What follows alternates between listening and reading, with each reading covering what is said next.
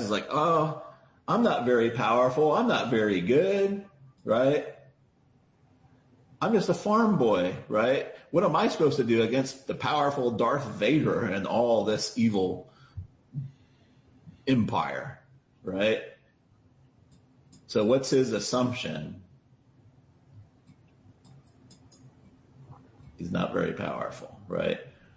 Then Obi-Wan Kenobi comes in and has a very simple plan based off of another assumption, right? But what's Obi-Wan Kenobi's simple plan for Luke to beat the evil empire? It's 3 words. Use the Force. Use the Force. Now, here's where it's a little bit more like real life. Luke just didn't say, well, thanks, Obi-Wan. I'm ready to go down and kick Darth Vader's ass now. And I'm going to go down that corridor on the Death Star and turn off my computer. I don't even need the computers. I'm just going to blow up the whole day. No, he doesn't do that. He questions. He's like, I don't know about this Force thing. And trust me, this is what your prospect's going to do with your plan, right?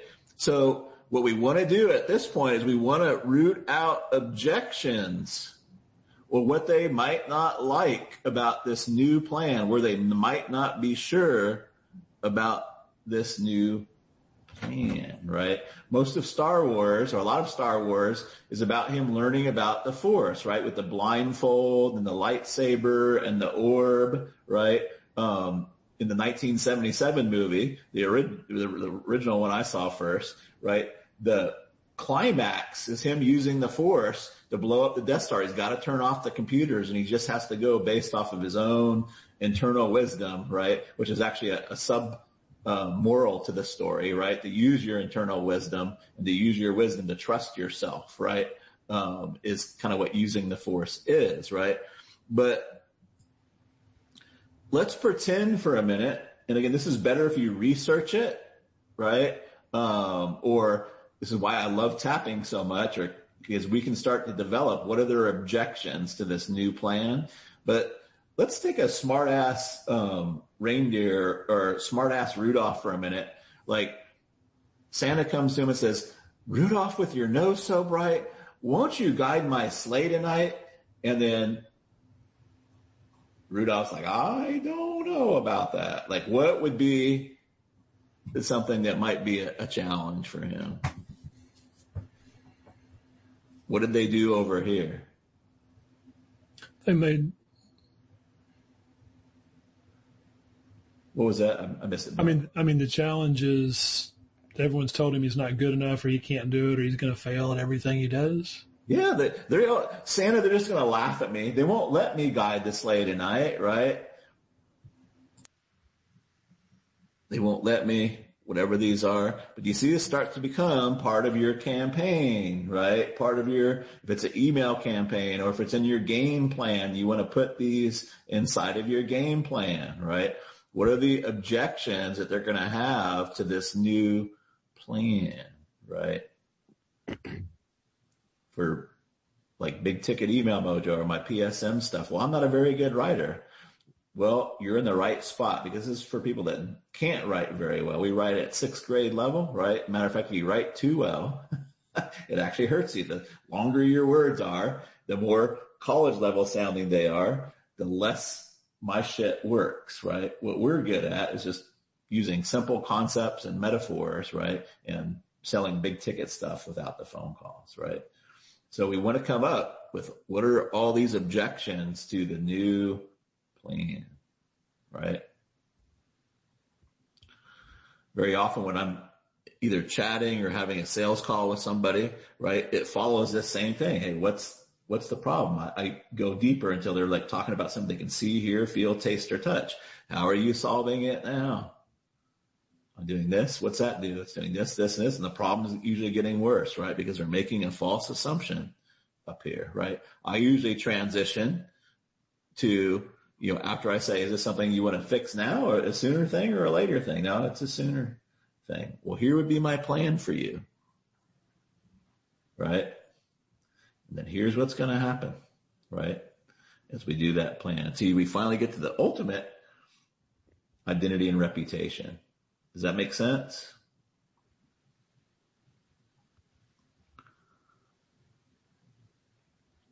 Now we can have several offer tees, right? Because different segments of our audience may have different plans, right? That we can come in and say, what plans are they using, right? Doesn't mean we have to change our plan, right? We just have to see how this fits in. Like, there's a lot of different ways people want to lose weight, right? One could be using willpower and eating less, right? And then that has the negative death spiral until they're just back to gaining more weight, right? But some people, like my plan several years ago, I'm just going to run this shit off. I'm going to run it off, right? I don't want to give up my chocolate donuts, right? I'm just going to run it off.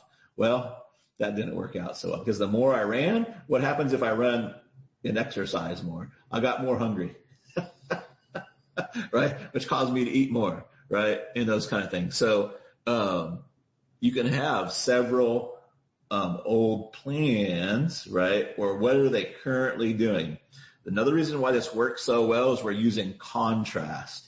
People can instantly get contrast when you set up in a contrasting way. And if you're interested in converting people as fast as possible, right, from as cold as possible, right, you want to be able to have them get this like that. That's why I love metaphors, right? Boom, I get it. Boom, I get it. Oh, sir, traffic is my problem. Okay, well, if traffic was water and you're carrying a bucket around, it had holes in it, right? To say that water's costing you $50 a gallon, right? Would it make sense that if we plug the holes up, we'd do a lot less running around and get a lot more water back to the house? Yes. Traffic is the same. So my plan for you would be, let's fill the holes in our conversion bucket first, right? It makes sense, right? But now, because I don't help with traffic, I can point to the new plan and still help them, right? It's like, hey, as soon as we plug the holes in the conversion bucket, all the damn water spigots work. Google traffic will work. Facebook traffic will work. YouTube traffic will work, right? Problem is the hole in the bucket, not driving more and more water into a leaky bucket. Does that make sense? And people can get that a lot faster, right? Case study based off of the last social T3 I did from the group. So that turned out pretty good, thank goodness. There was a few stall outs and stuff, but actually learned some really great stuff. So I wanted to kind of go over that with you guys.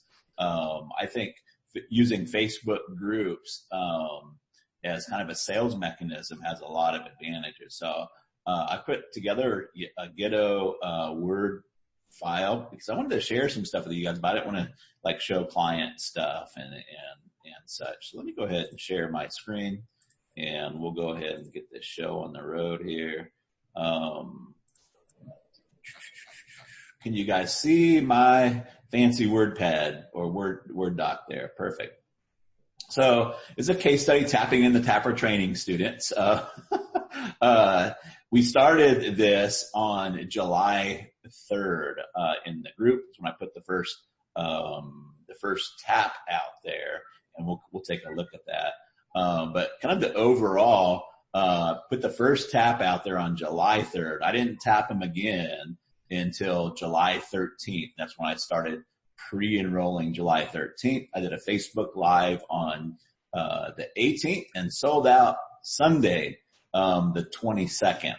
Bottom line is 40 people in all reached out either by Facebook Messenger or by email. I would say only about 5 people reached out by email. 2 of them I sold from the email, but 40 people in all reached out. I qualified them socially, so almost a conversational T2, right? So we had the T1, conversational T2, and I've got some screenshots I'm going to show you.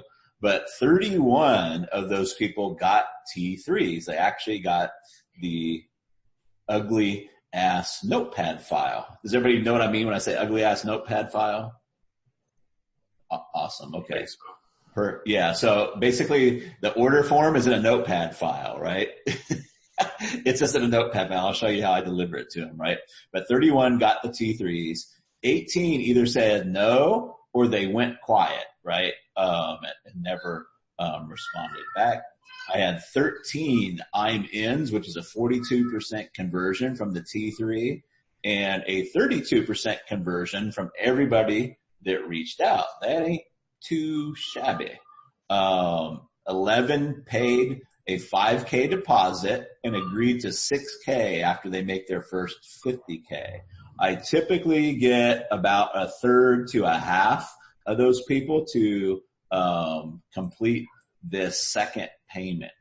But the kind of the key thing here is that when you make your offer this way, if you're in any kind of monetary thing, or even if you're not, right, you can say, pay me 5K now and then 6K after you've lost 50 pounds, right? That could be something that you do.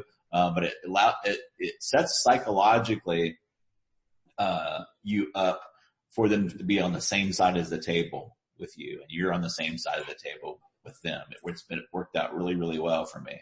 One paid $2,500, one payment plan out of that. One paid $2,500 now, $2,500 in 30 days, and then the 6K after he makes 50K. And then one person canceled after they said they were in. So it was $57,500 sitting either in my Stripe account or my bank account or in my PayPal account right now. So not too shabby. So kind of wanted to show you kind of the big picture overall. I thought this was kind of interesting.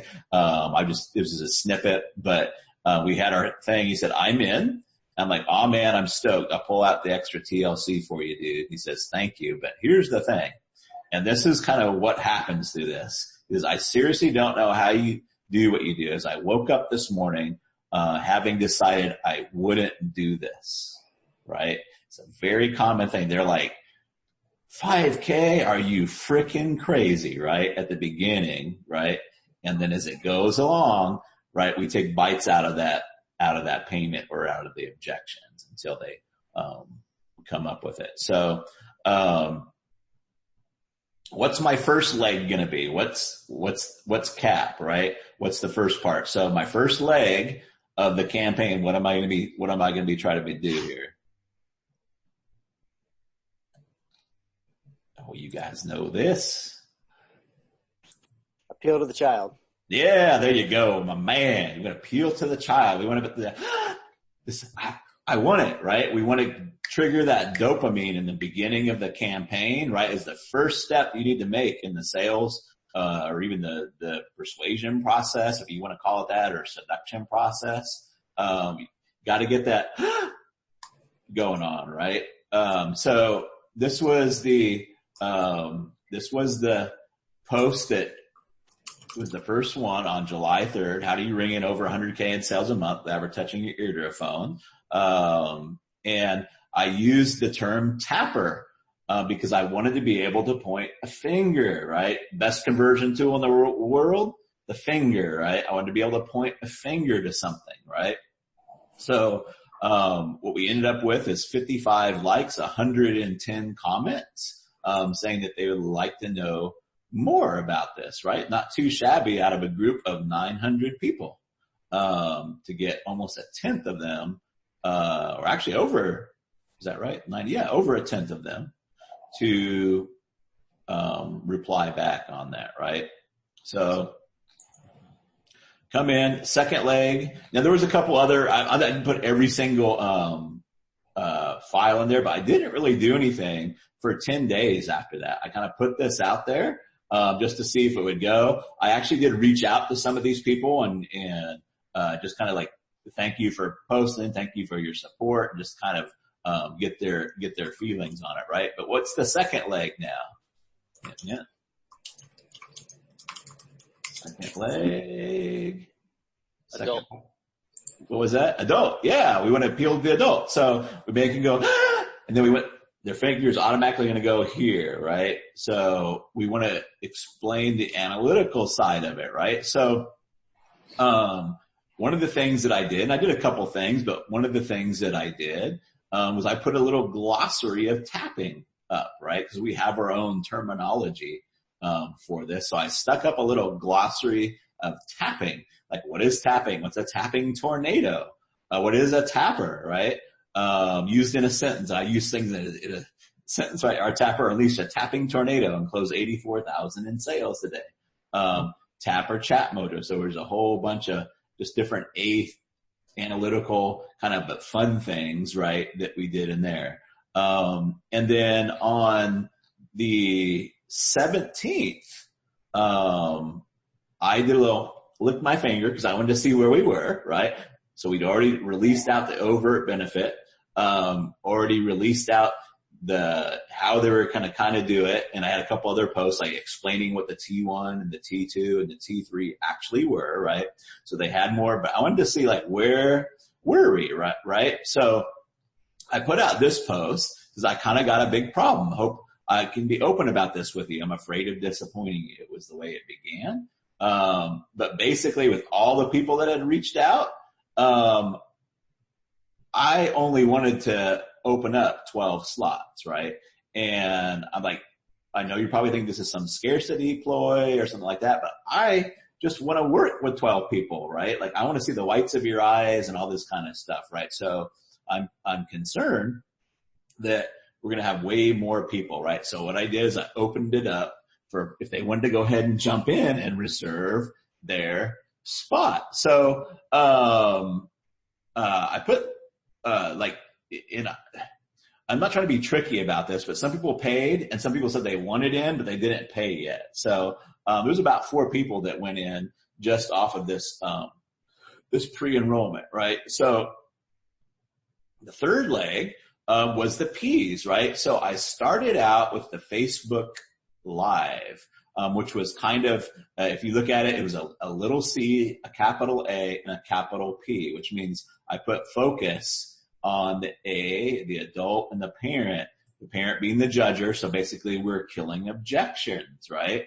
Was anybody happen to be on that, at least the first few minutes of that call on that Facebook Live? Anybody? Nobody. Okay. I saw it. Yep. Oh, okay, cool. So do you remember, Joel, like what was one of the first things I did that was probably out of the ordinary? You revealed the price. That's the one thing that I remember. Yeah, boy.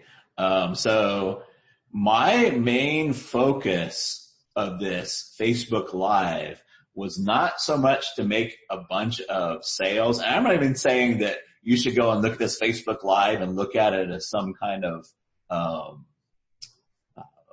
historical because it wasn't really that great, right? But my main goal with this was to anchor them to a 10K price right at the very beginning. Because what's the biggest objection typically? It's like the price, right? Like it's the price in a lot of these, right? So I wanted to get that shark out there so I can start throwing some harpoons into it, right? So I actually come out and did kind of a reverse thing where I actually gave them the offer. I anchored them with a 10K price. I said, you're going to get a better deal at the end of this. But I wanted them to start thinking about that 10K price. Before the Facebook Live, I did ask some questions like, what's your biggest question about tapping and big ticket sales without phone or Webbies, right? Then I came in and did the Facebook Live. I only put 2 people in off of the Facebook Live at the actual live itself. And the way I did the call to action was, I said, if you know you're in and you just want to grab a spot, PM me, I'm in. And people were like, the thing is, I think is funny about this is like, I'm showing them all the same tactics, right? That they're going to be getting, right? But, then I said, if you're not sure yet, let me know how close to the hole you are. Are you a 1, you're way back on the tee, or are you a 10 close to the hole, right? So I had about 5 people email me. 3 of them really just didn't qualify at all. We're going to talk about that here in a minute. But the other 2 that were, one said he was a 10 out of 10, and the other one said he was close to a 10. Those both tapped in pretty easy. But by this point, we're about 6 to 8, depending on how you count these. And then things kind of slowed down, right? So got the price out there, got it out there, and now they're all sitting there with a big ass elephant in the room, this price, right? And I didn't have any action for a little while. So I swang back around and I put in some more C. I was just kind of feeling like the over benefit wasn't there, right? So one of the first things I want people to point a finger at it was this big ass calendar, right? It was like the escape from hell, right? So I put this calendar, I did a few other things out there, but I put this calendar out there, and every time I'd make one of these posts, I'd get a few more people to at least show some interest or reach out, right? Here's what I did, and I call this the slice and dice. When we're doing stuff, like I especially use this for continuity, but when we're having a campaign, right, you have this general overall promise, but you can do a slice and dice too and just call out your specific people. So this was specifically for like coaches and consultants, this kind of slice and dice, right? Or somebody that was doing a lot of strategy sessions by the phone, right? And then I want to do a slice and dice for bigger companies, right? So, or they had bigger lists, right? So I just slice and dice out some of these, and then you start getting some help from the universe. And old Harlan Kilstein made a little post because he's doing a tapping campaign right now, and a couple other people like Joel Urway, that cat, like he said, yeah, this is like my second go round, right? So those kind of things happen, right? And as I'm doing this, like I'm getting a few more people put in, right? But you know, I realize I'm closing like 40%. So all I gotta do is get people to reach out. If I can get them to reach out, right, I'm gonna, close them up, right? And then as usual, I hit a breakthrough, right? And kind of the breakthrough that we hit, and again, I kind of suspected, but I didn't know for sure. I'm like, you know, I bet some of these people just don't, even if they're doing big ticket, like there's a lot of people that raise their hand and say, oh, I've got this big ticket offer, right? But I don't really think they're selling much of it, right? Because there's this identity issue, right? So let's do a slice and dice for anybody that's doing recurring or a little bit smaller ticket, right? So I put this post out here. Don't feel comfortable selling big ticket is a classic P, like email or shark killer, right? Then use our color by number strategy I'll be sharing with our next 12 tappers, turning their email Facebook group into recurring income. Starting cold, nobody does this like we do at Mojo headquarters. Now, if I'm not mistaken, that was a Sunday post. Yes, it was a Sunday post. And then this was a screenshot. Is actually, I don't mind telling you guys, but used to be Andre Chaperone's partner, Peter Spapin. I don't know if you guys are familiar with him, but sold 173 spots at 120 a month to ice cold prospects. And I put a little post in there. I said, I can't promise you 20,000 recurring, but you might be happy with something less than that. Flurry of people. And I closed it off with this, but like usual, right? By now, like the sales are really coming in. I almost hated to close it off because I was really only getting started. Like when those balls start to drop, right? The example that I usually use is, the old arcade machine where you have the quarters there and you drop in quarters and the bar keeps pushing and it keeps pushing and it keeps pushing, right? And pretty soon you have the quarters on the edge, right? And then, but now I feel like, oh, I'm dropping silver dollars in, right? Right? But But I wanted to cap it off at 12, right? But here's what I learned, right? Kind of the duh thing is like, hey, the next one you do, let's do it tapper for smaller ticket or tapper for recurring revenue. This even applies to e-com, right? Because I had a person reach out to me that sold coins, right? He's like, on this particular post, he's all, I don't see how this could work for me. I'm like, and I was nice about it, nicer than I'm going to be here. I'm like, dude, this is perfect for coins. You can have a coin of the month club, right? You have a coin of the month club. You can put it into recurring. That'd be, it would change his whole business, right? Rather than selling him coins one time, right? And then you're done. But yeah, it would be like totally perfect. So I totally know the angle that I'm going to go into on the next tapper training when I feel like doing it, right? I'll start out with the smaller stuff and then maybe work my way up to the bigger stuff, right? So I want to put some conversations in here. Pretty much all the conversations went kind of the same way. And there are probably, I'm hoping that there will be a lot simpler than you guys might even imagined, right? Because if you moving the balls closer to the hole, really kind of the magic is already done, right? They know the price, right? They know the offer. We call these short putts, right? A long putt is when they really don't know the price and they haven't been invited to a conversation or a chat. A short putt, by definition, by our Mojo definition, is they know the price and they've been invited to some type of chat or call or something like that. That's a short putt, right? But I've learned a couple of things here too. I'm going to share with you. So here's one person. We've never had a conversation, but if you look at the post, you could tell he was super close to the hole, right? And this one actually came in off of, I'd actually sold out, but I had some payments that hadn't come in. So some people say this is kind of Machiavellian of me, but what I do in those things, I say, hey, we're officially sold out, but I've got a couple people that haven't made the payments, right? If you can make your payment before they do, then you can have their spot. I say it a little bit nicer than that, right?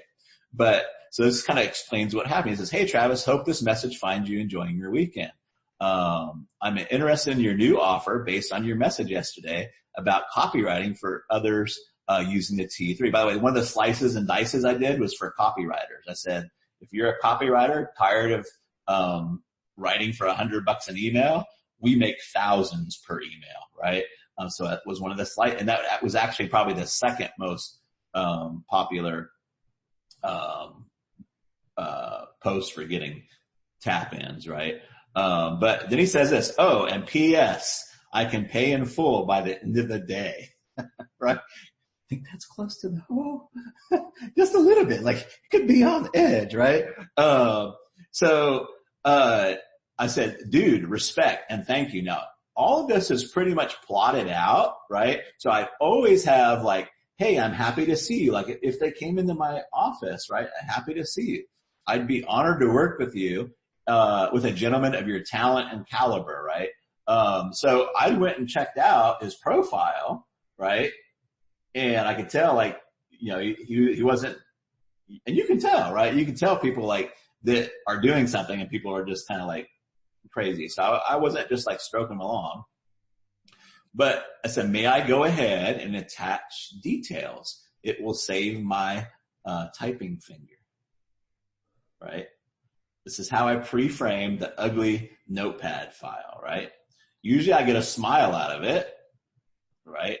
And they're like, sure, awesome. Yep, go for it. It's Sunday. It's the day of rest. I'll let you off, right? So I love people that joke back. It's not necessary, but I like people that joke back, right? Super awesome, right? So I put a little smiley face just to, say I dug it. And then I drop him the link. Now, here's something, part of it is like the feeling and how fast they're replying back. If it's a little bit slow, what I might say before this is before I give you the details, would you kindly let me know if you're in, out, or got a question? We're pre-enrolling now. So I get their commitment to respond back if I don't feel if there's any question, right, because I noticed that helps me a lot get responses faster. But here I was digging the vibe. I could tell he wasn't out doing 3 different things, right? So I just went ahead and posted him the ugly notepad file, right? Notice it's PSM super VIP invite, right? I don't know if that actually has an effect on people. But most of my stuff is like VIP invite, right? Or super VIP invite, right? He reads it. It's just one question. He had a question on the licensing. I answer it here. He says, awesome. I'm in. I'm on vacation coming back on the 5th, so may not be able to make the first day. Will it be recorded? Honored? Yep, recorded. I'll give you extra TLC too. Checking out your profile. You got Mojo, right? May I drop you the PayPal link for the deposit? Now here, again, sometimes I will do a pendulum swing, right? So I'll go back to a benefit that they wanted, or it's in the file. On this particular file, it's $50K, right? But I didn't use a pendulum swing right here. But I did give a reason why, wrapping this up right now, because he already said he was going to pay by the end of the day too, right? So, yep, ping it over, mate. I'll sort it out now. Now, this is an important point. You got to read this really, really carefully. If they say, yeah, sure, send it over, that ain't a deal. Just like they say, send me the link, right? And I'll sit on it for a year. I've gotten really, really good at reading this. Yeah, go ahead and send me an invoice. And I was explaining this to Casey, my project manager, and the tapper, and I'm like, I don't exactly know how I can read into this, but like if they're sure, but if you're anywhere in doubt, what you want to do at this point is say, hey, Aaron, I have a rule over here. I don't send out payment links, or I don't send out payment links unless you're 100% sure you're in. I want to make sure I didn't rush you, or you feel like I've used some master NLP kung fu on you, right? So I'll soften it up a little bit. But are you saying you're 100% sure you're in? Sometimes that's where the real issue comes out, right? Most people won't say, yeah, I'm saying I'm 100% sure I'm in, and then not pay it. So I've got about an 80 to 90% success rate once they say, depending on what the program is, once they say, yeah, I'm 100% sure I'm in, right? Perfect. And thank you. I'll have Annette get you pre-training access first thing tomorrow. I always, or most of the time, I let them know what's going to happen after they pay, right?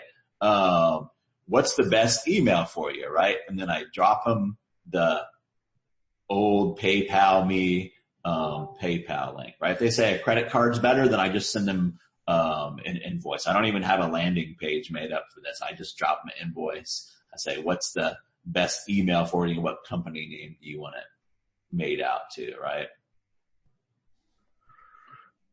Is this making sense so far? I did this one sitting out on my back patio having coffee Sunday morning. And it was very enjoyable, right? I just had a good time doing it. So, this person, no past history with this person. Matter of fact, she had just friended me, maybe a month ago or something, right? Wasn't sure exactly how close to the hole she was. She didn't give me an indication. Hi, Travis. I'm interested. Thanks. Don't be put off by short responses. Sometimes busy people put short responses. Now, if they would say something like, hey, I'm just looking for the info, right? Then like that kind of tells me that they're more information seeking. But hey, Travis, I'm interested. Thanks. Hi. So great to hear from you. Then we roll in. Mind if I ask a question or two? So I didn't know, I wanted to pre-qualify a little bit. Mind if I ask a question or two to make sure there's nothing preventing me from getting you the results you're after? So I didn't know her too well. A lot of times I'm a big jokester, right? And so one of the things that I'll do in the pre-qualification, and this is one of my big ahas, because I do it here and I realize my email T2s did it a different way, but in the qualification, it's much better to say, I'm wondering if I can help you, rather than, do you qualify? Are you good enough to work with me? Right? So one of the things I might say, and it's worked really well, is, hey, I'm useless to people unless they have a email list or a Facebook group, right? Are you rolling with one or both of those, right? Rather than saying, hey, do you have a Facebook group or an email list, and making them feel bad, right? If they don't, right? You don't necessarily have to say I'm useless if you don't want to. You can say I'm the most help if you already have these things, right? But this is kind of like how I go in and qualify them, right? But I get permission to ask a question first, right? Thank you. Do you already have an email list or a Facebook group, some kind of audience? She says yes. Oh yeah. Then we're over here. So this comes back over here. And then I go check out her profile a little bit, and I realize that she's got a pretty successful business, right? So it took me a little bit. Thank you. Sorry, been cray over here. May I attach the details for you? It's an ugly notepad file, but will save me typing. She's like, sure, right? Happy smiley face, right? Thank you. Would you please let me know if you're in, out, or got questions, right? I didn't even wait for her to respond, mostly because I was in a hurry, but typically I'll wait for them to say, yes, sure, and then I will drop them the details. She comes back with a question. Will myself and my partner be able to attend? Great question. I always nurture that question, right? Whatever they tell me, I nurture it. It may not always be a great question, but I always nurture what they just told me. Is it the same business? Yes. Then yes, I got both of your backs. We're in. Perfect. Thank you. I'm honored and thrilled. Me too. I'm pre-enrolling now. May I go ahead and give you a fancy PayPal link to lock in? Sure. All right. I'm going to drop it below. After you take care of it, I'll have Annette get you access to Big Ticket Email Mojo. Boom. There it is. Then here's my pendulum swing. Let's put that $50K in your bank as soon as possible. Thank you. What's the best email? She says done. Yeah. It was that fast. Like, done, paid it. Thank you. What's the best email for you and your partner? Do you want separate access, right? And that is like most of them went. If they didn't qualify, right? If they said, oh, I don't have it. If they said, yeah, I have a small email list, most people will tell you if it's small, right, or inactive. You know, they'll say, oh, well, I do have a small list and I haven't emailed them for a while. Right? So what I do, you don't necessarily have to do it this way, but what I do is I say, Joel, sorry, my timing stinks. I'd be happy to work with you, like, you know, once I can be of use to you, right? And they usually get a giggle out of that. And they'll even say, oh, you know, your timing doesn't stink. It's me, right? But for me, it's much better to put the onus on me, right? And it's just a nice, smooth, and it's fun, right? It's fun, and you make friendships and stuff as you do it. At least I do when I do it that way. So one of the breakthroughs that I had, and it was like moment for me, was like, I realized that I qualified this way in my social T3s, but my email taps for the T2 that we were doing, we were using the old school way, kind of like, hey, let's see if you qualify, right? So I'm like, you know, and we had a few pushbacks off of that, right? And we're like, oh, well, you know, we're very selective on who we work. I'm like, why am I doing it like that? Right? I don't do it that way socially.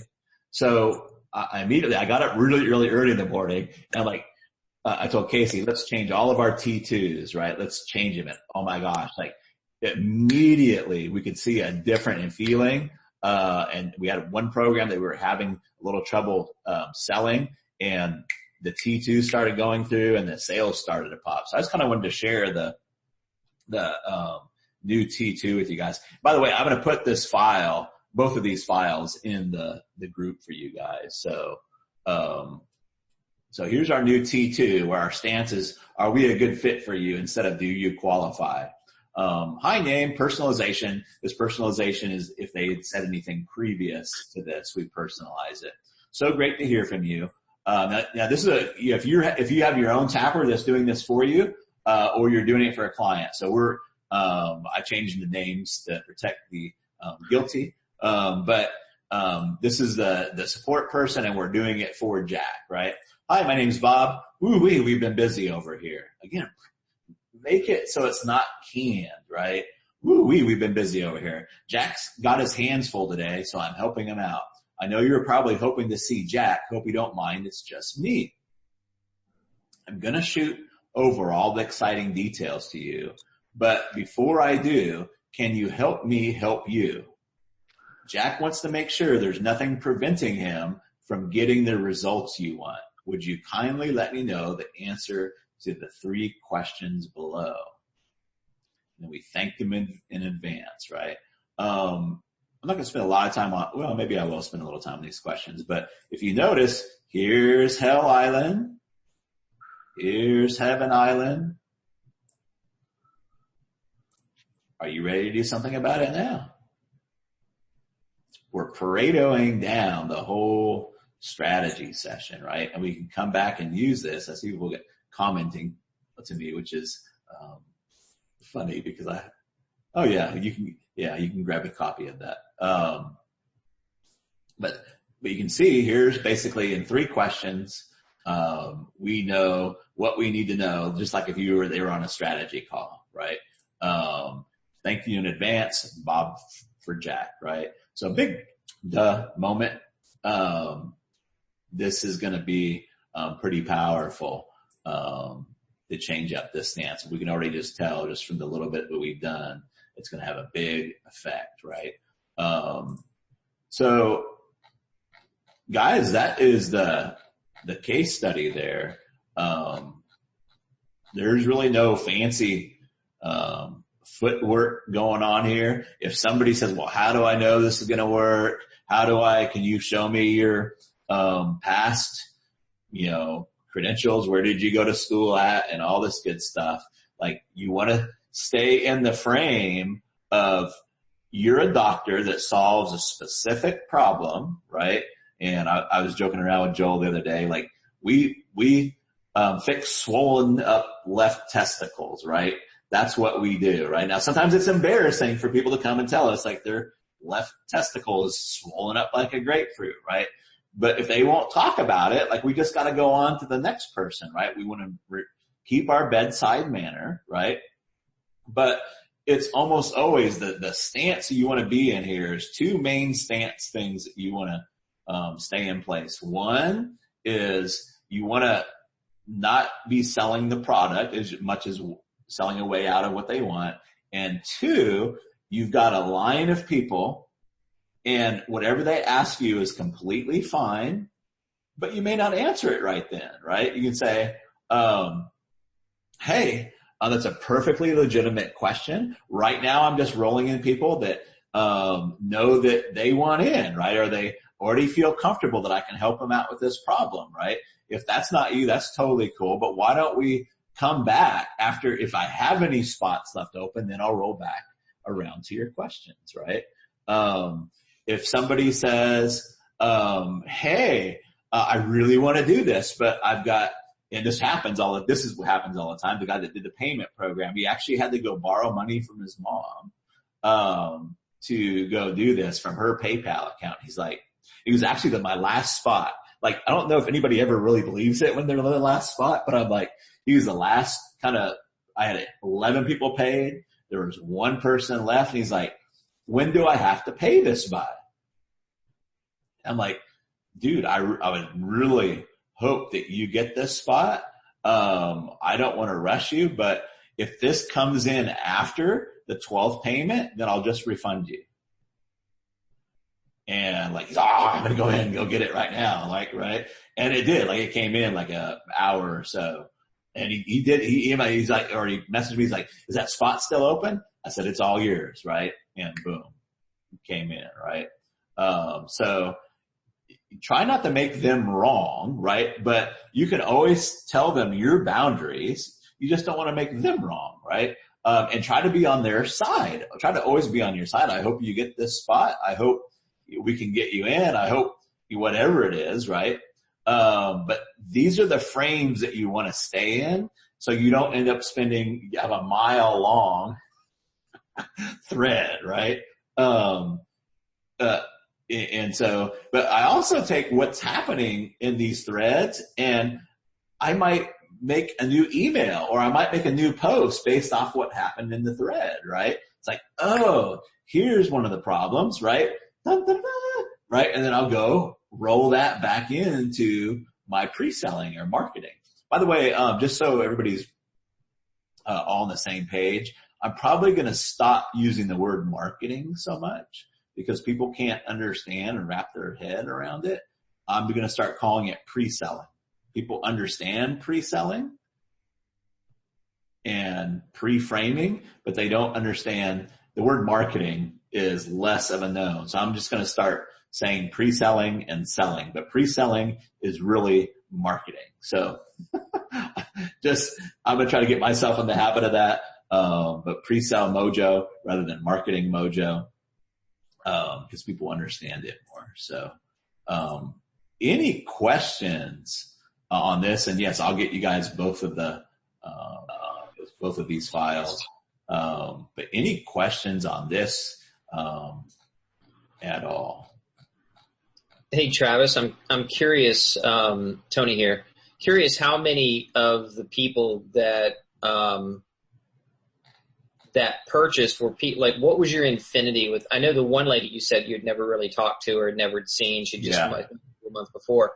How much of those that you'd had interaction with, or maybe had made attempts before to go into one of your other deals but didn't, like are you clear on that yet or no? Yeah, I would say actually I had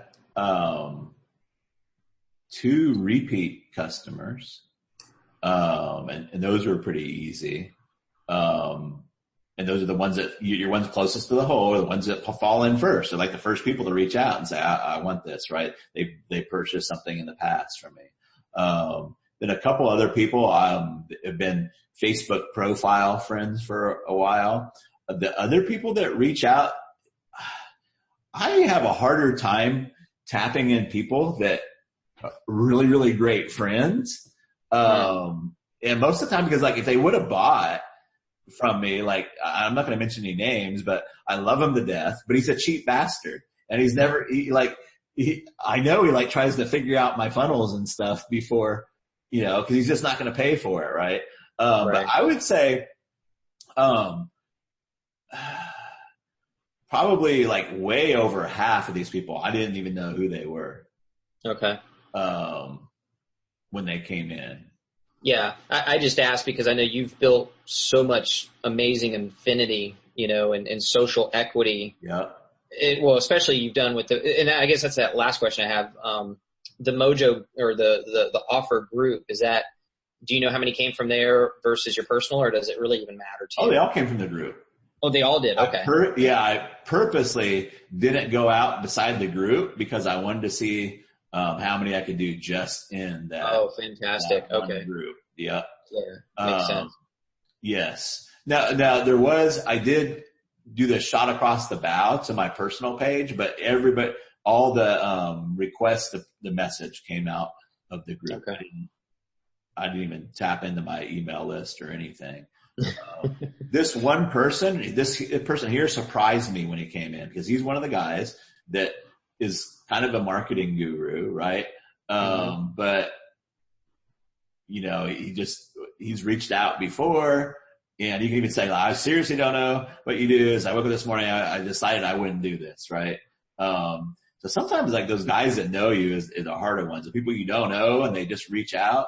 And here's the other thing too, like the people that like and comment all the time aren't necessarily the ones that buy. They're the ones that kind of sit out in the shadows, are the ones that reach out. And again, like, don't be put off by short posts, like short replies, because sometimes they're just busy, right? And so, the ones that I kind of like worry about are the ones that send you the big long, let me tell you my whole situation here, right? And they're like super long, right? And they want to tell you all the ways that they failed in the past, right? Yeah. Those are the ones where it's like, and usually my response there is like, wow, you've tried a lot of things. I'm not sure that I'm going to be able to help you either, right? And let them sell me in on it, But yeah, that's a good question. But yeah, I would say, rough, about half, I didn't even know exactly who they were. Yeah. Cool. And, we can circle back on this, but it's in relevance to this. I'm curious the difference between, cause I know we've talked about on previous TAP, conversations about kind of like percentages, what we can expect, versus the T1, the T2, the T3. But that's all been via email. I think we talked about that before. Yeah, well, you can kind of see right here. So I had 40 people that reached out. Oh, there it is. Okay. Yeah, I pre-qualified. 9 people pretty much didn't even get the T3, right? Okay. So out of those, basically this would be like 40 people reply back. 31 people replied back to the T2, right? Now, I did conversational T2.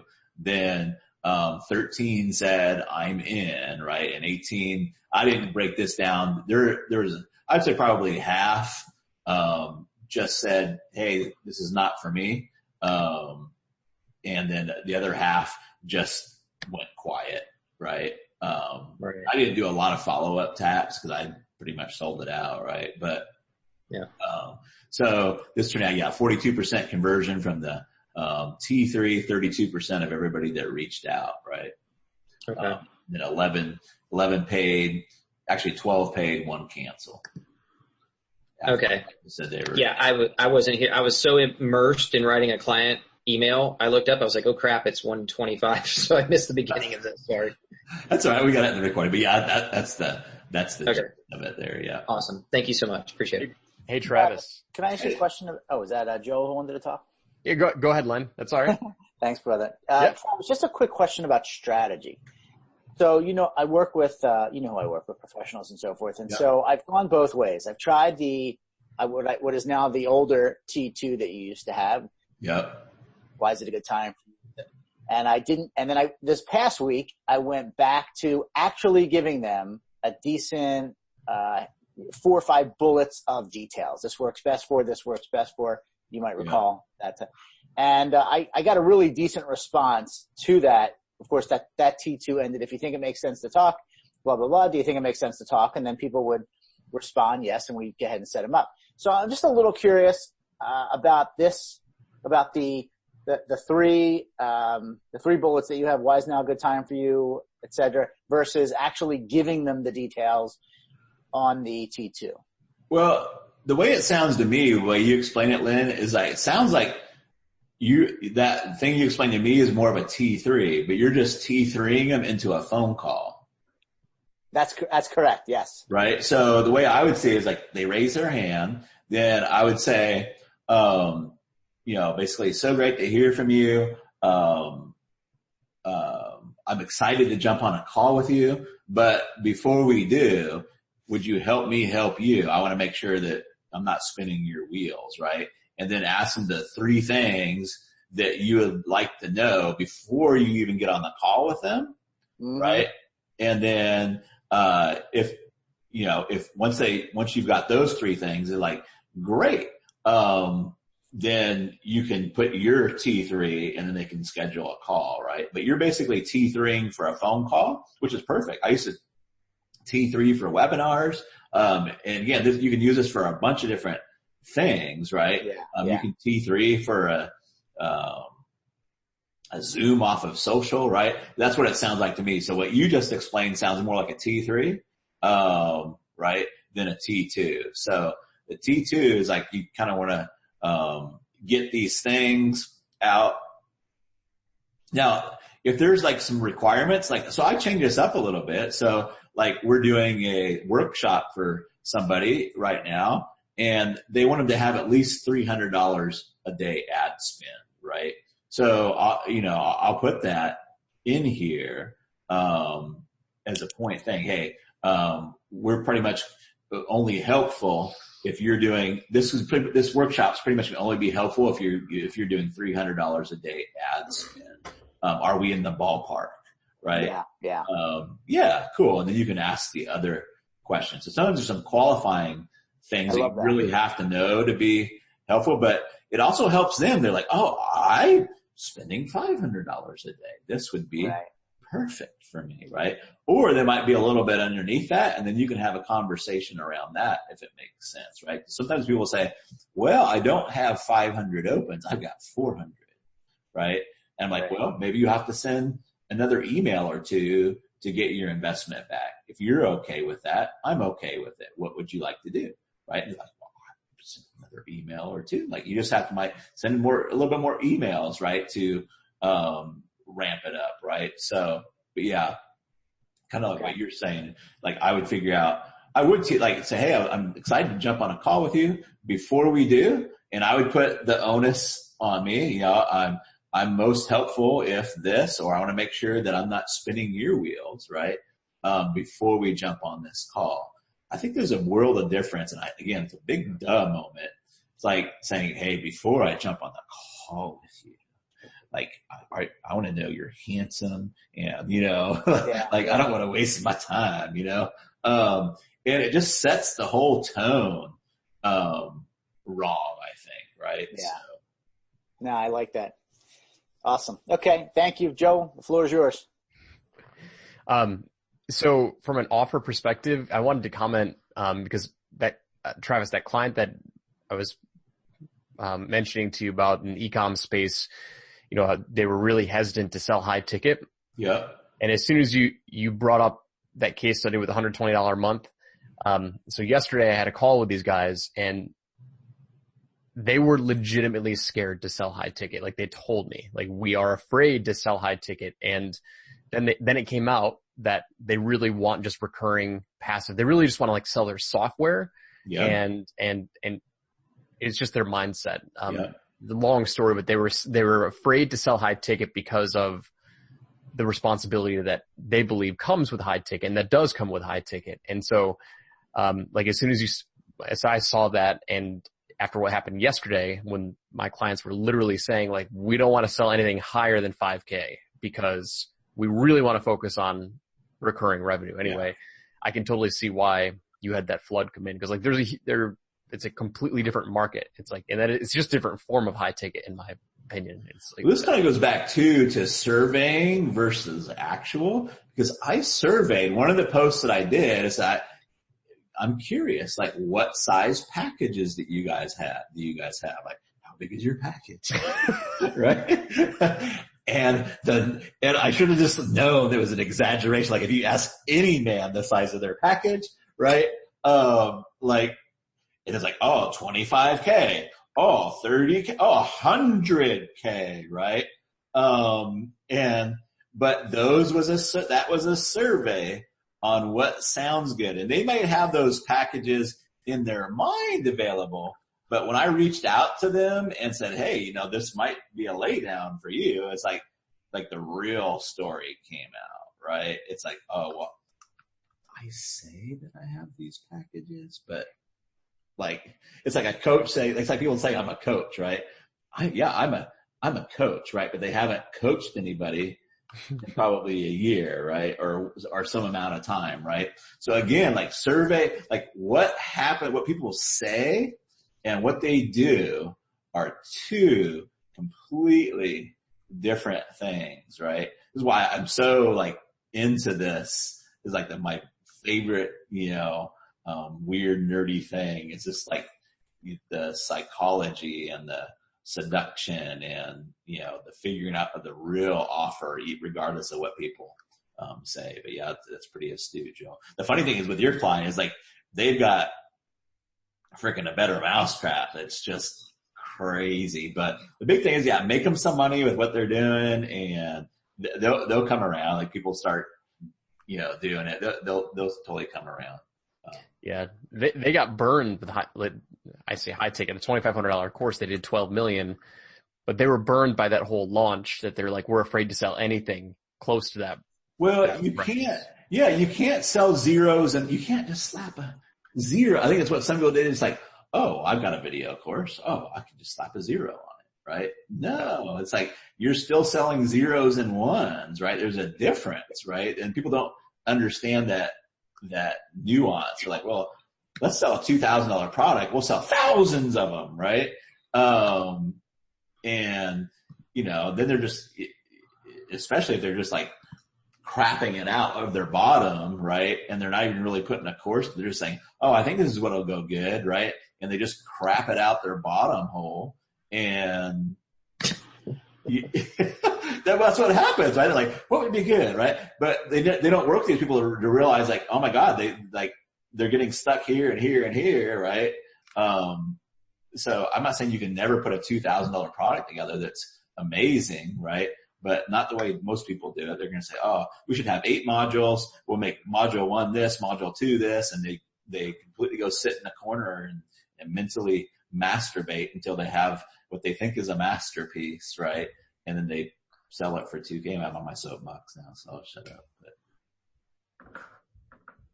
I'm sending an email to my list tomorrow that's going to say, I'm curious how big your package is.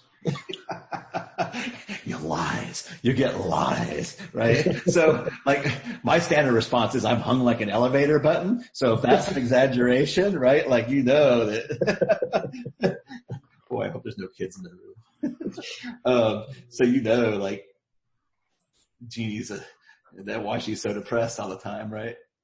Yeah. Travis, I got a couple of questions. Yeah, let's do it. I may have completely missed this. Where did you actually make the offer here? Was it in the posts? In the posts, yeah. Okay. So that's where you explain. So the T3 goes before the T2 in this case. No, that's a T1. So T1's always a hand raiser. Yep.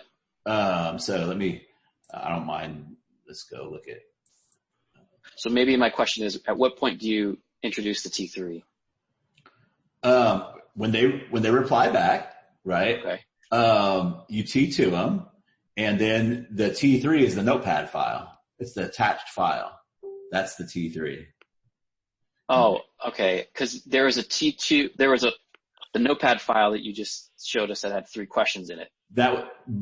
So that was for the email T3. This is a social T3. Like, get with the program, Aaron. Like, no, I know I'm making it confusing. So a social T3, I qualify inside of the chat. That's a great question. I'm really glad you brought that up, right? So, let's make that real clear, right? Because I kind of shifted on you. So a social T3, the hand rate, let's just start from the very beginning here. So here's an example of one, right? So looking for one copywriter, blah, blah, blah. Here's get in touch by PM and I'll attach details. So that would be the T1. Then they come in and they respond back, right? And then get down to the files here. Here we go. Let's do, almost said her name. So here's where we start T2ing, Aaron.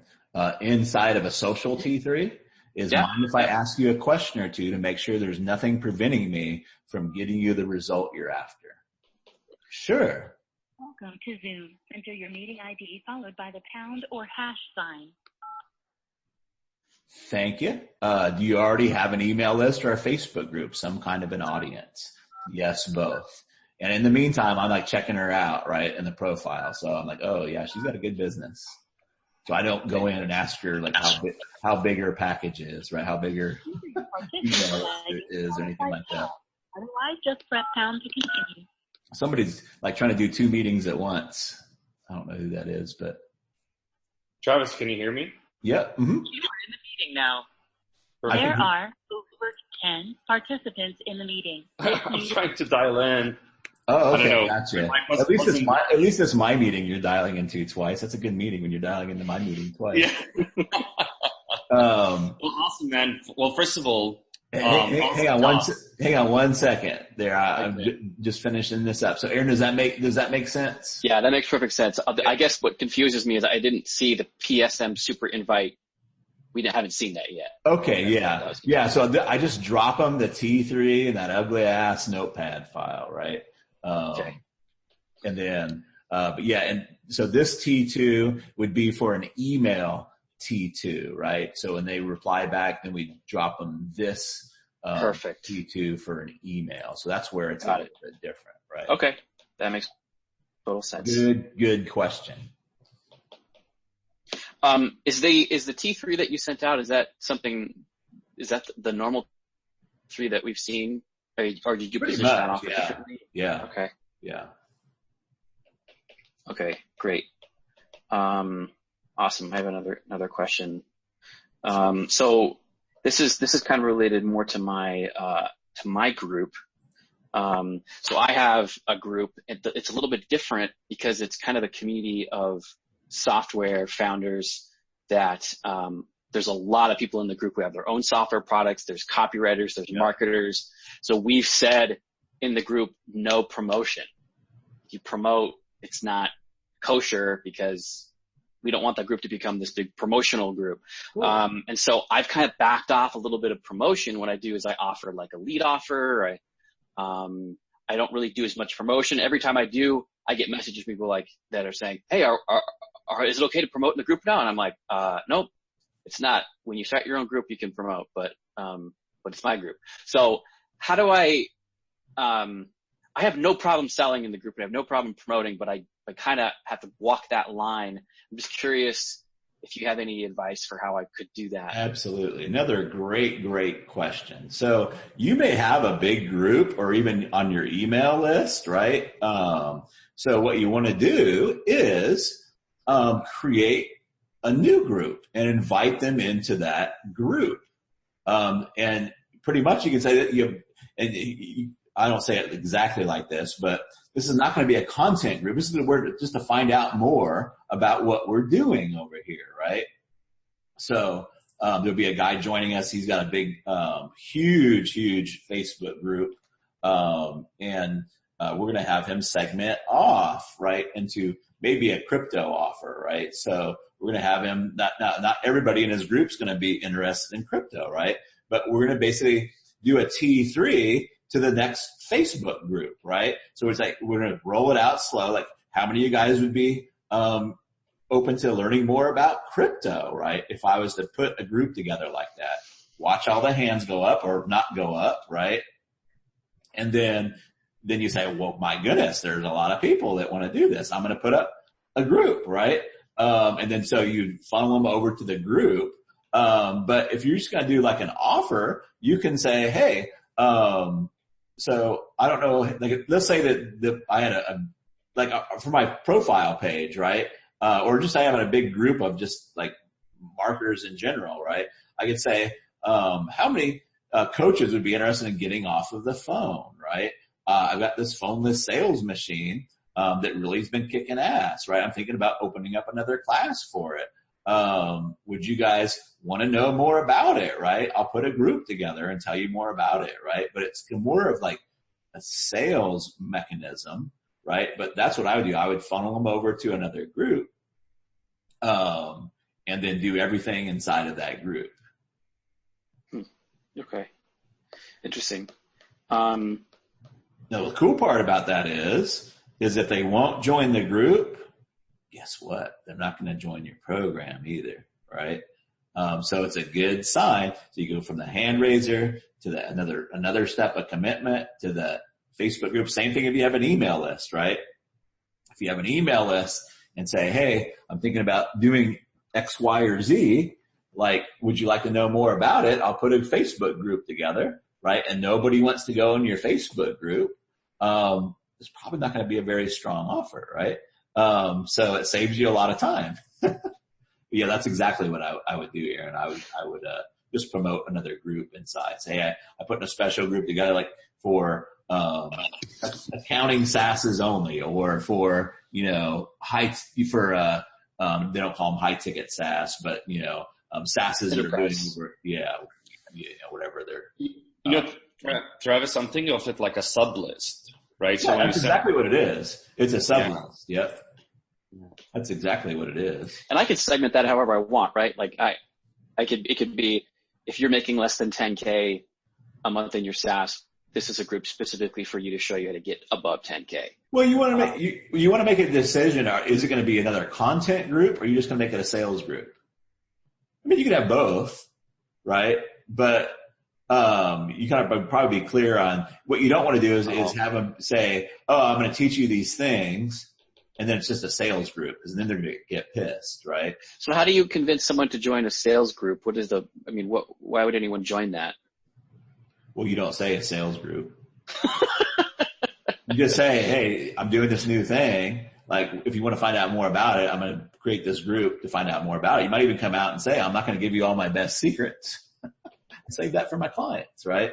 But yeah, people do. They join it. Like Back-End Agency Mojo. If you go in and look at that one, that was like a 400-person group that I did from my personal profile and my list. I think half came from my list and half came from my personal profile. I just basically said, hey, I've figured out that all these agencies are running front-end agencies. It's much more lucrative to run a back-end agency. Oh, where's all the money? It's on the back end. If you'd like to know more about this class I'm putting on, join this group, right? Oh, okay. And gotcha. like 400, I have to go back and look at it. I think it's around 400 people. But I just from that 400 people, put in 12 people in a live workshop for $8,000 a piece. Flew out to Little Rock, and then I knew, because I did the live event, that there was going to be a pent-up demand for the virtual. So I rolled into 12 spots virtually, sold them out. I think it was something ridiculous, like 9 hours, right? Sold them all out in like 9 hours because I'd already had the pent-up demand, all from 400 people, right? So that was like that one little group I did over $250,000 with once they joined some of these guys might even be here. I think, Sean came in from that.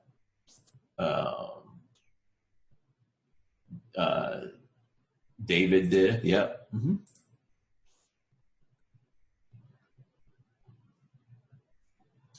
Does that make sense? Yeah, it makes sense. Now, I will say this about you, Aaron, just knowing you. Well, let me say it this way. Knowing me, like, I'm assertive, man. Like, if I have a product that I know is going to help somebody, like, why wouldn't I sell it? Why wouldn't I? If you guys look at these posts, I didn't talk about that much, but like on Saturday and Sunday, I was posting these testimonials, like one right after the other. Boom, boom, boom, boom, right? Because this is the way the human mind works. Like, when we're facing a decision, like, we need to think about it several times, but we can instigate that, right? Like, the more times they think about it, the closer to the hole it gets, right? And so making it happen faster and putting them in there, right? But I have zero qualms doing about it. Matter of fact, like, I was trying, like, how can I help more people, right? How can I put more people into this thing? Because, like, I'm not just selling zeros and ones, right? Like, now if you're just selling, I'm not saying you are, I'm not saying anybody is, but like, we get so focused on like, oh, I don't want to, it's like we have the cure for cancer. Like, why wouldn't we? Like, why do we want to be the quiet doctor that lets people die across the street? Because we don't want to tell people that we got the cure for cancer, right? Now, I'm being extreme, right? but yeah, you own the damn group, right? Obviously, like, people can't promote to my email list unless I endorse them, right? Same thing with the group. Like there's nothing wrong with you promoting to the group, right? I think that you do. Like if you know there's something that's only going to appeal to a certain segment, then segment them off, right? And you might want to take that with a grain of salt because I have been called aggressive, right? And assertive, right? Like, I don't, like when I say I want to sell out 12 spots, I don't just say, oh, I sent a couple emails. Oh, we didn't sell them all. Oh, what are we going to do? Let's just close it down. No. Like I go in to sell those spots, man. It may not be working. I may have to lean in, right? I might have to have more conversations and figure out what the sharks are. But like, I'm going to do my utmost best to serve everybody that I think I can serve, right? If that means sending 10 posts in a day, is now the only rule is that you can't pick up the ball on the golf course. You can't do that. But if you look at these, right, like there's some of these like tiny little braingasms in it, right? If you run a bigger company, your profit's likely not sitting in your next ad campaign, right? So many people like, and I'm doing this because I based this off of a conversation I just had like a few days ago with somebody that's running a multi-million-dollar company, but they're not making any money. They're not making any money to the point where the founders had to take themselves off of payroll. And what's their solution? Like, what does he think the solution? Like, hey, will this help us turn cold traffic into sales? I'm like, why do you want to do that?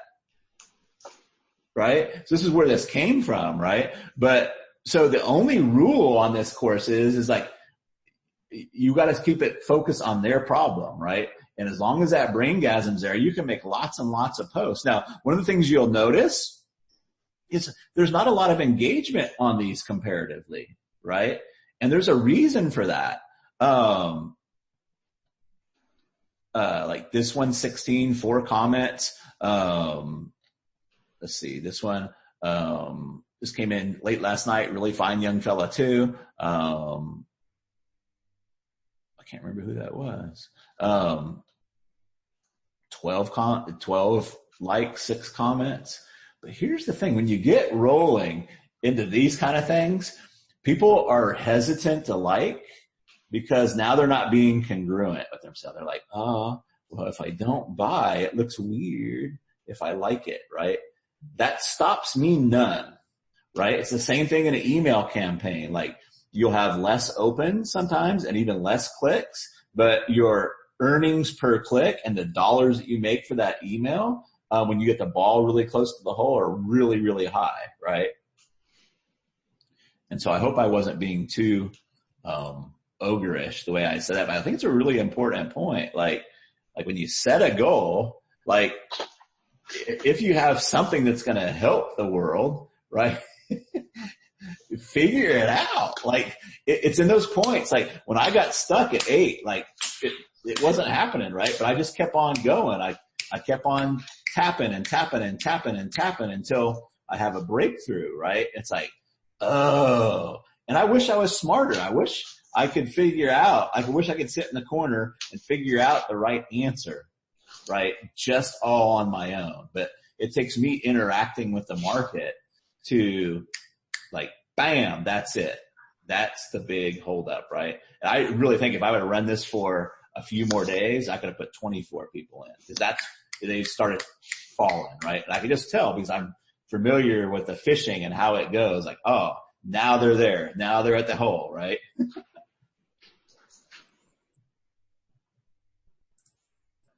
That makes sense. What do you do with the group after the spots have been sold? What happens to the group at this point? This group? Or yeah, like what do you $1 million offer? This is a content sales group. I could have split it off, but it is a content group too. Oh, okay. Yeah. Okay. So this particular one is a content group, but there's only 900 people in there. And part of the way I position this, After I sold it, I said, I couldn't think of a better way, because the name of this group is $1 Million Offer Mojo, right? So I said, and people were even commenting, it's like, wow, it's really amazing to watch you put an offer together like this, right? So it was my secondary strategy to teach them something while I was doing this, right? And at the end, I think I put on there, where's my sold out? Yeah, here we are. Let me open this up. I mean, just I want to comment one thing, Aaron, here. I know you're very sensitive to not I don't know, like you have something really special going on in your group, right? And you're very concerned about your members, and I appreciate that about you, right? That's awesome, but it's like building a free group, to me, without pitching, it's like putting together an email list and never sending an offer, right? I know you're very sensitive about this, and it's in the expectations that you've set. Maybe you don't do the pitching in the group, but maybe you do it on a Facebook Live or in a sub-event in the group. And I think that's where you're struggling with that. You don't want that perception of you selling, and that might, mess up the environment or the thing that you have going, the energy that you have going in the group, right? I think that's a lot where you're struggling with. You have a free group going on really well for you, and you don't want to break that vibe, or something. But again, think of it like an email list. Email list is for free. Why do people join email lists, right? They know they're going to get pitched. If they're unhappy with that, well, unsubscribe, right?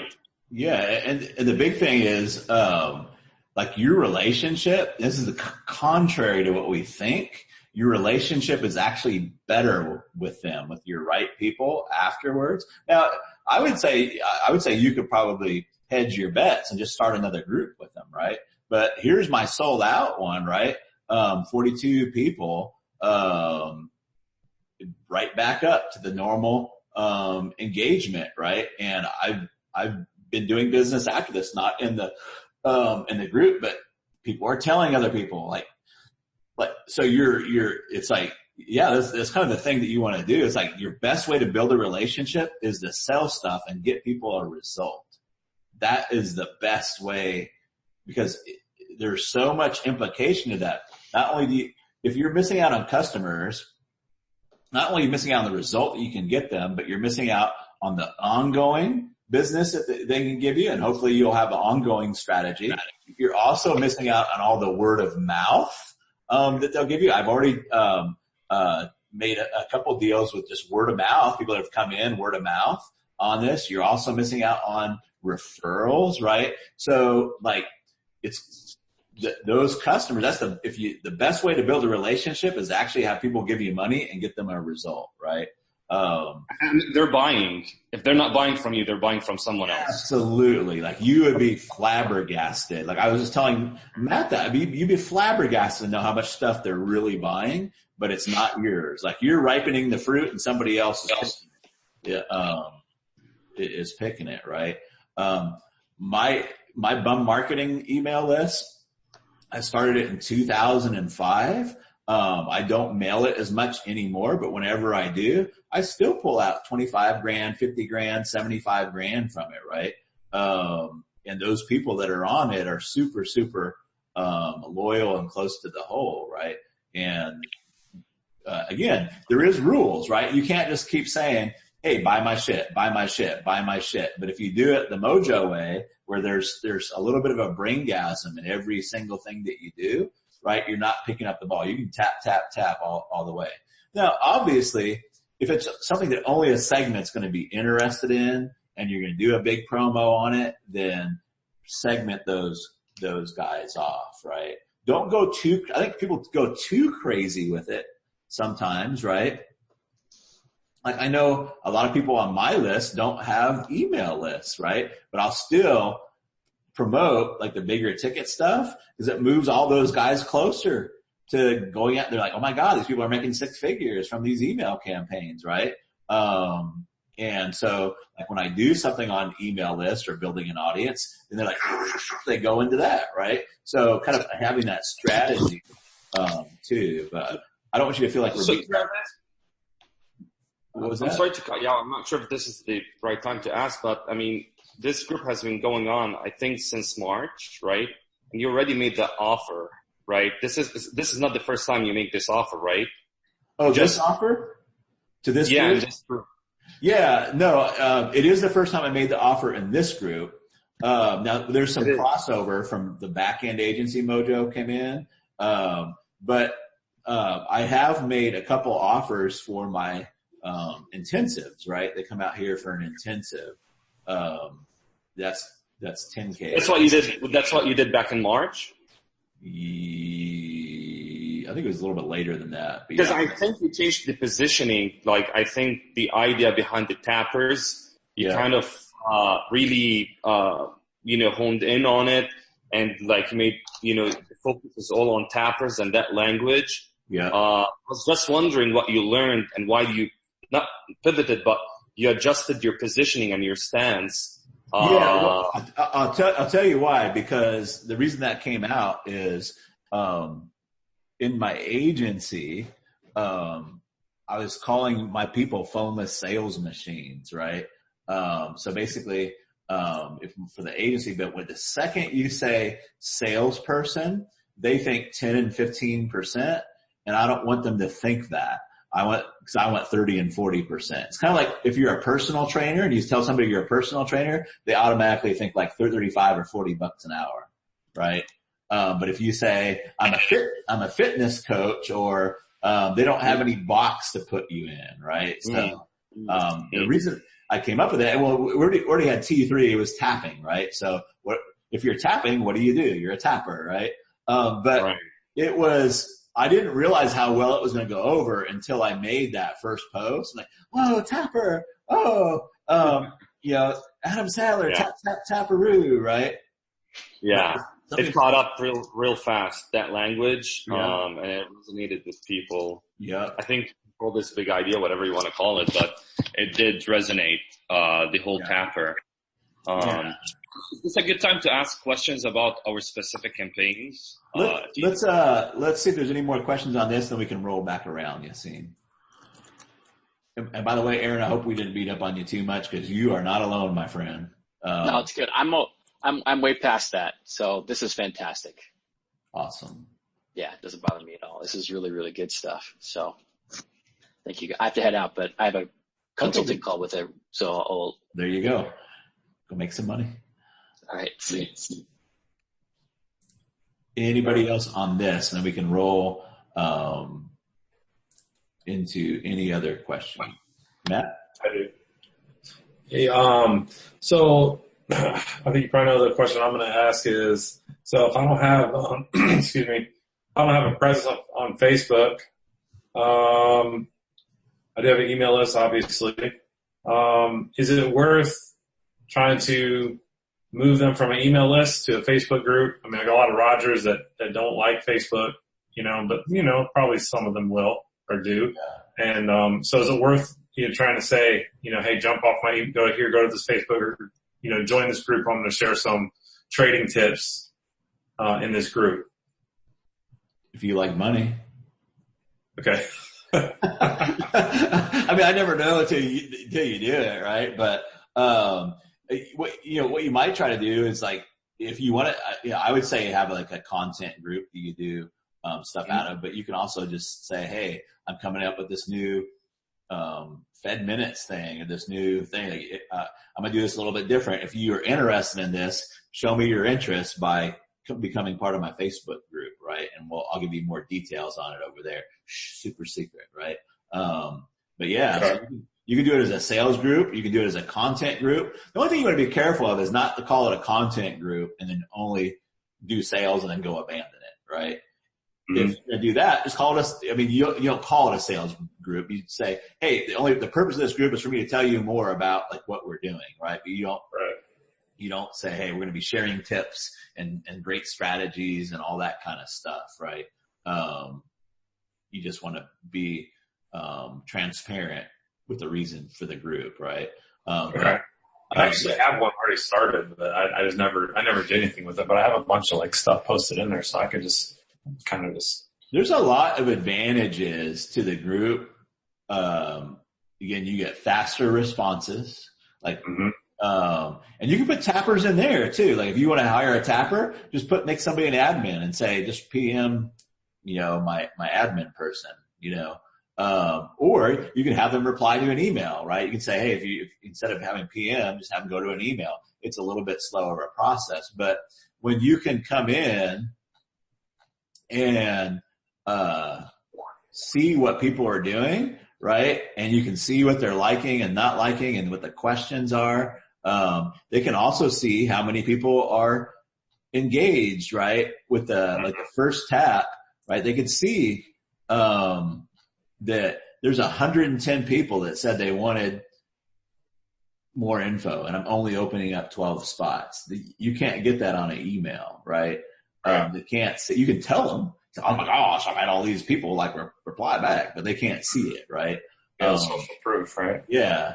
So there's some definite advantages, to doing that. Plus they can share it. You can have contests if you want to. You can say, hey, invite some friends. I'll give you this for free, so you can actually grow it, as well. So yeah, that's what I do.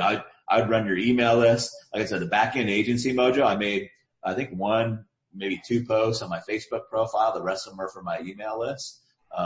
Did really, really well. Okay. You can do it in conjunction, right? Like once your Facebook group starts to grow, then you could say, hey, well, I've got this email list, and you can funnel people over to your email list, right? And now you've got this, more 3-dimensional, thing, and you're showing up in more places. So maybe it takes on a life of its own once I kind of like put some grease on the gears there, is what you're saying. Yeah, absolutely. Great. Okay. Travis, can I dovetail on the back end of that? Yeah. So for, I've never done it. I've got groups that I've done for programs, and maybe this is a separate question. We can come back to it, but applying kind of like the mojo idea, because I look at, like, if I was going to start one, I've got my HTB program, I've got my high ticket hero program, like all that sort of stuff. And I could certainly move my list over to that too. And then maybe even promote that stuff. But there's already plenty of coach groups. You know what I mean? Like you got Russ's, there's a bunch of other ones. And it's just like, I don't want to start another one of those because too much competition, too much crap, so applying kind of like the mojo offer stuff, to creating a group. Like I thought about yours, and after I saw your $1 million offer, I was like, shit, I'm just not even going to bother to start a group because it was that good. I'm like, okay, I've been doing the email thing. I can't compete with my mentor, obviously, but, can you just speak to that for a quick moment?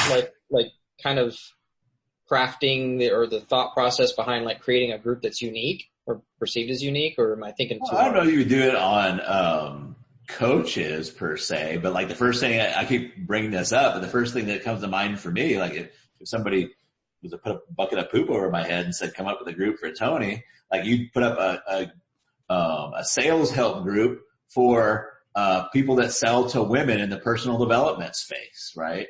Lots of personal development space that sell to women, or maybe that for people that sell to people in the personal development space, because, how do you sell woo-woo stuff, right? Those kind of things, because I don't see a lot of those out there, right? There's a lot of sales groups, so they're not anything specialized, especially for ones that sell to women, because a lot of companies have trouble selling to women, right? So like if somebody would hold a bucket of poop over my head, that's what I would probably, come up with you. Like, I think sometimes we just try to think like, how can I get gajillions of people? I want the gajillions, right? Well, you don't need gajillions. Right? Like this 900 people that I've got in this group, I could probably sell, 3 intensives every single month if I wanted to, right? Come out, or I could do, if I want to, I could probably do a new group every single month, right? Split it off into different groups, right? And then I could do little contests that grow the group if I wanted to, right? Or have them bring in friends, or You could do, what I've been doing is like, I grew the group, a couple of times just putting, I've got a URL, milliondollaroffermojo.com that just redirects over to the group. And I put that into my, my interviews and my podcasts. When people interview me, right? I don't have my own podcast, but like I'll put a couple hundred people in at a time, and they're super, super targeted, right? And they're like, oh, I heard you on the podcast. I came in the group, right? So it's really about that narrow slice and being specific on who you help and what specific problem you help with, and not so much on size, right? So yeah, I mean, that's kind of what I would do if I was under the gun there. Okay. Thank you. Anybody else on this particular topic? I was so excited about sharing this with you guys today. I'm like, is it 3:00 yet? This is awesome. I was working on this morning and for today, so I'm not going to do a backup recording, and it's Q&A. Hopefully you guys won't say anything too smart that we need to, if I mess this up. But the big thing, it always comes down to this. The old finger pointing, right?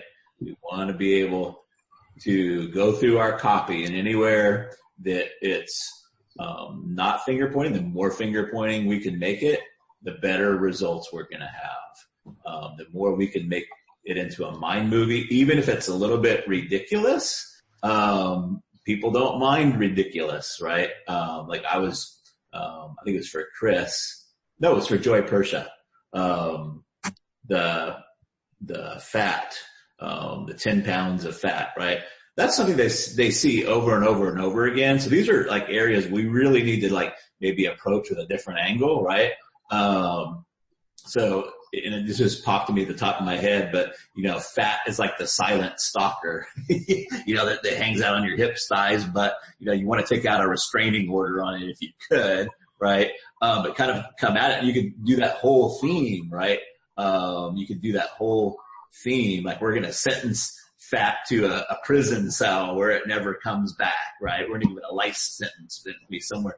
But any of those things where you can make it a theme, especially the more common the product is, the more you can like finger point, typically the better results you're going to get, right? Like high value clients. Like how would you draw, I don't mean to pick on anybody, but how would you draw a high value client? It's kind of hard to do that, right? So like what is a high value client, right? And then you might have to break it down more. Like a high value client would be like pay you the money that you're worth, right? He may, but what does that look like, right? He respects your time. What does it look like when they respect your time? Well, maybe they don't show up to appointments late, right? They don't ghost on you during appointments. Ding, ding, ding. Like you can point to that, right? It's something that you can point to, right? So, this is really more about the offer than writing copy, right? But saying, hey, give me $6,000 and I'm going to give you high value clients, is not nearly, as clear of an offer as give me $6,000 and I'll show you how to get affluent clients that don't negotiate their rates, show up when they're supposed to show up, do what you tell them to do, right? And are happy, to refer you to their network, right? It's like now you've got something where that $6,000, that $5,000 balances out a little bit better, right? And you don't need so many fancy words to make it happen. Now, the big thing is, and there's the secondary point that you guys really, I think would really help, is what's different now? What's different now, right? Especially the more of a traditional offer that you have, or the latter, where they are in the buying cycle, or sophistication, you better really have like, what's different now? They haven't been able to get this result X by X, Y, and Z, but now what's different in a clearly different way, right? A clear difference, right? Oh, I can see it now, right? How it might be different, right? So those kind of things will really help you out. And the last thing I wanted to mention And there's not a right or wrong for this. Jimmy brought this up. Like a lot of you guys use really, really long T1s, and that's okay. I like John Street's T1, like brought those people all the way back from the tee off, and he methodically moved them close onto the green, right? So brilliant, right? There's not a right or wrong way to do it. I typically like to see how many people are close to the hole and then work my way backwards. But either way that you do it, like if you're pretty sure like this is a new offer where nobody's going to be close to the hole, then feel free to start off by the tee. But I typically like to start with shorter ones and work my way back from the hole if I can. But either way is fine. Yes. So would you do a shorter T1 and then go down and down and down, further and further and further towards the hole? Yeah, it depends. So like if let's say I open something up and I want to get 50 people into it, right? And I do a short T1. Let's say I get in other words, close to the hole T1, right? And I get 200 responses back. Now I'm using big numbers for bigger lists, right? I'm probably just going to stick with short T1s, right? Because I'm going to assume if one email brought that many in, I'm just going to stick with shorter ones, right? If I'm expecting 200 responses though, and I get 10, right? I might back it up. Remember, go through the first training, or I might back it up to what's different now, right? And kind of start backing it up slowly and methodically, right? Which is a little bit different than most people want to start from the tee and then work their way forward, right? Beautiful. But either way is okay. Like if you're pretty certain, like there's no going to be closer to the hole, you can start off on the tee. There's not a right or wrong way. Usually I just want to have less energy and then stack on more energy if I need that, right? Build that momentum. Huh? Yeah, absolutely. When you do this in Facebook, do you think it's possible to do it on someone's profile or only specifically the group? Somebody's personal profile? Yeah. Well, I always hate talking about this. So I've sold a lot from my personal profile. If you look at Facebook's terms of service carefully, though, they really don't like that too much. So I don't want to recommend anything that will get you in any trouble with Facebook. But you can, I've been monetizing audiences from Facebook groups to, from forums back in the forum days in the 2005. It really, like where it's at doesn't really matter. It will work. You might have to change up. Like is a typical thing in a Facebook group or Facebook, you're not going to be able to do super, super long posts. People just typically won't read those. So you'll have to break those down, right? You'll have to break them into chunks as a general. So the media, I'm not saying the media does not matter, but you have to change the tactics up a little bit. But so the answer is yes. Can you sell people from your personal Facebook profile? Yes, you can. Is Travis Sago telling you to do that? No, I am not. So, what I would recommend, and I don't see why you wouldn't do it, is to send them to a Facebook group and then sell them over there, right? So your Facebook group doesn't have to be like, you can even tell them, I'm not going to give you great content, right? You won't say it that way, but you say, this is about how to find out more about the program, right? It's like an indicator of interest, right? I did that with my back-end agency. I said, hey, if I put a group together where I show you how I'm, where most copywriters are getting paid $50 or $100 or $200, but we're getting paid thousands running what I call a back-end agency. If I put a group together like that, would you be interested in, or would you be open to joining that group, right? And I get all the yeses, right? And then great, so I'm going to open up this group. Now here's the thing. I'm not going to be sharing everything because I save that for my clients, right? But if you want to find more about the back-end agency and what we're going to be doing in Arkansas, then here's the group, right? So they're coming into that group expecting to get more details on the offer. Does that make sense? So the T1 on your personal is more of an opt-in into the Facebook group. Boom. You said it so perfectly, right? And I might even do a little campaign for that, right? I might say, well, I really want to get 300 people in this, right? Or whatever, right? So I might have several posts on my profile or out to my email list about this group, right?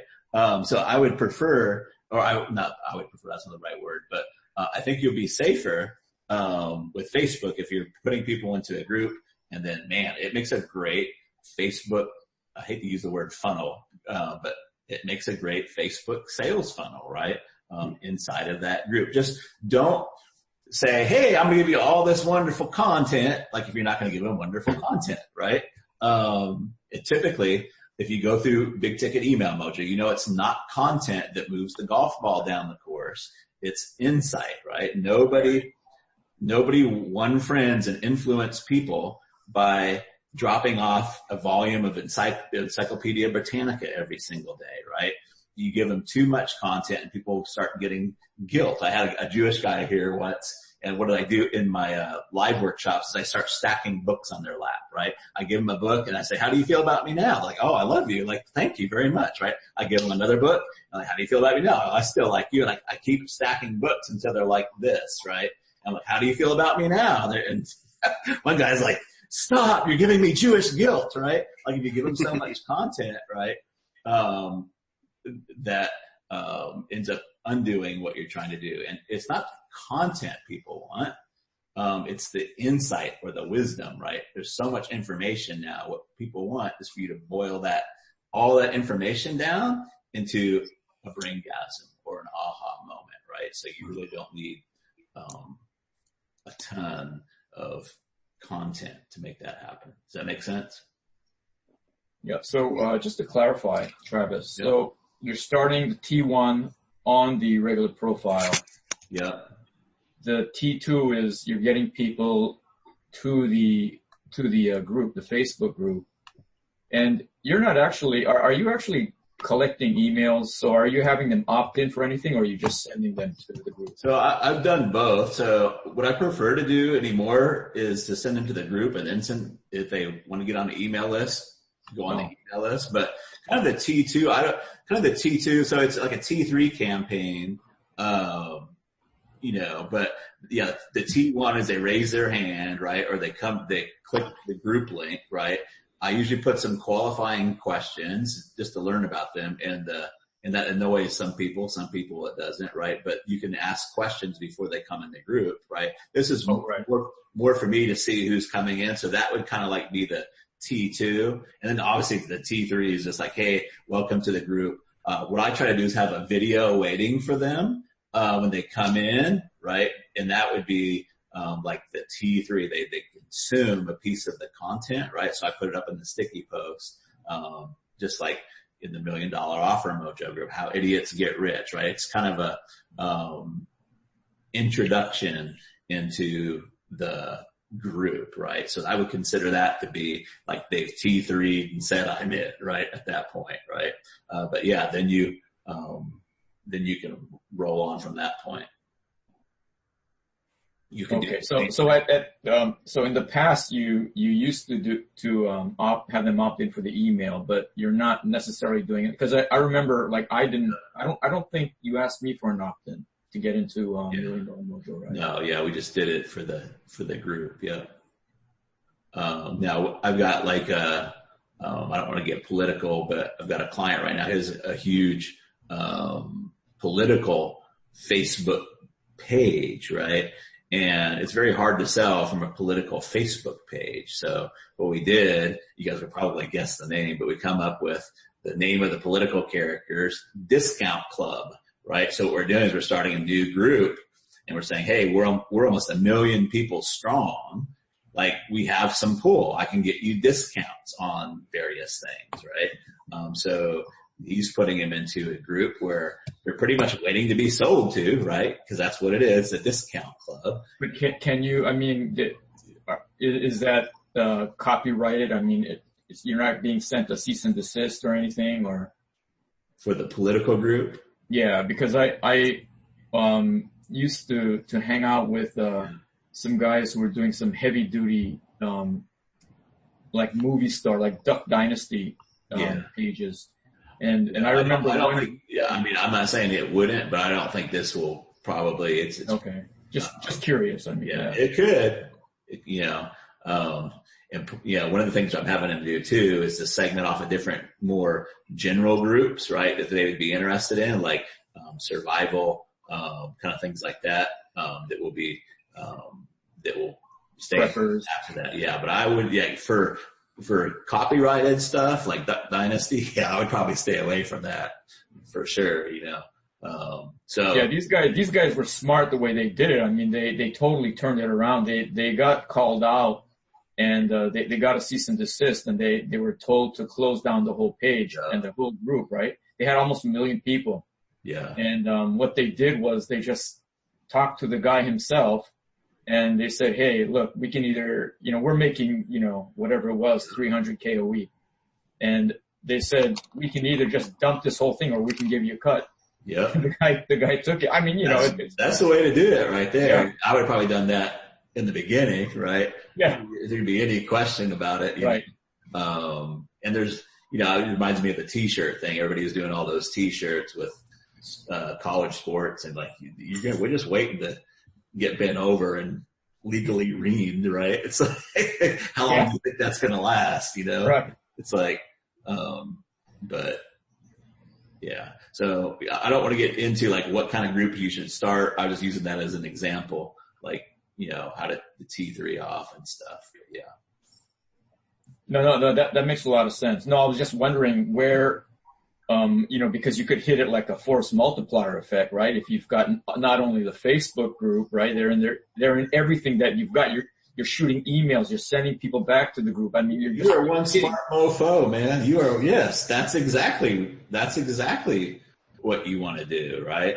You want them in the email. You want them in the group. You want to send them direct mails if you can, if it makes sense to do that. One of the things I think about audiences is like, I think very three-dimensional about audiences, right? Rather than just very linear. Right now, if you have an audience, like the audience is everything. You don't even have to own it. You just have to have control over it. But like, if you have an audience, one of the guys I'm telling this with this political group, like right now, like on Amazon, like they're dying for traffic. Like if you own it, like don't promote them just as an affiliate. Like why would you want a 4% Amazon affiliate promotion, right? Like say, I want to partner with you. I want a piece of your business. I'm going to drive this traffic to you. There's all these kind of, there was a game developer I was talking to, who had just like millions of downloads. You didn't know it was a free, like you didn't know how to monetize that, right? I'm like, dude, like you've got an audience you can direct that traffic flow to, and you can get pieces of Amazon business. I wish I was smarter strategically back when I was in the relationship business and started that out, because I put businesses on the map, and for a 50% affiliate commission. And what I should is like, hey, I don't want to just like promote you once or twice. I want to partner with you, right? 'Cause that's what I would do. I would have like 5 or 10 core offers I would rotate all the time, right? And I sold millions of dollars of other people's stuff, right? Where I could have gotten percentage of the business and all kinds of stuff, right? So understanding. Well, that's what I do exactly is like I make it a point in the contract that they have to give me a copy of the list that I can hit whenever I want as well. Yeah. So the person who controls the audience controls everything. How do you control the audience? Knowing how to monetize it. The ye who knows how to monetize the audience can control the audience, right? Once you get control of the audience, the world is yours. So I get a little bit pumped up about this stuff, but I see Chris Lobb just pinged on here. I don't know if he's got a question or I've been here. I was just at good look. So I was on I was on mute. Actually, I did have a question along the lines of what you just said, doing this for like affiliate status and whatnot. Have you found that running this type of whatever, T3 phoneless sales machine works better in certain niches versus others. Cause I was thinking, like, I have a client who's kind of a mix of a life and business coach, helps women get out of their corporate jobs to work, to start their own business. But her messaging is kind of fluffy. And I was thinking about potentially, like, she has a big email list, like 16,000, gets well over 500 opens. But I was thinking about, like, for the actual offer in the, the T3 segment, like, her offer's kind of fluffy. So have you seen that this works better with when there's more like of a tangible offer, like fitness or weight loss, where you can talk about packing on muscle or losing XYZ amount of fat, make money online? There's always numbers involved. Mm-hmm. And obviously physical products are easy to sell because there's the actual product itself. Well, I have had more experience with straight email, right? Like email to order form. So the T3 is, I've really just been using that really heavy on email and direct mail for the last year and a half or 2 years. And most of what I do is something to do with money, because I'm just weird that way. Like ever since I was 11, 12 years old, I've been reading the stock pages. So I like anything to do with money. Land investing, real estate, stocks, options, asset protection, any of those kind of things. But I've had lots of clients in different areas, guys that do Fit Pro stuff, and all that kind of stuff. The challenge with it is over the phone is when you get somebody on the phone, you get to their specific currency, typically if the salesperson's okay, right? Where it usually goes to hell in a handbasket, even like in the make money online stuff, is they're not finger pointing, right? It's fluffy, right? That's where it goes to hell in a handbasket.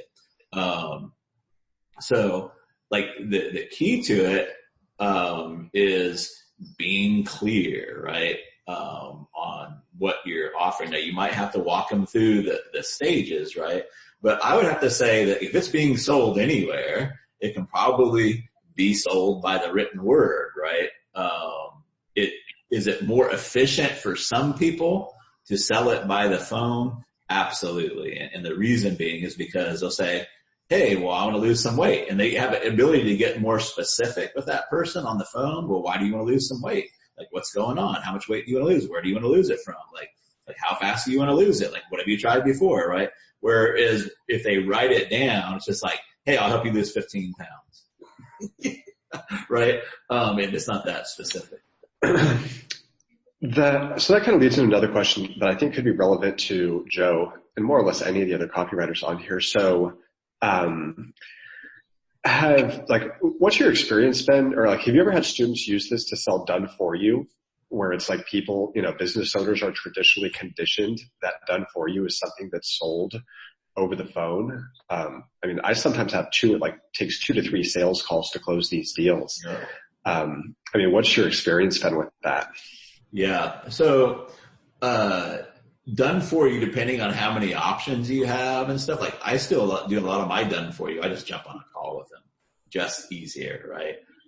But what happens is if you do enough done for you, you can typically break it up into packages, right? Like I feel pretty confident. And I have tapped in some done for you sales. It's like, especially the tighter you get with, sorry, I didn't lose you, but I lost your face, and I like to look at your face. There we go. But so like right now, like my offering's so specific on a first date, right? And this is part of the way that I do my stuff, right? But on a first date, like I just want to take your buyer's list and I want to take something that's 10K or more and we'll sell some of it, right? And that's pretty simple, right? Now, not everybody's going to start out their relationships that way. But that's the way. I don't like to crawl into marriage right away with any client, right? And now that's me, right? Some people want that, right? But yes, I think there might be some limitations. Like if they have 50 options that you have to go over and figure out, right? But if you can productize it, and simplify like the first package, right? Or whatever the first engagement is, then yeah, I totally think you could T3 it in for for sure. Does that help at all? Yeah, definitely. And I do have everything that I do on the done for you side down to a package. So yeah, those can be pretty easy. Now we have done a few offers where it just spins out of control, right? Because there's too many variables, right? We're like, oops, right? So like what we have to do is we have to go in and work on the offer, right? For the client and say, look, we need to boil this down to a first date offer, right? Because what we have right now is like a going steady offer. And before anybody wants to go steady, they're going to want time. They're going to want to know all about you. They're going to want to, you can't say I solve 10 different problems, right? You would say I solve this specific problem for this specific kind of person, right? So that's really kind of the magic too of the T3. It's like if you're trying to do 5 problems all at once, like it's going to be a different style, right? And I would even recommend that. Like that's just a harder business to run, whether you're trying to close it on the phone or not. Like if it gives more money than anything else. But if you're like signing contracts with somebody that you haven't worked with yet, I think that's part of the reason why I think my business is so low key but lucrative. It's like, and I was telling one of my students this, like, we don't have a client underling relationship. We have like a partner relationship. And very often I'm telling the client in my nice guy sort of way how everything's going to go, right? And I leave it open. Like if they don't like that direction, I totally understand, but we're not going to be a good fit for wherever we're at, right? Usually as we progress in the relationship from coffee to first date to second date to going steady, actually the more control they usually give me, but also the more leeway I'll give them. I'll entertain a new offer or a completely new offer if we've had some date, it's like having a baby. Hey, do you want to have a baby? like at the beginning, like no babies, right? We'll talk about, there's one thing about getting married. There's another one about having a baby, right? But no babies until we've been going out for a while, right? So, but yeah, they're certainly, I wouldn't want to say like T3 will work for any done for you. It's got to be very specific what's going on. Cool. Thank you. Yeah. I have a question on taking a typical sales letter format, Travis, and like kind of converting it into, something like, your T1s, T2s, T3s, something more, to the point. And, because when I write things to clients, whether it's a T1 or T2, my style of T1 or T2 or T3, like the paragraphs I notice are kind of thick. And, I'm just looking at your T1 here and, it's just very lean and to the point. And it's because you sell by insight. I was looking at the way that you taught the circle of money, that outline that you taught us, with the grounding material you sent. And the way that you do the triangle of insight, I'm just wondering, is there a way, is there maybe a McDonaldized system where you take a normal sales letter and convert it into your style of T1, T2, T3? I don't know about a T1, T2, T3 unless you're going to have several of them along the way. Like the T3 is really once you're on the green, right, it's a putter, right, is the typical thing. Now, I'm not saying that you can't go take a putter to the drive and putt it along, right, but it's probably not going to be as effective or as efficient if you get a nice drive, right? You want to get those 400-yard drives, right? And then you put it there. Inside of Big Ticket Email Mojo, there's the CAP sales system. And part of the circle of money, when you're going around the circle of money, you got problem. I'll do it in reverse for you if I can, because I know you guys are seeing it backwards. But you got a problem at 12 o'clock, right? Then you have bonding, which is 2 o'clock, whatever. Then you have your marketing, right? Then you have sales. Then you actually have the delivery, which is some of the best you need that, right? But then they have a new problem. After you've delivered on the promise, you have a new problem. Now, what makes it a little tricky is if you get it going right and you're completing this circle, it's going round and round, and the circle of money should be getting bigger. If at any of those points you kink it or slow down the flow, your circle of money is going to end up getting smaller, right? I won't say this is true for every business, but I would say a lot of the businesses that I see, especially if they're grinding or having cash flow problems, a lot of times the problem is in the actual service delivery, right? They make too big of a promise, and then they can't deliver on it in the service delivery, which then the people don't look to them for the next problem, right? So that's usually a big sticking point, right? But as you're going along, like at a certain point, like the bonding sticks there, right? You don't have to rebond every time, and you don't always have to, right? So then it goes faster and faster, especially after you get one or two results. Like now they're kind of like clients for life, right? And you're talking about each revolution is going to be a back-end product or something to that effect. Yeah, or just an ongoing, right? So in my agency, they come in, we start off with a first date. I position it that way. Let's sell something that you already have produced, right? It won't cost you a lot of time. This goes for any business. Doesn't matter if it's an agency or not. That's what I do too, right? But if that goes well, and I'm interviewing them just as much, if not more, than they're interviewing me. Like what happens if stuff goes wrong, right? Like everybody's all nice and jolly when things are going right, but I'm looking at what happens when things go wrong, right? And I'm not saying I engineer things to go wrong, but like maybe sometimes I engineer a little problem, right? And see how they handle it, right? But so every time I make them money, right, that the circle of money gets bigger until there's a certain point like, just do whatever you want to do, right? I'm not saying that always happens, right? But the same thing, like we need an ongoing strategy, right? I'm going to sell them one thing or two things, right? But if you don't have an ongoing strategy, there is no, that circle of, like, what's going to happen if you don't offer them solve the next problem, that circle of money is going to stop. Now, it doesn't have to be yours. You can take them to other products. You can do endorse stuff. There's all kinds of things that you can do. Go ahead. But to go back to your sales letter, a lot depends like who's coming to the page, right? So very often people say, will you look at my sales letter? And I don't give two tinkers damn about a sales letter until I know where are the people coming from and who's looking at it, right? And it's almost like a shock to people. They're like, I don't know what you mean. What do you mean who's coming? Like, where's that traffic coming from? That's the most important part, right? Exactly. Like, where is that traffic coming from and what stage are they in, right? Like an example I always use just because it's an easy example to remember is it was a cold traffic sales letter. And it was for a product. It was up on ClickBank at the time on curing a panic attack.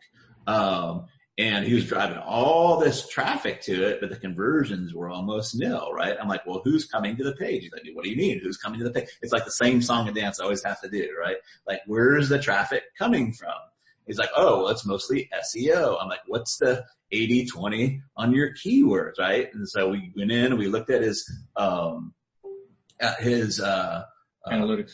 Yeah, his analytics, right? And I would say 90% of the traffic was coming off of keywords like symptoms of panic attack, signs of anxiety attacks, right?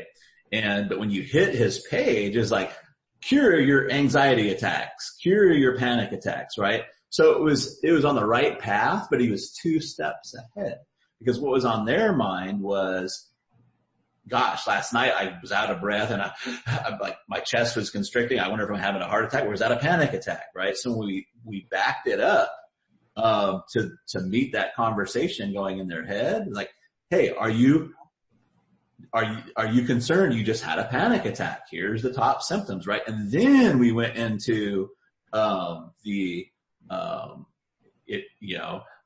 here's some of the cures for for the panic attack, right? Like you needed to match their level of awareness. Right. The popcorn started popping. So for me to just say, how would you T1, T2, T3 out a sales letter? I don't know. It depends on where the traffic is coming from and where, and sometimes like you don't want a sales letter. Like if you're driving really warm traffic to it and they're already, let's say that they're not on the green, but close to the green and you're starting way over at the beginning, like your sales letter is actually going to undo it. There's a gentleman named Ryan McKinney who's he told us in public, so I don't mind telling you. Yeah, I know Ryan, yeah. He sells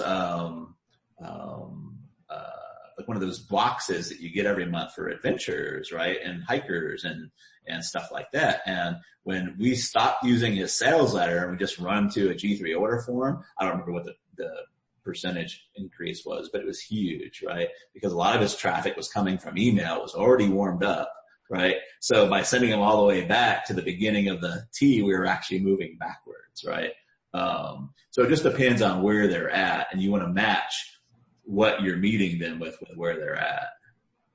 Got it. Yeah, that makes a lot of sense. Yeah, I mean, in your first video, or your first audio, you were saying that the success of any offer is based on your traffic, where it's coming from and the actual offer. And the copywriting is like a distant third, which I thought was pretty interesting. Yes, with a caveat. So yeah, the copywriting is like 10% of the sales success. But even though it's only 10%, that would be like saying your heart only makes up 10% of your body. It's not important.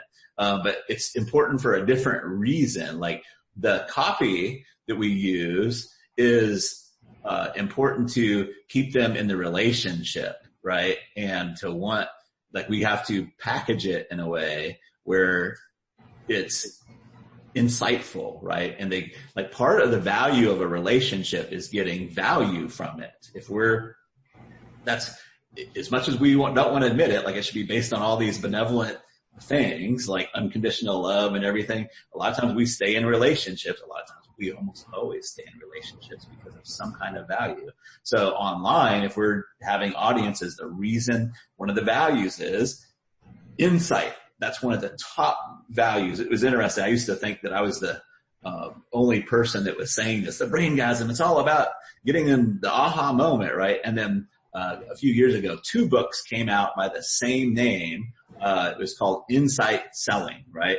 And it was funny, they at the same time, same 2 titles, right? But they did polls on professional purchasers and buyers, right? Not the salespeople, and hundreds of them, right? And they were asking for the differences between the different salespeople. They'd say, what about this sales guy? What about this sales guy, right? And the number one attribute of the guys that were just crushing everybody else is that the purchaser said, he got me to see my situation a little bit differently. In other words, insight, right? That was at the top of the list, right? It wasn't the better price or the most credible or had the most authority or all those things. It was just, he got me to see my problem a little bit differently, right? I very often say facetiously, it's not exactly true, but there's a lot of truth to it, that people buy from people they like, know, and trust until somebody comes along and solves a problem for them that nobody else can solve. Then they buy from him, right? And I just know, like, me getting in the relationship space, like nobody knew who the hell I was when I got in the relationship space. I even made it a big deal that I wasn't a licensed therapist, right? But I was solving a problem nobody else solved, right? And boom, like, it's always about the offer, you guys. It's always the offer, and the offer's everywhere. Offer is not just about how to get people to make sales. It's how to get traffic, how to get employees to work for you. It's all offers. Everything is an offer, right? You're like, if you want traffic, it's just an offer. It's just, right? But the credibility and the third authority, like, will totally get short-circuited if you have an answer to their problem that nobody else has solved yet, right? And it's really a lot. You're like, I don't know who makes this mouse, right? I don't know. Like, we buy all kinds of things. We don't know anybody from Adam who they are, right? They solve a problem at the right place, at the right time, right? Again, it's like, it's all those things, right? And yes, it certainly helps if people like you and they know you and they trust you. But their loyalties will turn in a heartbeat. Like when somebody comes along and solves a problem they want solved that hasn't been solved. A really good example, I helped Chris Haddad get into the relationship space. Actually helped him kick my ass. Cause like in my Magic of Making Up course, like when it came to texting, I told him not to text, right? Which is, I still think is the best advice. Like there's certain things you don't want to text, but what do they want to do? They want to text, right? They want to text their responses. So when he came out with Text the Romance Back, I'm like, dude, that's going to be like hot. You know, it's going to be like butter on a hot sidewalk, man. It's going to sizzle, right? And he did Text Your Ex Back, right? Did they hold their loyalty to me? No. Like somebody named Mike Fiore that nobody knew came in. They had like, you solved the problem in a different, unique way that I wasn't solving, right? So, hopefully I'm not going on too long about this, but yeah, really knowing the right offer to the right person at the right time, right? And then the right message, obviously, is so much part of that. Excellent. And I highly recommend, like once you get to the sales part, that you guys go through the CAP sales and Big Ticket Email Mojo, like understanding the child, adult, parent, that's everywhere. Like, so if let's say I'm doing a 21-day Rainmaker campaign, let's say, right?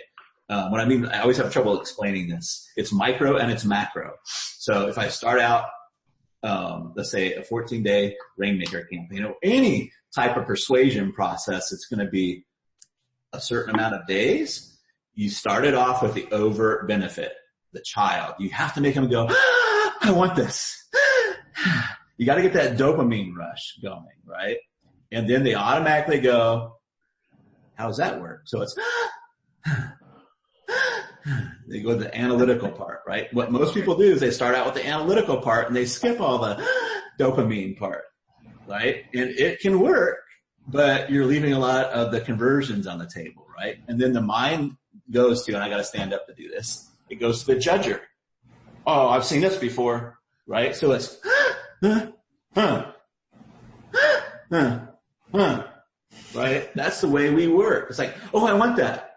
I wonder how it works. Oh, I've seen that before, right? That's the way that we work. So it's macro in that, in a 14 days or whatever the time I start out with overt benefit. Then I move to adult, which is the logic part. And usually the adult is like the smallest part of the campaign. And the rest is judger, which we call killing sharks or objections or P's, right?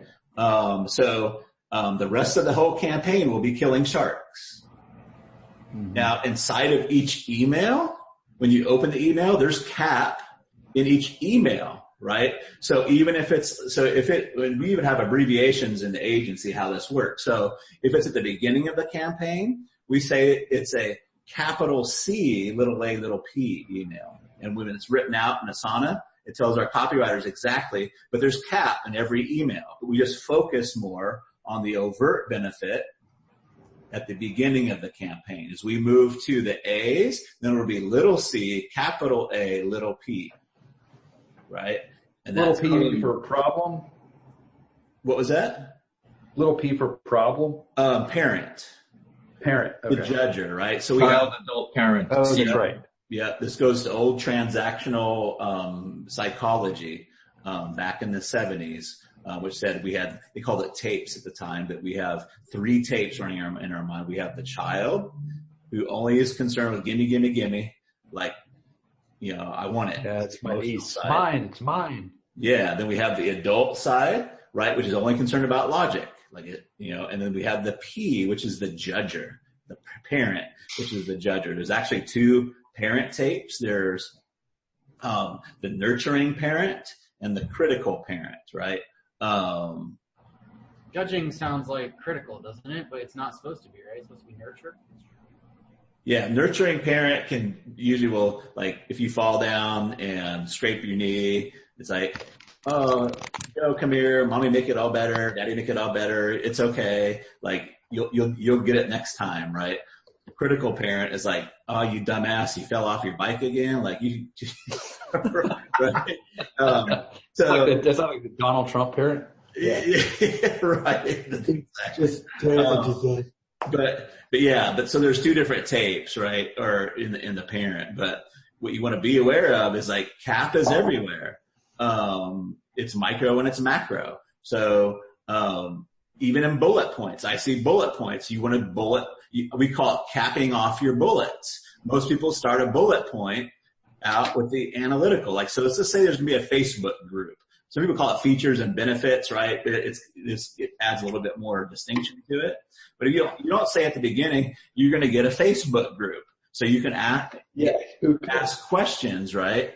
What you do is you say, you'll never be stuck, right? And you'll get all of the latest Facebook ad updates as if you had your very own rep, right, feeding you all the newest changes with our Facebook group, right? And then I would go to the P. What's the big objection to like Facebook groups people have sometimes? Now, I might not pick the exact right one here, and don't worry, it's not a bunch of newbies answering questions, right? Like, so that's usually the thing. I'm going to get all these examples from newbies or whatever, right? But that would be an example of capping off a bullet point, right?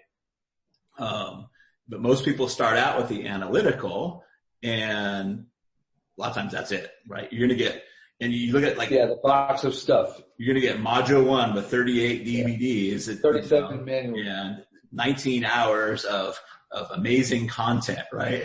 And hard-hitting content. Yeah, I used to call it worm and hook, and then Dean Jackson came up with a better metaphor, I think, which was cheese and whiskers, right? Whiskers. So I used to say worm and hook. I'm an old Fisher guy, right? When you put a worm on the hook, you want to make sure there's no hook showing, right? It's got to be all worm, right? If the fish saw the hook, like it knew something was up, right? But cheese and whiskers is a great, probably even a better metaphor for that, right? But most of the time we just started out because we're smart people, right? And we're like, what's a rational, logical, Spockian, logical argument we can make that will have them purchase this? Well, that's not the way most people make decisions. They gotta want it first, and then you gotta do that. Yeah, I mean, anyone, and that's what I tell people all the time. Anyone can write a menu, right? Like most of the time when you're putting something down on paper, it's a menu, right? It's not exciting. It's not sexy. Our job is to take usually boring things and make them sexy, right? Yeah.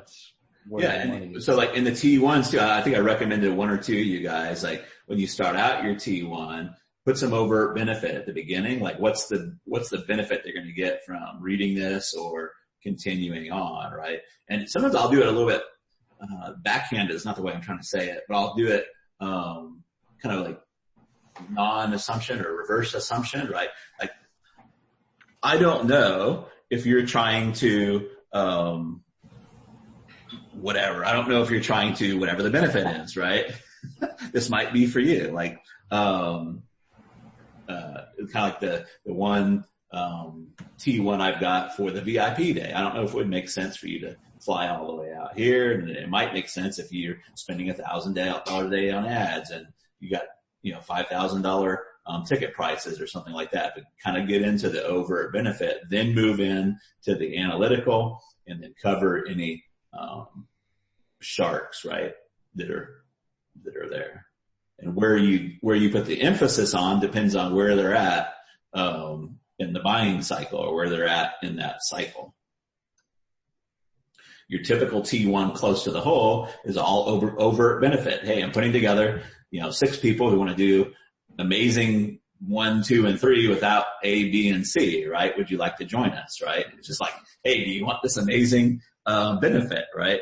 And just get them to reach out. A lot of times, a lot of the T1s are just our child, right? We child them in, right? And then we give them the A and the P later on, right? So in your emails, you're talking about the CAP structure. When you're doing it, do you have a certain amount of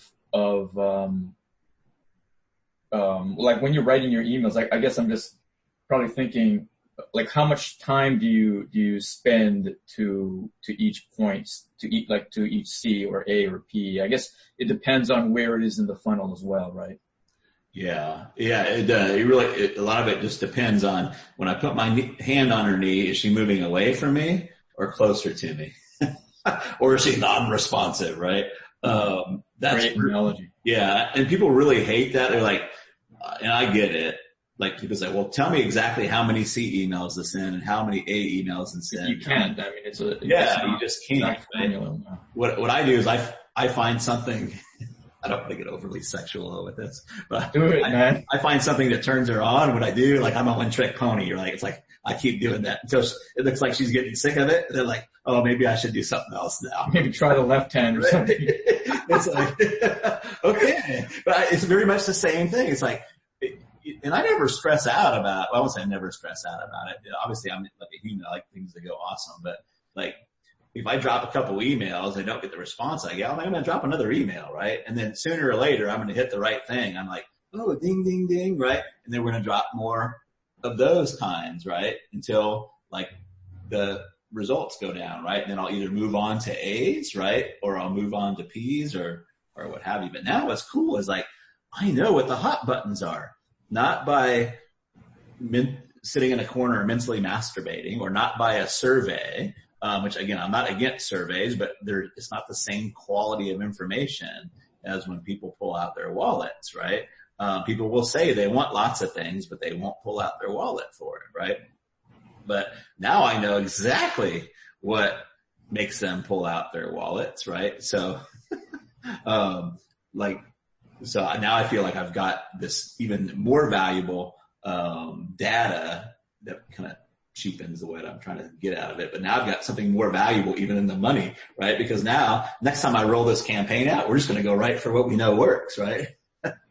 And well, that makes a lot of sense. I mean, you had a comment in your big ticket email course, and you had said something like, like after the first email, nothing happened. After the second, nothing happened. And after, I guess, the third or fourth day, whatever, I could just had a whole slew of products, of sales. So that makes a lot of sense because, at each send out, you're looking at all the analytics, what people are responding to. Yeah. I mean, that makes a lot of sense. And people misread the signals is nothing like, and I have to warn my clients of this. People misread the signals. Like when people start to get mad, like you can't be like mad that you're offending them, but when they start saying, I can't believe you're charging $8,000. What kind of like crooks are you? Because they want it. Yes. You don't get mad if you don't want it, right? Which tells me that the ball's moving closer to the hole just fine. It's usually those responses that the sales start to drop too, right? People will start buying at the same time they start complaining, right? But if we misread those signals, right? Now, I'm not saying the person that complained would ever buy it. They might, but it's a sign that the ball, we're making them want it now. Like the first 2 or 3 emails, they didn't want it. Now they want it, right? Now we said something either in the moving of the ball closer to the hole, or we said something in that email. Now they want it enough to reach out and say, suck, right? Because you didn't make this free, right? Or whatever. Why is it not split up in payments? Yeah, absolutely. Right, so. Hey, Travis, I remember you talking about, you touched on it a little bit ago, but all the different types of brain chemicals, like dopamine you just alluded to, but then also oxytocin and I think serotonin. Can you just give a really quick recap of how you're supposed to trigger all those and what they mean and like how it works into the overall? Well, I mess up what chemicals are what, but all I know is like you got to make them go, I want it. Yeah, that's dopamine. I know that one. Serotonin. Yeah. Then they go. As soon as they see that, you almost have to move into the logical part. Here's what's interesting: if you don't put the logical part in it, then your copy just sounds hypey, right? You have to have the reason why, right? If you just keep hitting with overt benefit, it just sounds hypey, right? That's why you have the over. But the next thing is like, so I always do the finger to the temple, right? So you just want to go to the logic, right? And then it's the judger, right? So to go back to like our fax advertising example, right? I realized that the hot button, I want it, is more carryout orders or adding, make your carryout line ring off the hood, right? But now they're going to like, how are you going to do it? By sending your daily lunch special to all the big offices in town. Oh, okay. Now they're going to go, but I bet that's expensive, right? And so my ad or whatever might be, and it's a tenth of the price that you would pay for a radio spot or newspaper because we're only hitting your exact person that's going to order 5, 10, 15 lunches from you at a time. Right? Sounds like a perfect offer now if you tell them, hey, I've got a messenger list of all the top businesses in the area and I can advertise for you right through there. Yeah. I sold the fax company to another company here in Conway, but they actually started merging emails. They did email. It was like an email discount club, right? So they've done different variations of it now, but yeah, I mean, it's still, I still know little shops here that will fax their own menus out to all the different places. I love it. Yeah. Travis, one thing I want to point out, like I just think seeing you, Joe, is I've got a client right now who does a lot of webinars, and he's actually running a T3 campaign to figure out all the hot buttons first, right? And then put the webinar together after we know all the hot buttons, right? It's a $5,000 offer, right? But now we're figuring out like what's all the hot buttons, what actually makes them buy, and he's like, this is the best research for my webinar. I could possibly, he does webinars for clients, but like the best research I could do for my webinar clients ever. And we make money during a year, right? So run the, T3. He's running it to his client's list though, or whatever, before he launches one to their list, or? Yeah. So he's just running it to, he's actually running it to one of their segments of the list, right? Yeah. He's using it as a research method for the webinar, right? So just thought that was interesting. Awesome. Segue there. When you say running a T3 campaign, do you just mean like literally just the T3 aspect of the campaign or this whole entire? Yeah, I'm sorry. Yeah, the T1, T2, and T3. Yeah, I never run I won't say never run just the T3 by itself. I have just slapped the T3 in and like you'll get very few responses, but the ones that do, they're like, so it can work, but when I say T3, I mean the T1, T2, and T3. Thank you for that's what that out. What I really like about the T1 is you could literally send that out, on a regularly scheduled thing, and no one ever sees you as making an offer because nobody knows there's an offer unless they respond. Yeah. Yeah, that's one of the beauties of it for sure. Like, especially like for testing offers, right? Like, like if nobody replies to it, guess what? you better dial that, at least those first overt benefits in, right? So yeah, you don't spend 3 days, 3 months, or 3 years trying to put a program together. I spent 6 months. Yeah, I don't want to keep harping on this story, but I learned a lot by doing the fax advertising service. I told you I crashed a business. And that business took me like 6 months to put together and then figure out that nobody wanted to buy it, right? No one wanted to buy the end thing. I'm like, I can't ever do that again. So one of the things that fax advertising taught me, and I've never, ever, ever forgot, is to get your offer out there and see if people will pay for it, right? The prototype, right? People delay they will tweak and tweak and tweak on their funnels and their product and the. Oh yeah, I mean, it's the death of out there, right? I do just the opposite. I might even say, hey, I haven't even put anything together yet. How many guys would like to be in my guinea pig program, right? Right, but if I can't, did you ever put the price in the T1? I do, but never on the first T1s, right? Okay. So I might put like a more detailed T1, and I might put the price. But a lot of times I'm just like, if I'm handling the T1, I'm like, hey, like how much time do I have today to be like tapping, right? So if I put the price in there, I might be able to like, if somebody dings me, right, I'm like, oh, that's almost a sale, right? Like somebody dings me with the price in there, right? By definition, that's a short tap, right? They know the offer, they know the price. You know, I'm just like, I'd be like, hey, you want this, right? Are you ready to, or do you have a question, right? No, I want it. Perfect. Like, may I go ahead and send you my ugly payment link? Yes. Right. Yeah, because I'm getting some pushback on like once we've gone all the way to like the like, let me send you this, I get this response like it looks great, but they're like they're still like at the, you know, they're not anywhere near the green. You know, they're like, we're just starting, or we're just da-da-da-da-da. Yeah. And I'm like, so what they're doing right now is they're evaluating your product, and you want to swing the pendulum back to their problem, right?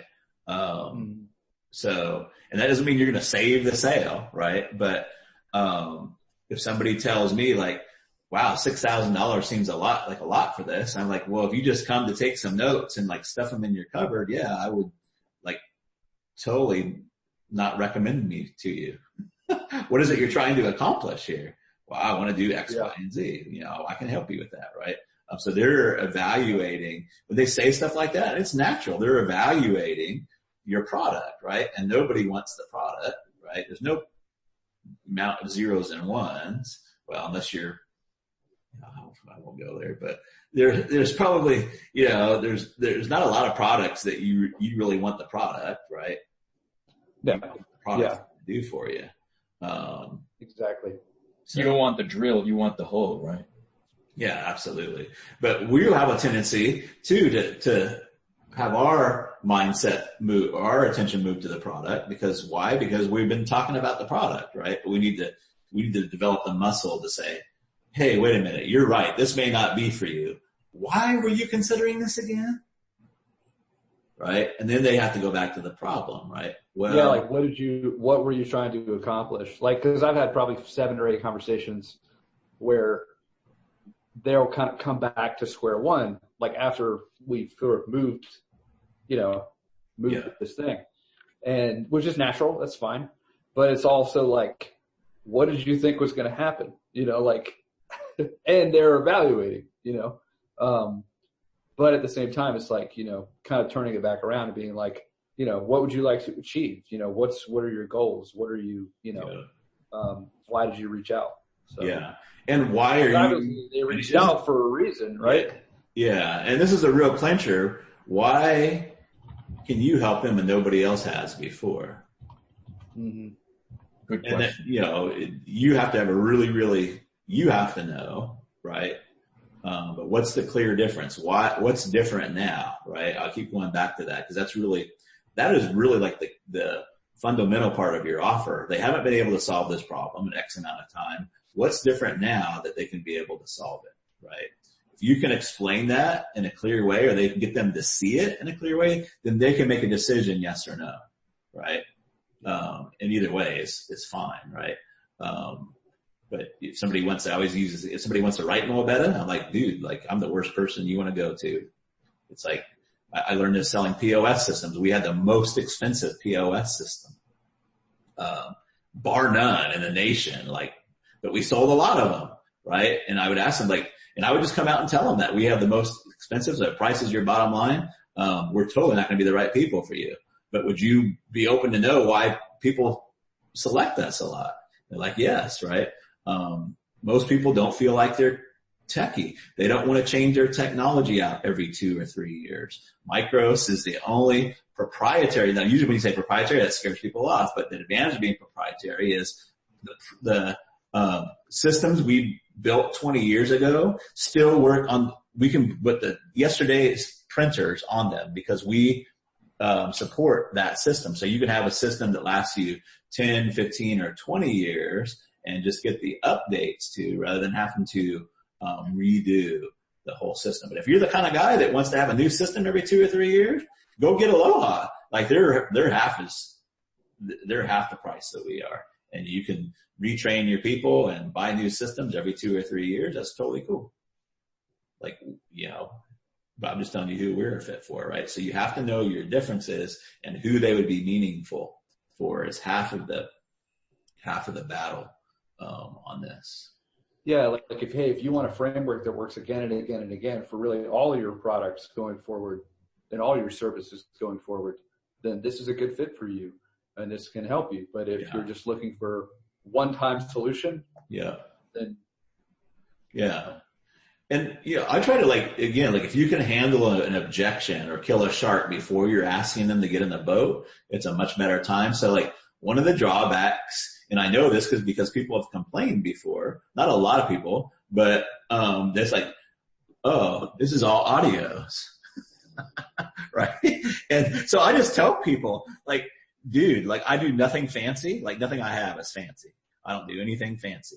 Like if you want fancy videos and like all kinds of different colors, like you're going to be sadly, but usually when I go that far, they're like, no, dude, I don't care about all that shit. Like, okay, are you sure? Yeah, no, I don't care. Right? I just want to sell big ticket stuff from my email. Okay, well, I got you covered there, right? So you're sure it's not going to be an issue that I don't have fancy videos and stuff. Yeah, no, I'm cool, right?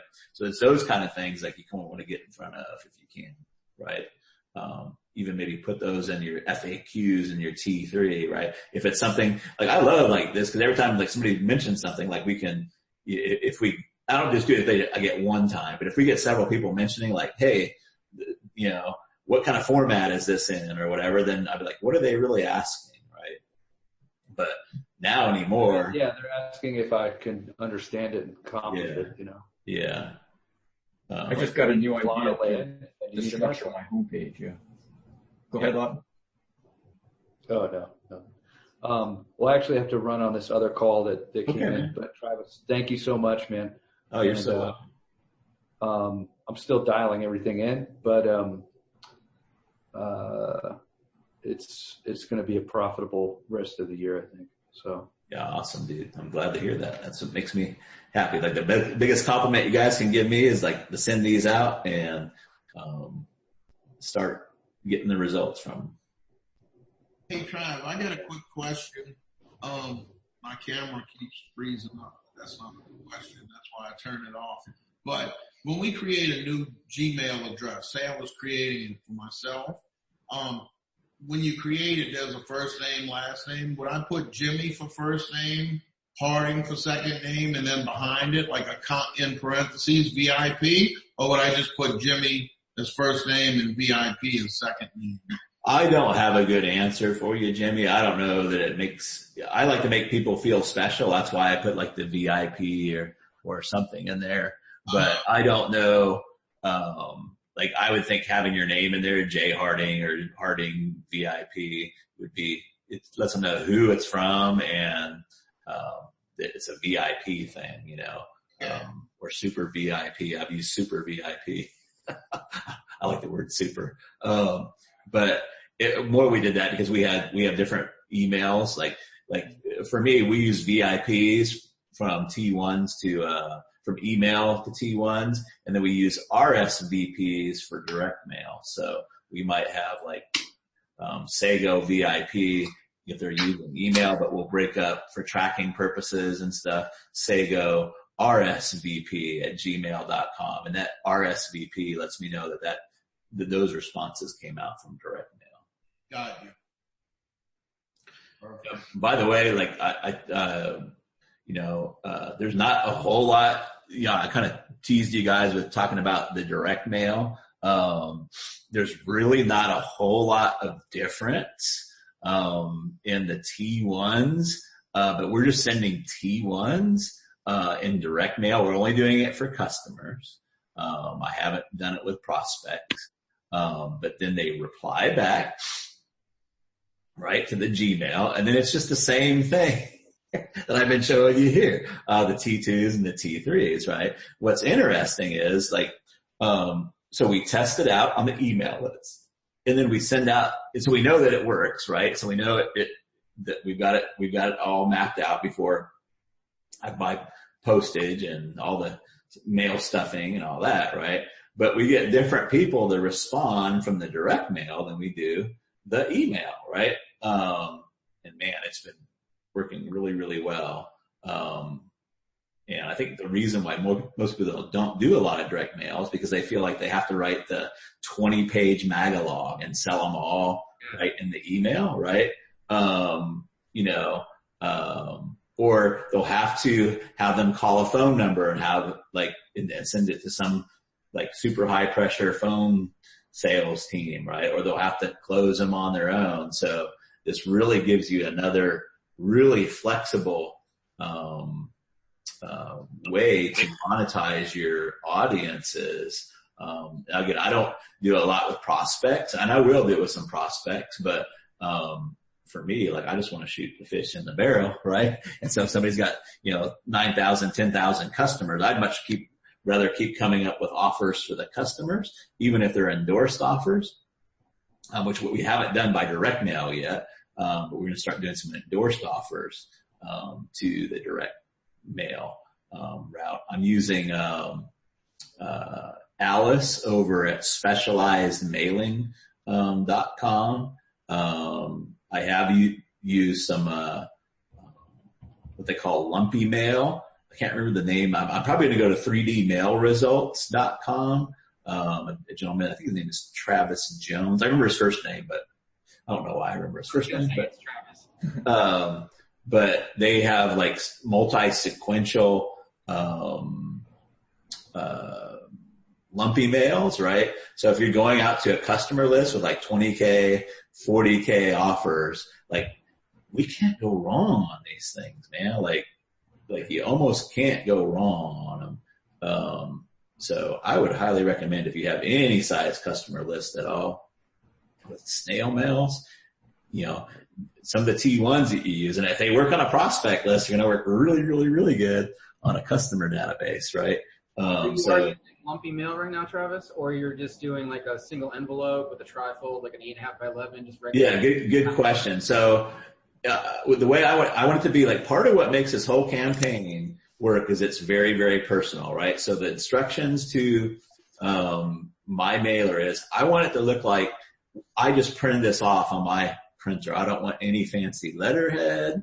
Like we use a handwritten font on the front of the page. And then I've been having her handwrite RSVP in the bottom left-hand corner. And then she actually hand signs it. She hand signs every letter, which is an extra expense. I'm not saying you have to do that, but like there's no headline. There's no, we're going to start toying around with putting our picture on there, right? But these are pretty much literally just the emails that we send them. We tweak them a little bit, but they're pretty much the same T1s. That regular typeface font, or are you using actual handwritten font? We haven't used a handwritten. We use a regular old, not like an old typewriter, because I don't think anybody uses typewriters anymore, but just like a regular Arial. I can't remember what font she's using, but just like you would normally see. Like it looks like you print it, you type it up in WordPad and you printed it off on your printer. I told her not to use fancy paper, right? What's the envelope? This is the number 10 envelope, and we put a live stamp on there. She's got some fancy stamp. I don't know if we're not split testing down the stamps and all that, but, do you put your return address on it, or do you leave it empty? Good question. So for our clients, it's kind of a pain in the ass, because you have to fill out postal forms. I didn't realize how tight they were with postal addresses. So, we do have a virtual mailbox in the same state that our clients are in. But you have to jump through a bunch of hoops, to fill out those forms. But yes, there's a returns. I wanted to see because I'm going to end up sending, lumpy mails, right? So if we're starting to spend $2 and $3 per mail, I want to make sure they're all deliverable, right? So we have them go to a virtual mailbox, which they scan them, and then, Annette removes them from the from the list, right? But it is kind of you could have them, I could have the client just save them all up, right? And then send them all to me in a shoebox. But I try to make everything I do for my clients personally 100% turnkey, right? So I try to keep them. All I want them to do is pay me my monies and deliver amazing service, right? So what's your cost per envelope and delivered right now? Yeah, it's just a little bit under $1. And that's for a 1-pager. It's a little bit more for a 2-pager and to have them handwrite on the outside, but to me it's negligible. Like we're selling, $20,000, $40,000 things. You can't go wrong with it, really. You hire like high school kids to write them and personalize it, or? I have not. No, we just use specialized mailing. But there's supposedly some new printers that are coming out that makes it it actually prints it, handwrites it out. I haven't gone down to that level. No, because that's great. Like when you're talking about all that personalization and talking about your CAP, I mean, that's part of the C, right? When you're getting that, wow, somebody actually wrote this thing to me. Yeah. I was just looking at some of the handwritten stuff. They're anywhere from $4 to $6, and it's someone actually handwrite it, or like you said, it's like a machine that has a pen, and it just it does it based on all the digital. Yeah. Joe wouldn't like me very much, but I probably don't test enough and split test enough, and usually my things are I'm just send another email or send another offer out, right? Right. Yeah. Come up with a new offer. Let's send that out and get the traction going on that. Do you do a 3-step or anything like that, or are you just starting to get into that? Well, I have sent some multiple ones out, and it works almost just like email. So when you have let's say you do 10,000 revenue off your first email, if you send to unopens, you're going to get roughly 40 to 50% of the same amount of revenue on that. And then if you send it again, you're going to get roughly 40 to 50% of the revenue from the previous unopened. So, so I haven't got it to be 1-to-1 yet. So if you're going to make the most money off the first mailing, and then, if you mail second and the third time, I haven't got it to equal, Travis Jones says 1 plus, I can't remember how he says it, but basically he said you'll make the same amount of money if you send, mail 2 and 3. I haven't had that to be true yet, but it's still significant numbers, the numbers we're working on. Right? Are there any kind of date to reply back by or anything that's part of it? Do what? Is there any kind of a expiration or a date that they need to reply back by? I have not. Usually it's limited kind of things, and so I haven't used a lot of time scarcity or any of those things, but I am all about the sequence and being assertive and persistent. So I'm gonna start running some campaigns. Is the second one just an exact duplicate, or are you basically saying, hey, we've been trying to reach you or something like that? Or Yeah. So they have different ones. Yeah. I just use hey, it's kind of like the old bill collector, Dan Kennedy, you have second notice, third notice. You could probably do those kind of things, but we've just been lobbing out, here's the T1, here's a new angle, right, of the T1, right? Or we call a slice and dice, right? So if we send out the T1, it was for people that want more leads, right? Then we might slice and dice it and send it out for coaches, right? So that's just the focus, right?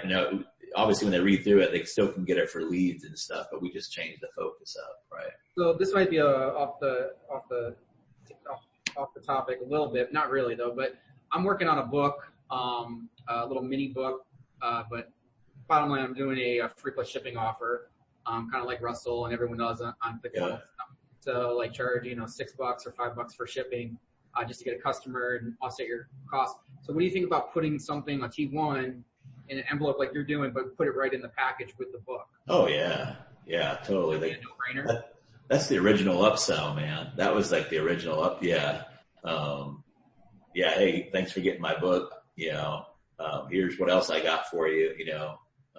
Which you can make it limited or whatever. That usually will boost your response. But absolutely, I would put a T1. Yeah, totally put a T1. Hey, thank you. And we call it a second helping campaign, right? So what we do is like in the email, they buy something and then we basically say, hey, thank you so much for purchasing, right? And then we make them another offer, right? And basically we do it. The second helping is basically a T3 to your customers, your hot list, right?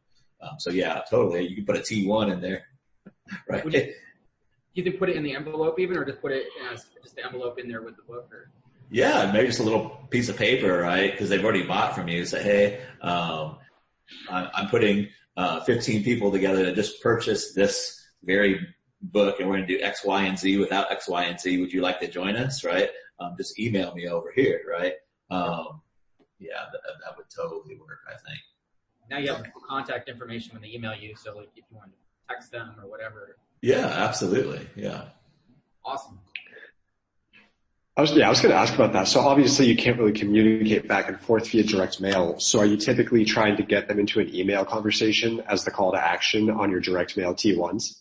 Yeah, it really with just a few minor exceptions, you probably couldn't distinguish. I mean, whether it's printed on paper, you couldn't distinguish a T1 copy for direct mail and an email T1. The same call to action, like just reply back by email. Here's the email, right? That's the way this type. There's lots of different ways we could do. Like I could probably have them call a phone number. Like I used to do radio advertising. We could never make it work sending them to a straight landing page, right? Just because like when you're going across 5 o'clock traffic at the time, right? Like you're not going to type in your browser. People might do it now. It might actually work, but at the time, it wasn't working, right? But if we had them call an 800 number, and even if we had like an old pre-recorded message, hey, like, leave your email or whatever, like that worked a lot better because they would just call the number, right? Like if they're on the drive time, home, right? So there's lots of stuff we could still test. I'm just telling you what we do right now, like having them call an 800 number with a recorded message and then T1ing them from there might work even better. I don't know. Or, having them go watch a video, right? And then T1ing them from the video. Like there's lots of different variations. I'm just showing you guys like what we're doing right now. It's just diabolically simple. Just email us. And then we just take the same thing we've been doing, right? It comes into my Tapper. They qualify them, T3 them. I'm in. Boom. Amazing. It's like. Hey, cool. Travis. Hey, Rebecca. Hey, how are you? I'm doing awesome. I'm on the call late today. I had a call at 3, so I didn't get on until 4. So this might have already been gone over. But okay. So I'm reframing my mind to like this type of selling because I'm just so used to selling over the phone. And the funnel that I have currently goes, from basically like a long form copy on the ad to application to phone call, right? To scheduling a phone call. So my question is so almost the ad is kind of like a T1, kind of, that makes sense? Okay. So would you recommend that like from the scheduled call, we go and we take it to like a messenger and be like, hey, and kind of start the T2 process from there? Or how would you kind of integrate that? Because I am trying to get off of the phone. Yeah. So if you're using a Facebook group, then it would be more natural for them to reach out by messenger. But if you're sending email, I wouldn't try to have them, and I haven't done a lot of it. We do use a chat form sometimes, but then you have to have somebody sitting there all the time. With email, it's going to kind of hit their box, right? Right. The big thing, I think the part that you missed, was, your email was amazing, but you're kind of starting off at the T, right? And you're kind of moving them forward, right? Another way to do it, it's not right or wrong, but is to start off with a shorter one and just assume that they're already close to doing business with you, right? That they're on the green, right?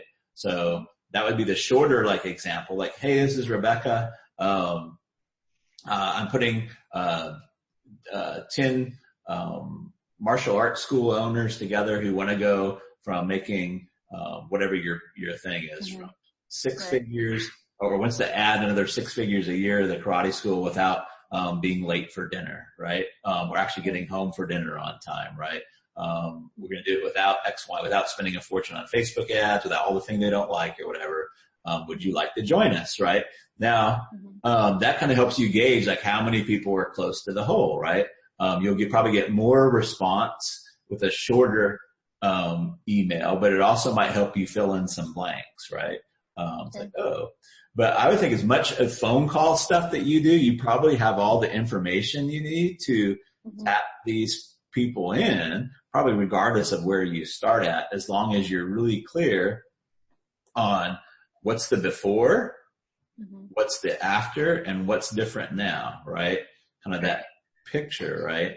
And if you can, I would use terms like in the martial arts school, right? So, you may be teaching, and you want to be gentle how you say it, but are you teaching kids how to get their black belt, but feel like you still have the white belt on the financial side? Like, we come into our dojo, our financial dojo, right? And we're going to show you how to go ratchet up through the belts or what have you, right? So you could have a lot of stuff you can use there if that's your style, right? I don't want you to do something that's not your style by any means, but like the biggest thing is like, I try to look at is like, who do you know you could get a result for? Like when you're talking to them on the phone, like how do you know like, oh, I could totally help this person. I know I could help them crush it. Like what are those things?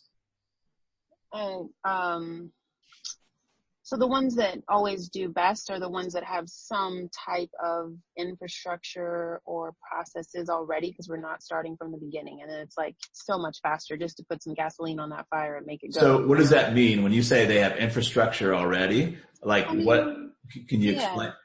Sure. They're probably bringing in about $400,000 a year already. They've got a sales team, it's not a one-man show. There's a few people there that are making it work.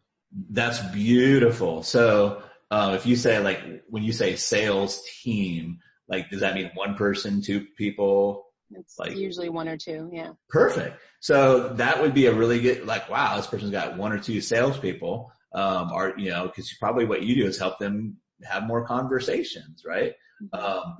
That's beautiful. Those are the things like writing these is kind of like a personal ad. You want to be very specific about, your, attributes. You also want to be kind of specific about, what attributes you want from them, right? Because when they come in, then you can tell them what you're going to do on the date, right? Like you could either say, we're going to go get some good grub, right?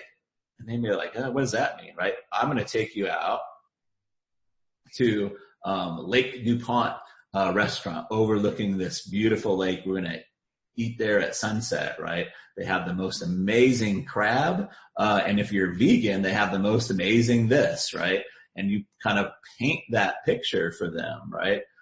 So let's say that they have a salesperson, right? I think that would be something that would be very key for you, right? That you could even put in your T1. Maybe not this T1, but you could try it out in the other T1. So, this would be best for people that already have a salesperson. They're probably, in the ballpark of doing $250,000 or $400,000 a year, right?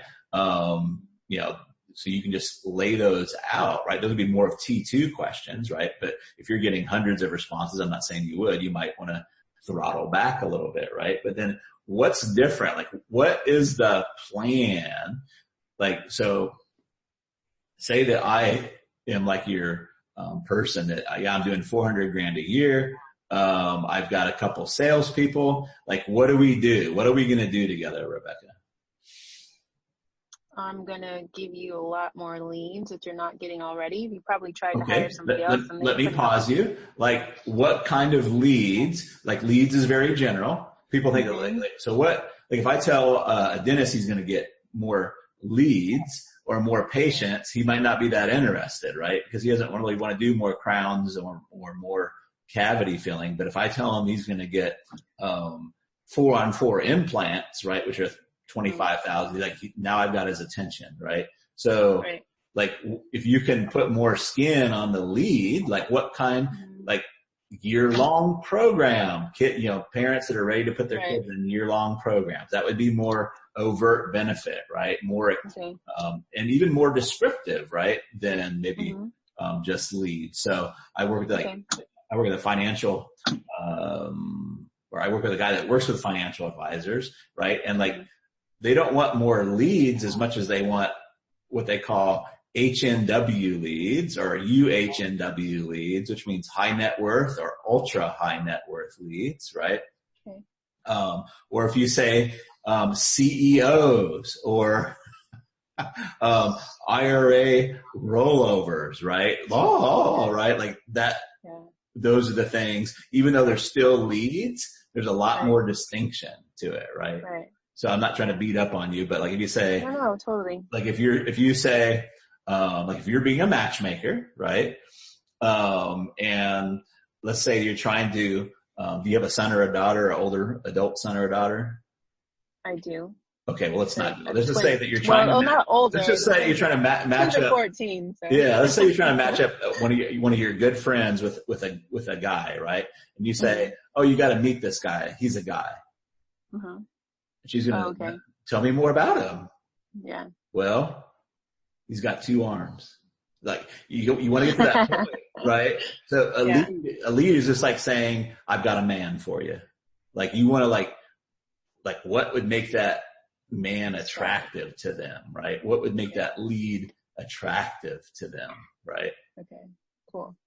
So got it. I mean, yes. I mean, I understand, I should say. You're going to help me get more year-long parents that are ready to put their kids in year-long programs or something, whatever that attractive thing is. Okay, and then what?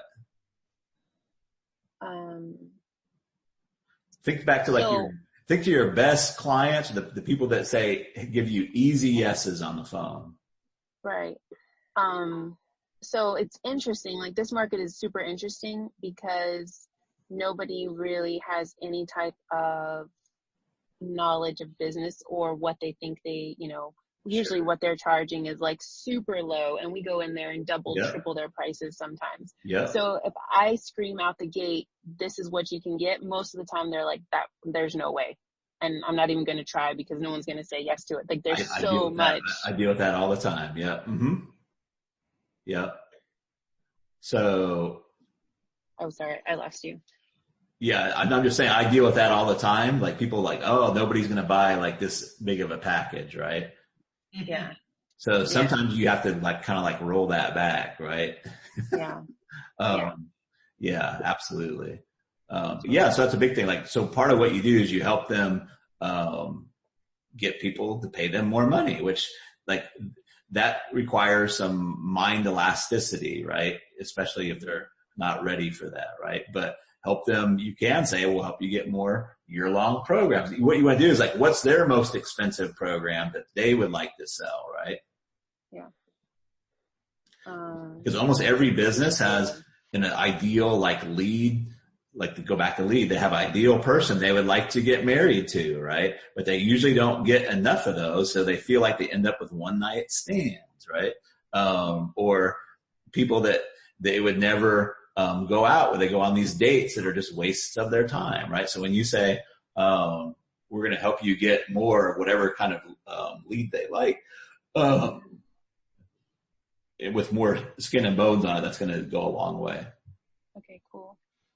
Awesome. So how would you, or do you, I guess I should say, how do you kind of mold that initial, funnel where you've got cold traffic coming in, filling out an application, scheduling calls, to taking this into it through the inbox kind of close or that kind of stuff? Is there a transition there that can happen, I guess is my question. Yeah, absolutely. So I am very chagrined to change what's already working for people. So I'd like you to bolt stuff on until you can start taking stuff away. So what I usually do is like I have clients who get on the phone, right? I'm like, take the biggest bite out of the apple that you possibly can, but give me all of your unconverted strategy sessions. Give me all your unconverted leads, right? Okay. I will convert those. So I would take your people that, maybe, and you'll notice the first people that come in are people you've had strategy sessions with that didn't purchase. That's almost always the case. Like when we start with a client, they're like, oh, we just had a strategy session with them 3 months ago, right? Because they were closest to the hole, the timing just wasn't right. So I would run your T3s kind of like on your green, right, or a little bit past your green. And then once you've got that working, then if you want to go through Big Ticket Email Mojo and start working on the drive, like they come in on they come out of whatever your lead source is, right? And then you can slowly move them. When I say slowly, it can happen in a matter of days.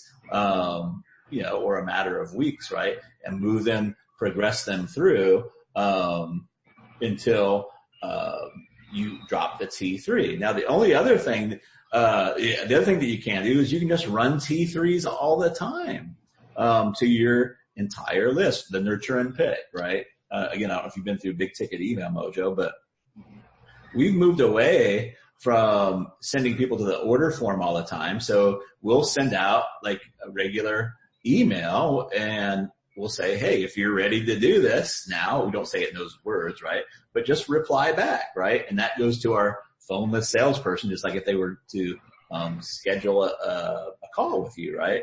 But it just goes in the email box. He's like, oh, hey, so happy to see you.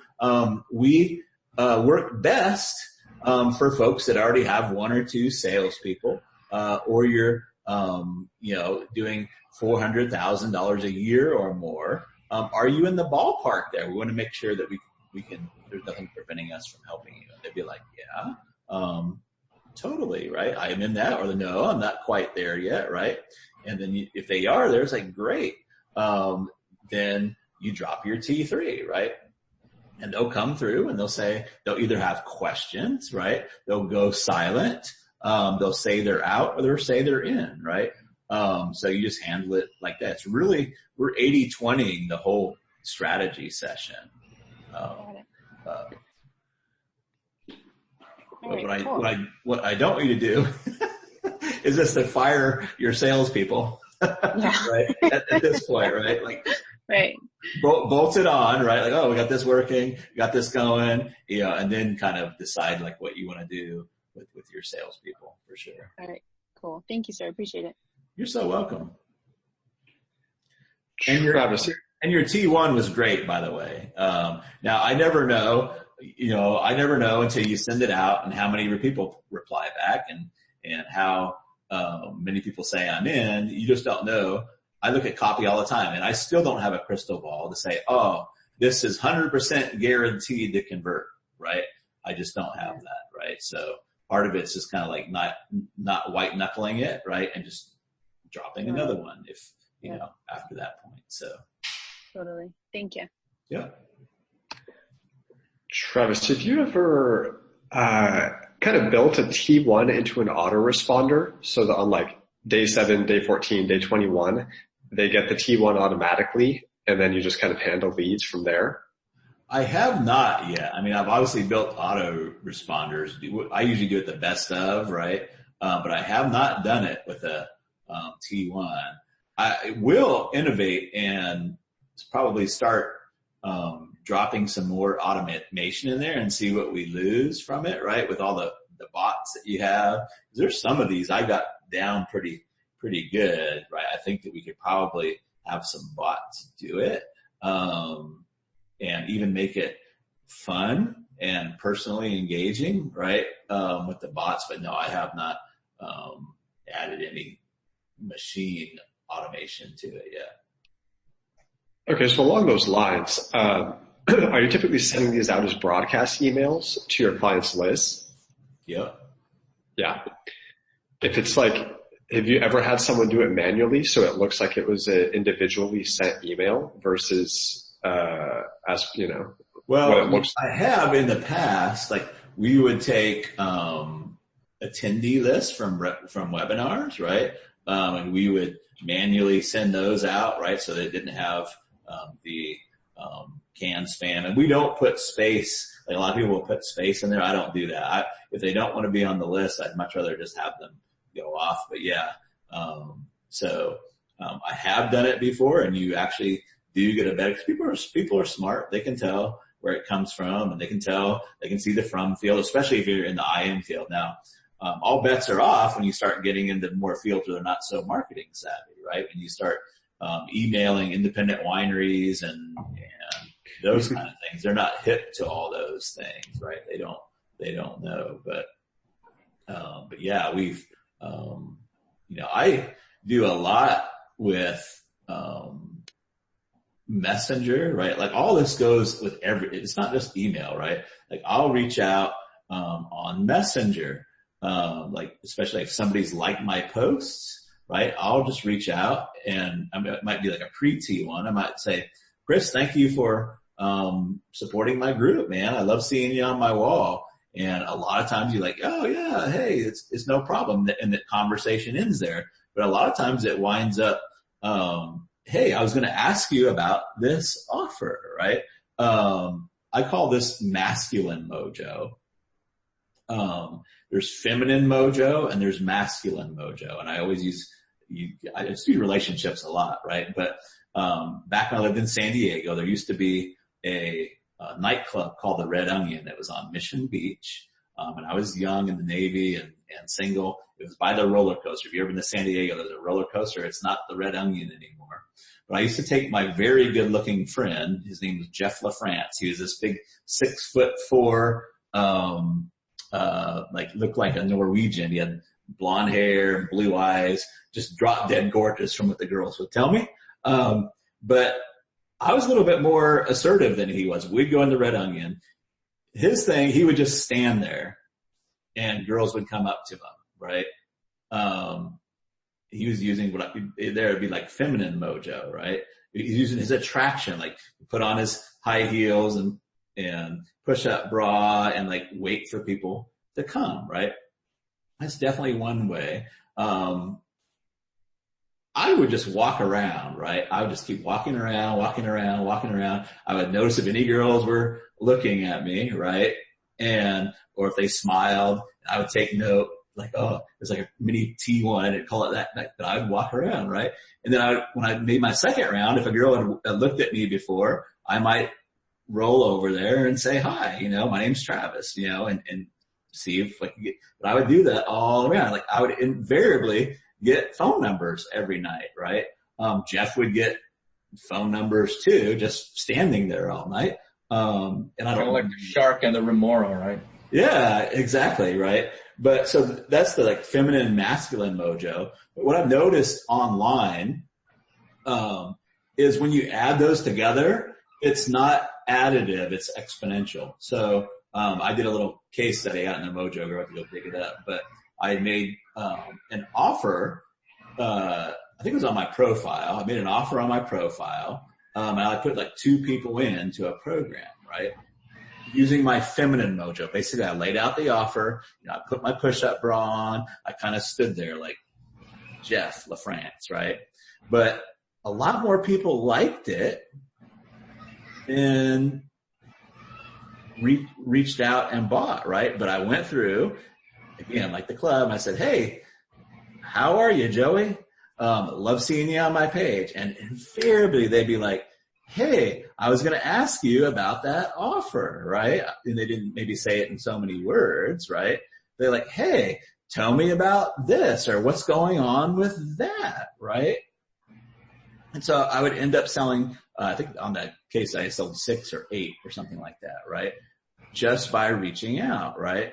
That wasn't, now if I would have left out the feminine mojo and just reached out, I probably would have sold the same too, right? With the amount of people. So they're additive, when you put them together, right? But kind of the same thing, like I'll pre-T1 them, T1 them, then I'll have a very, hey, be like, same thing with a girl at the club, right? If we start having a conversation, right? And I'm like, hey, I might be like, I'm a meat eater. Do you have anything against meat eaters, right? Like, cause all this vegan stuff, right? And I just kind of put it out there, right? Qualify, right? And then I might propose coffee, or usually in the club scene, or if you're in the bookstore, you say, hey, you want to go over here and sit down, right? You have the first coffee, right? And you see how that goes, right? Kind of that incremental stepping through, right? So again, this goes back to the opener. Like, when you understand how to open conversations, like, you don't have any limit, right? So yeah, I've really used this. I used to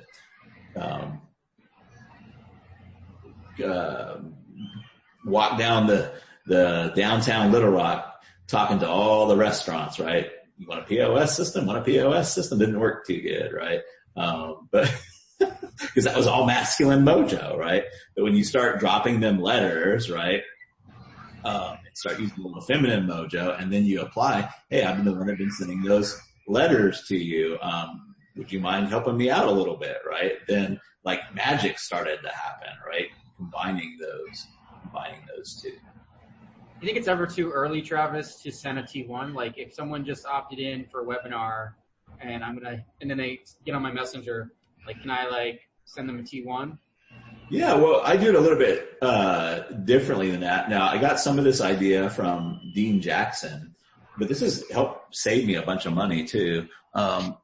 When you're buying media, when you're buying a lot of media. So my first message typically in my autoresponder is basically, thank you for getting whatever, downloading whatever. And then I ask them a dirt simple question that they don't need to think about, right? So if they downloaded my relationship stuff, I might say, hey, thank you for downloading the 4 text messages every guy's dying to hear, right? Are you dating right now? Right? Or are you dating, or are you in an involved relationship right now, right? Something they don't have to think about, right?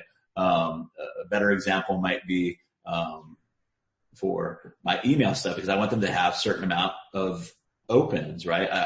So I get this all the time. Like, so you advertise out to the media, and they think if you check these boxes, like, you're going to get, if I check, I want, males, Frank Kern lovers, and, they all have $250,000 a year in income. We think, oh, that's what we're going to get. Nope. So what's helped me is when I have that first email. So if they come in, I say, hey, thanks for downloading my email templates. What business are you in? Right? And they tell me, and then my very next question might be, how long you been doing that, right? And they're like, oh, I just started, or, what size of list are you rolling with, right? I'm just getting started, right? But what I do is try to work that conversation in to either a T2, a T3, or a phone call. Depends on where I'm at in engineering my funnel, right? That's what I was thinking, is like basically just, like you said, just opening a conversation. So instead of not just a T1, but it could be just like, hey, so do you have room for more clients right now? Or something like that. Absolutely, yeah. Yeah, and then it's like, then you go back, and then at that point I can pick up one-on-one or have somebody do it for me, and then transition. You ask them a couple questions, like a natural dialogue, and then transition into a T2 or a T1 or a T2. Yeah, you can get, like, a lot of people think you need so much traffic, I mean, you probably do if you're selling $7 things, but when people come in, like, and you're really doing a lot of stuff when you have that first email, like, I've gotten like 40% at the top, like, the reply back to me, like, and then you can turn like half of those into conversations, like, if you follow them through. So even like if you're getting 10 leads a day, like, if you got 4 people reaching out, you can get on the phone like once or twice a day, like if you're doing phone calls, right? If you're starting out a funnel, like, some people think, oh, I need hundreds, but it's, again, like, ratcheting up the intimacy level. Like, I have what I call offer income levels, and relevance is one, intimacy is another one. So you can ratchet up the intimacy and move those up. Is another way that you can make money come out of the machine faster, right? But also what you do is you signal to Gmail and Yahoo, if they're replying back, that this is a legit email address, right? So you get in the inbox, right? Like, it's funny with like T3, we have very little problems getting in the inbox, even on ginormous lists that we run to.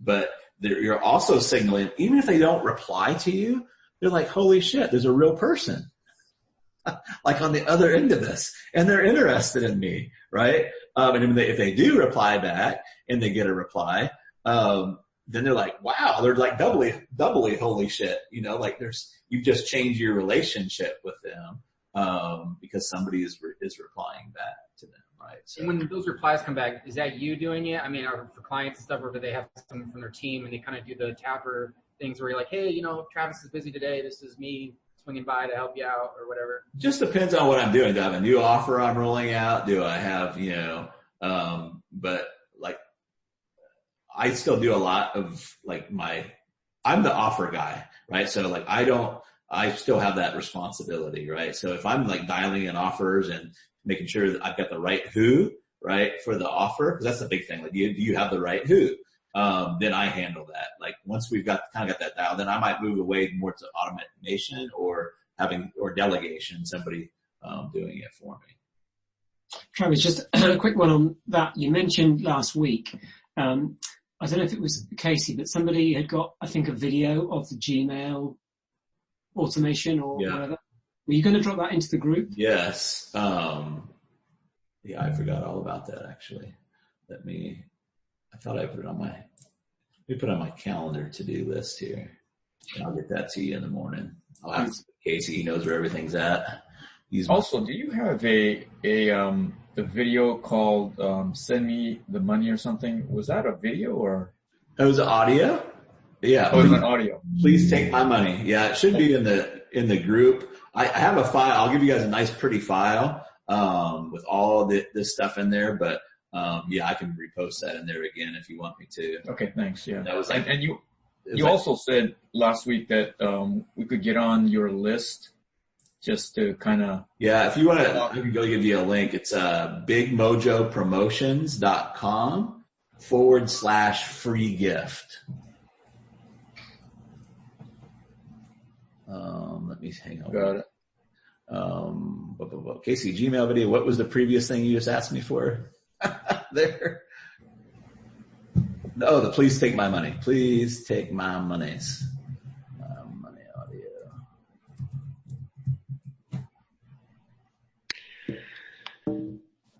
Travis, I don't know if you can answer this in like a short period of time. I actually tried to ask you about this on that interview you did with Kevin Nations. So in terms of creating marketing content that really creates insights with our prospects, do you have any kind of like framework for kind of giving them those aha moments? Yeah, absolutely. In Big Ticket Email Mojo, we call it the triangle of insight. I would just go through that. It's probably the best explanation, and I really mapped it out. But yeah, we use what we call a triangle, and that's what we give to our copywriters. But it works beautiful. Triangle of insight. Okay, cool. Thanks. Yep. That's how we McDonaldized it down. So we can take anybody and start doing insights. What's interesting is I kind of learned that managing my affiliates, when I had a huge affiliate army, like you didn't want to just give them articles because of the duplicate content thing, but I also didn't want them writing articles that was just a bunch of BS, right? Like, oh, relationship broken up, do this, right? So I would feed them like what the problem was and then what the wisdom was. We called it nuggets of wisdom back then. So here's your nugget of wisdom, right? And then they could write now that they had the wisdom and they had the symptom or the problem, right? They could go farther than writing that article. We'd even give them metaphors and analogies they could use. That's where the triangle of insight originated from. Is how do I get my affiliates to, so we pull stuff out of the course, right? And here's the wisdom we want you to give them, but without it being duplicate content, right? So fucking brilliant, man. It's brilliant. Well, thank you. Like I said, I trick people into thinking I'm smart. I'm more persistent than I am smart, right? So I just fuck it up until. I mean, you guarantee that you won't get duplicate. I mean, the only risk, I guess, is is if they're not really a good writer, they're not going to have the logic to go from point A to point B. I mean, well, when I look for copywriters, that's all I look for. I don't look for so much, do they know NLP? There's some other things, like they have to be able to write concisely, but my last go round when I was interviewing copywriters, I think it was around Easter, I said, use the Easter bunny as a metaphor to tell me why I should hire you, right? So all I'm looking for is the ability, the sixth grade ability to tie metaphors to things, right? Like when I do my big ticket email Mojo workshops, like I'll have like one guy who helps, he was helping licensed massage therapists, and I said, what's the symptom? Well, they got, they don't think that Rebecca will appreciate this. They don't think that their clients will buy $3,000 packages or $4,000 packages, right? And so I said the wisdom is that they will, right? The symptom is they don't think that they'll buy $3,000 packages. The wisdom is that they will.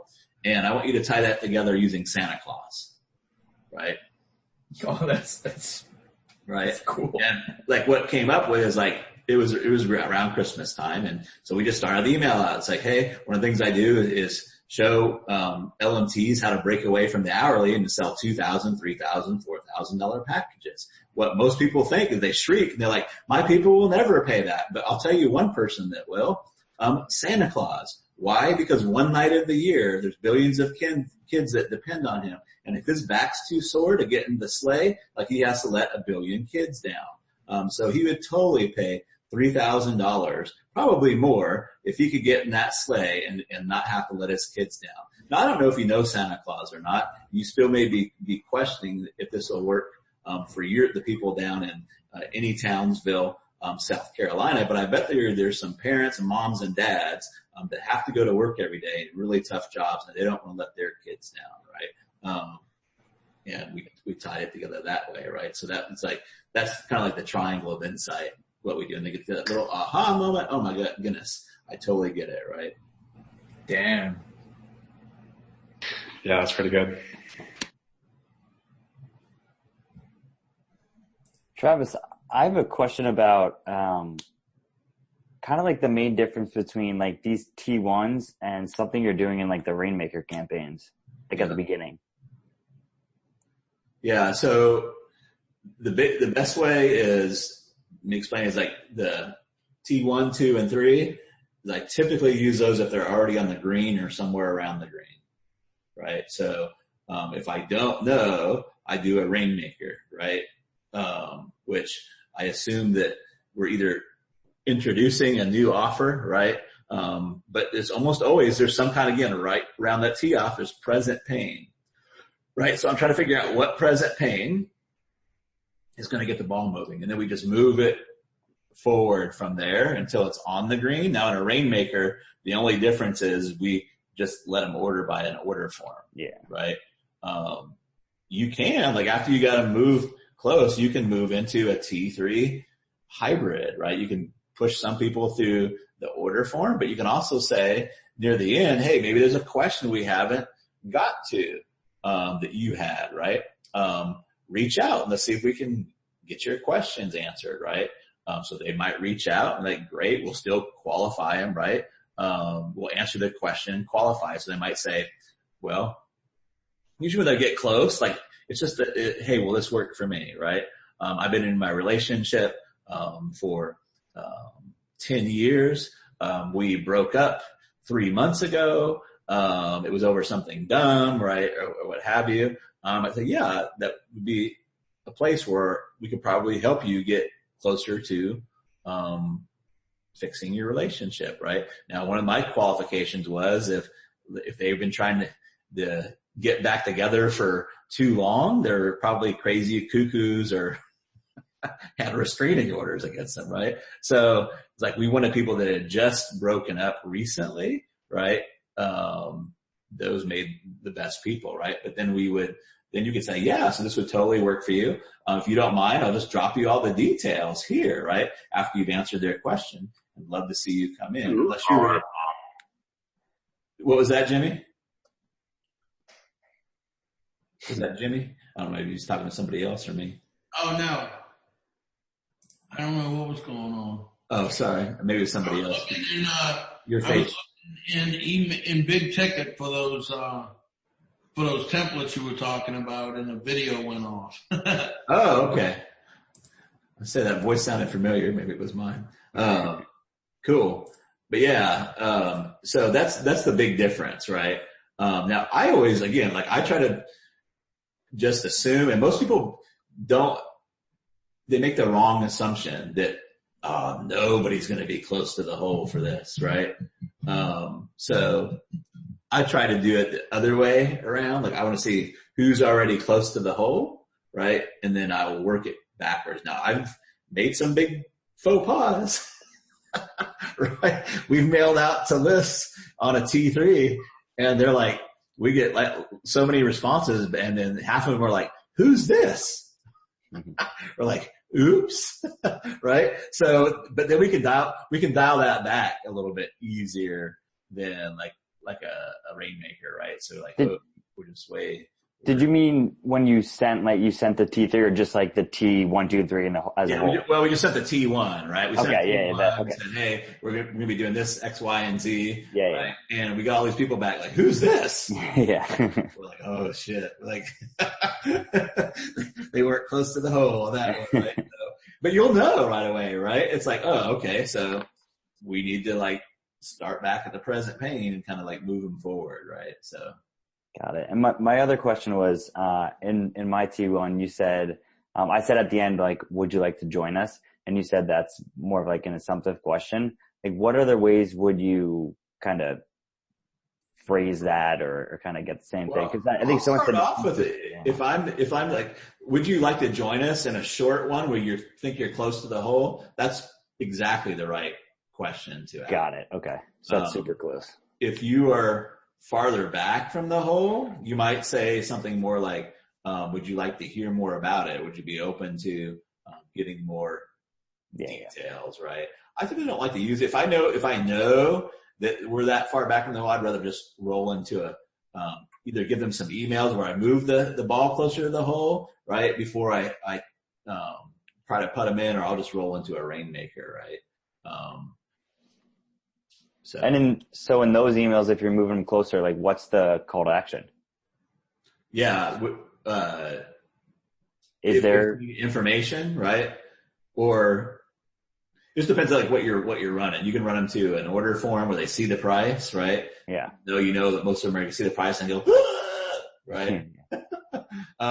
Or it just depends like the volume, right? Like you probably don't want to like sit there and reply back to 300 replies. Like that would be. So you'd want to like give them more details in the T1, right? So you throttle the replies, you get them a little bit closer, right? Okay. So like, you're going to have 200 or 300 people reaching out. I would take them to an order form, right? To where they could go ahead and buy or to see the price and see what's going on, right? And then kind of move them forward. Okay. Does that make sense? Yeah. So it would probably to an order form where it would be. Got it. Thank you. We call it the G3 for gimme, gimme, gimme. But there we have a live chat too. So we have a strategy where we call it dialing in the offer.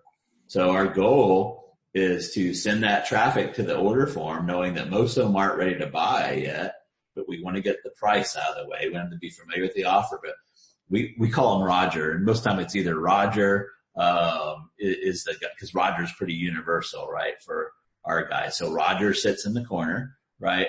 And then Roger will either be proactive and reach out. He might see like, oh, this person, you can see this in the live chat.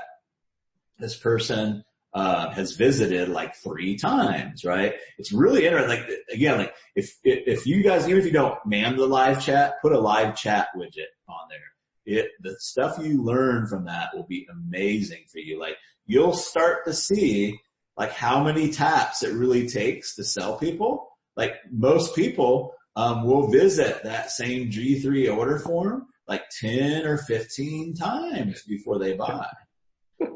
Very few people visit and buy the first time. But you can also see, like when I log into to Zendesk on a G3 order form, if I log in and I see, and let's say we're halfway through the campaign, right? And I see 10 people sitting in there and they've all visited the page like more than 3 times, I know the ball's moving the right direction, right?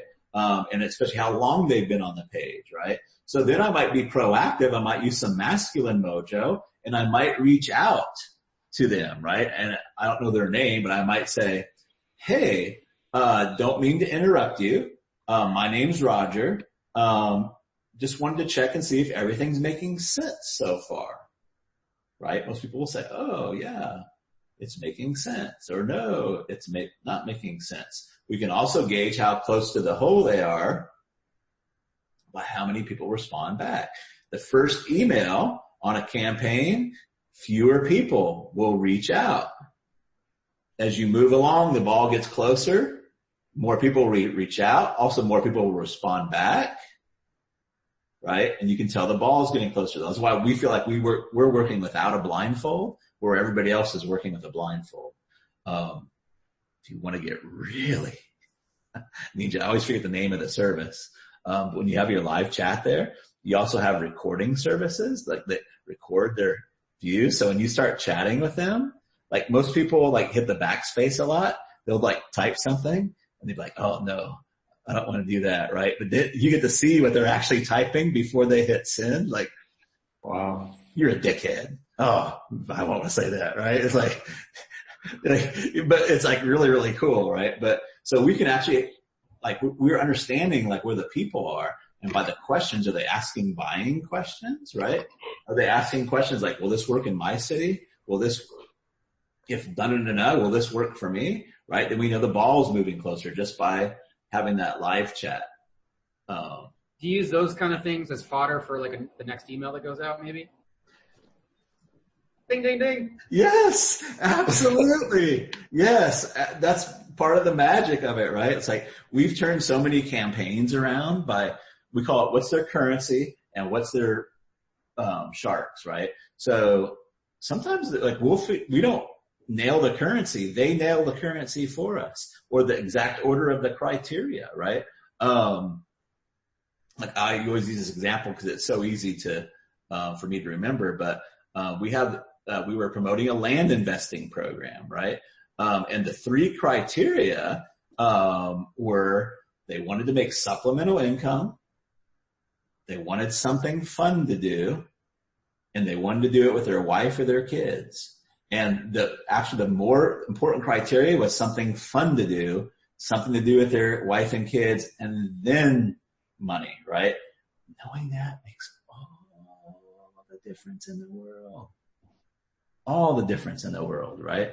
And then like the big shark we had in the water is like the main magic bullet that we had in this is like this dude figured out the right direct mails and who to send them out to get people that were either inherited land or they had land they had to pay tax on, but that land was actually more of a pain in the ass to them than keeping it, right? But he figured out how to like buy this land for like pennies on the dollar, $1,000, $2,000, $3,000 a piece. But when we were telling them that, they were literally calling bullshit on us in the live chat. You're like, I've got my paper open right now, right? There's not one stick of land underneath 30 grand in there, right? So we're like, ding, ding, ding, ding, ding, right? So that's when we had to make a better case for the plan, the bridge, right? They didn't understand. We glossed over that too much. So we said, so we started saying, you will never find these deals in your newspaper. That made the offer even stronger, right? You'll never find these deals in a newspaper. Your realtors don't know about them. That's the secret here, right? We figured out exactly who to mail, what to mail them to get this land for pennies on the dollar, right? And you're going to get all of that, right? And it's like sales started popping like popcorn, pop, pop, pop, pop, right? Something fun to do. Something to do with your wife and kids, make some money, buying land dirt cheap using it's like, but we didn't have all that going into it, right? And then the legacy bonus, we put the legacy bonus. Not only will you get a login, but your we'll give all your immediate family a login as well. We always made a joke that you can't get to your second cousins and your long lost uncles, right? But you and your immediate family, whoosh, that was like. For the same price, or was that like an upgrade for? No, it was the same price. Yeah. That was like a bonus. We call it the legacy bonus. We've done it on different markets with old, waspy, conservative men. It works really, really well with, for some reason. Serious question, like, maybe I'm missing it. Is land investing actually fun, or is there just a special secret sauce you have for making anything sound fun? Well, again, like beating a bear, like you only have to outrun your friend, right? What their context, because a lot of these guys were old engineers, and had boring ass jobs. So the land investing seemed really exciting, right? And the thrill of making the deals and getting a good deal, was what's exciting, and, not so much probably the going to the title company and closing on the deals for sure. But yeah. But are you describing that kind of stuff and like trying to get them to be in the picture with their loved one, their daughter or their son, and then you're just painting that picture basically for them? Absolutely. Yes. Yeah. Okay. Brilliant. One example is what you're talking about being able to point to it. It just made me think of that is one of my clients, they started adding one little thing to their, all their pages and everything converts higher is, whatever the headline is about real estate investing, they just add, parentheses, no hammer required. That's like you can point to or not point to, I guess, but. Yeah. Yeah. Yeah. Cause those are the things. It's like, oh my gosh, like, cause usually we have like what we want and then we have sharks, right? Again, it's the old cap, right? Oh, I want this. How does it work? But I don't want this thing, right? That's why the how to blank without blank works so well, right? If we can figure out what those things are, because it kind of follows the CAP formula, right? I would probably add in there a little bit of how to get the overt benefit, how they do it without this, right? Would make it even stronger.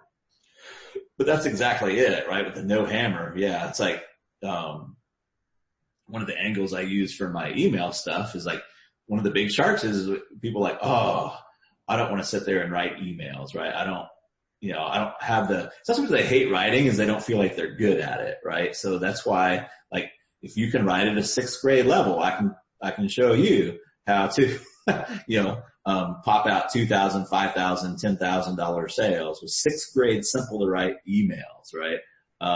Which kind of kills that shark, right? I'm not saying you won't need a couple more emails to prove to them that it's 6th grade simple, right? But that's a good starting point for sure. I just had a thought. Could you use like a T1 as your call to action on a webinar? Like, send me an email if you're interested. Basically tell them the offer. Dude, I have I've done it from Facebook Lives. And so I don't know if you were on this last Facebook Live. It was probably, I just did my own thing with this Facebook. I put the price out there, right? And I wasn't trying to make it convert, right? I just wanted to get the price out there. I wanted to set an anchor, right? And kind of deliver some of the A. So a lot of the Facebook Live I did for this course was an A, right? Was an A type of webinar. But at the end of it, and I've done this in webinars, other people do it in webinars, it's like, hey, if you want more details on this, just drop me an email right here, right? And now what I do is I usually say, help me help you. Let me know, like, how committed you are to getting the X result, or how close we are to working together. 0 meaning like we're way far off. You have a million questions, right? And, or at 10, like if you just had a payment link, you'd go ahead and do this now, right? And then and then you'll get your 8, 9s, and 10s, right? So where do you think I start? 8, 9s, and 10s, right? And a lot of those 10s are just like, hey, they might have 1 or 2 questions, right? And then they're ready to rock and roll, right?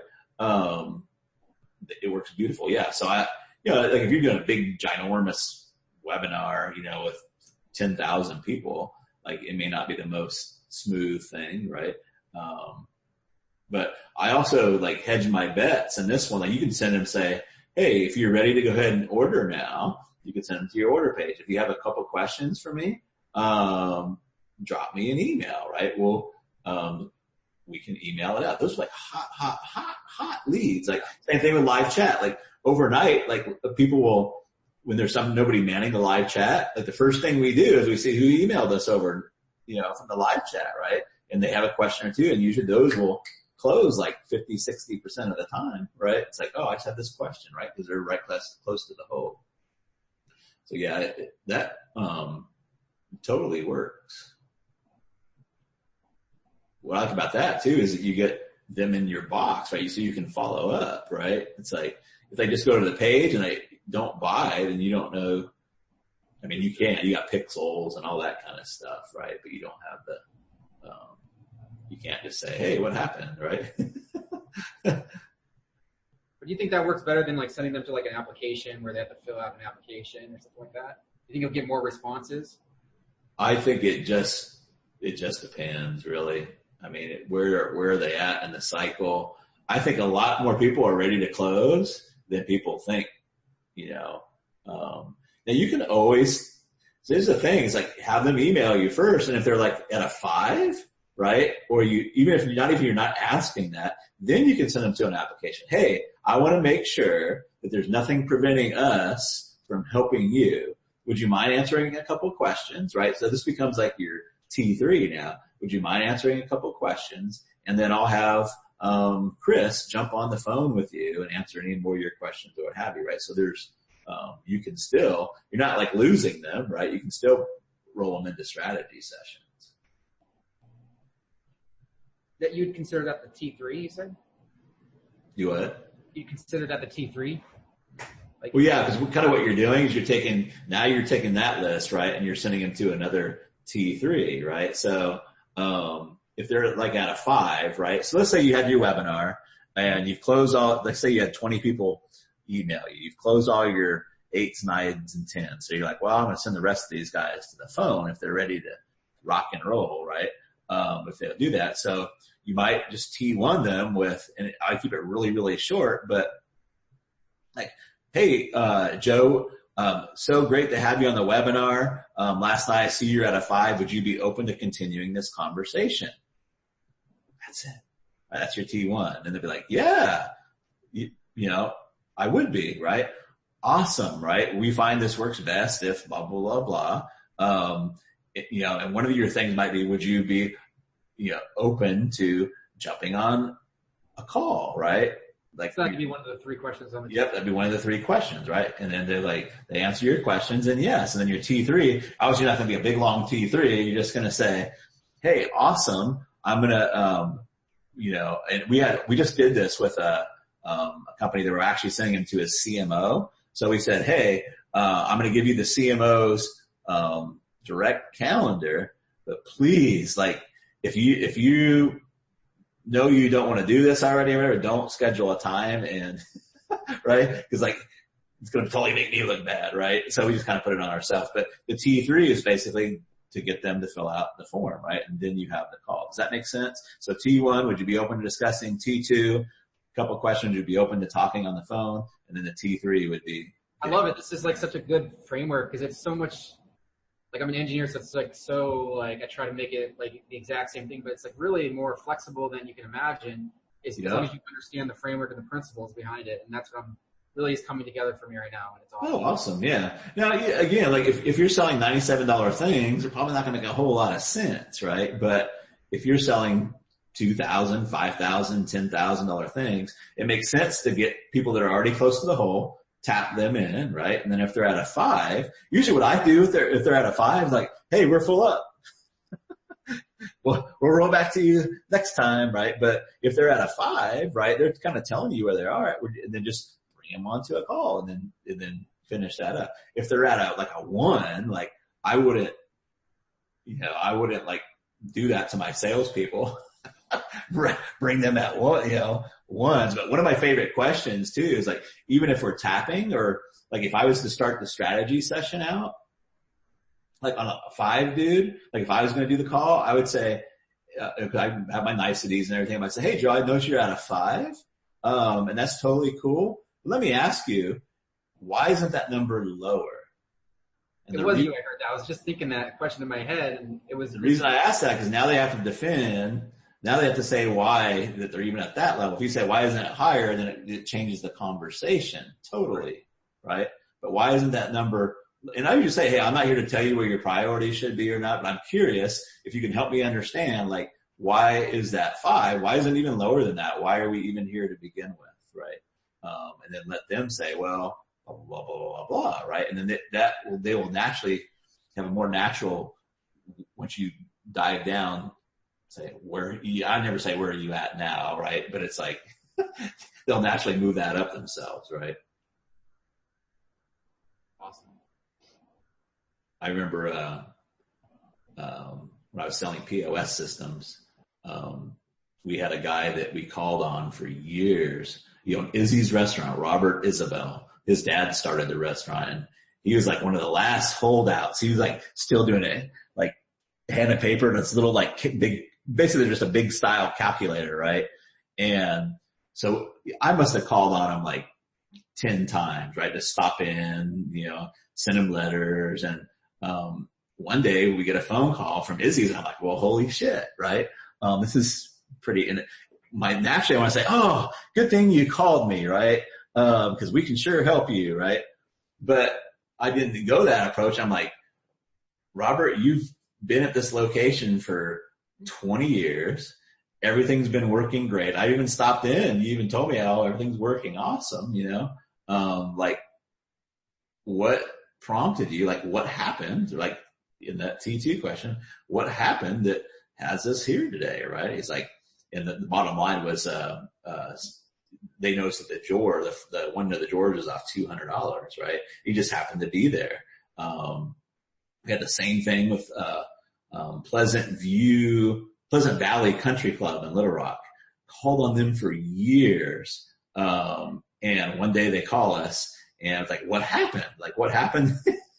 Like, what happened that had you call us, right? And he's like, this was the general manager of the club. He said, I had my daughter's wedding here, right? And if you guys don't know how a country club works, you don't pay at the time, they bill you, right? We had my daughter's wedding here. It was like a $20,000 wedding, and I never got the bill, right? Do you think I had a big leap on like what he was really in the ROI on that, right? So you get to figure out what happened. A lot of times it's just timing. Like it is just timing. So if you can figure out that timing and stuff, it makes it really powerful. But yeah, it's so flexible what you can do once you understand like what you're doing in each stage, right? Getting the right person to raise their hand, right? And then finding out if you have the right offer for them, you and them, right? If you have the right offer for them, right? And then you're like halfway, you're 3/4 of the way home. Then the rest is just kind of like the details, and it is the timing, right? And can you make the numbers work? Yeah. Even like the people like, I've had people, go through their, old webinar and attendees lists and T3M, make a bunch of money, right? And it's like, usually when we start working for clients, the first people that drop in are people they've done strategy sessions with recently. They're like, wow, we just did a strategy session with them like 2 months ago, right? Because the balls closest to the hole are going to drop in first, right? And so that's almost always the case. Understanding that golf course like changes the game. If you understand what's marketing, what's sales, and kind of how to methodically move them down, just is a complete game changer.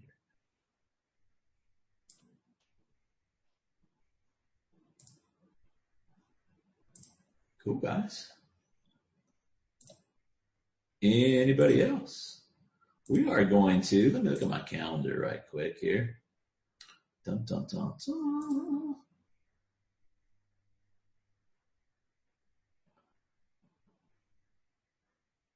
I know a lot of you still have T1s to drop. Some of you are going to be dropping T1s and starting to get responses back.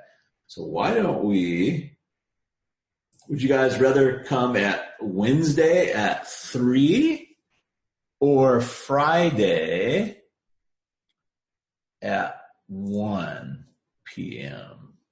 Wednesday at 3 or Friday at 1? Wednesday if you're pretty sure you're going to start dropping, we should probably come Wednesday at 3. If you guys need a little bit more time, we can come Friday at 1. Anybody? I thought from Wednesday just because of the time, but I'm cool with everybody else. Okay. Whatever you guys want to do. If you have a dog in the fight, don't just say I appreciate that, Wilton. Anybody else have a dog in the fight? Well, that was the vote that counted. Let's make it Wednesday at 3 then. So we'll do Wednesday at 3. Let me go ahead and put that on my old calendar here before I forget. 3. Is that this Wednesday or next Wednesday? This Wednesday. Yep, 2 days from today.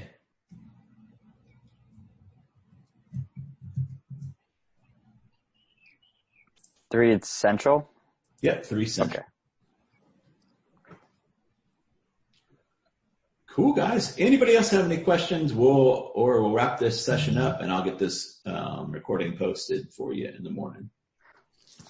I have a quick one. Okay, sure. Is just for the linking metaphors and stuff. Is there anyone that you love that does it amazingly? You're just like, go follow them just for used to it?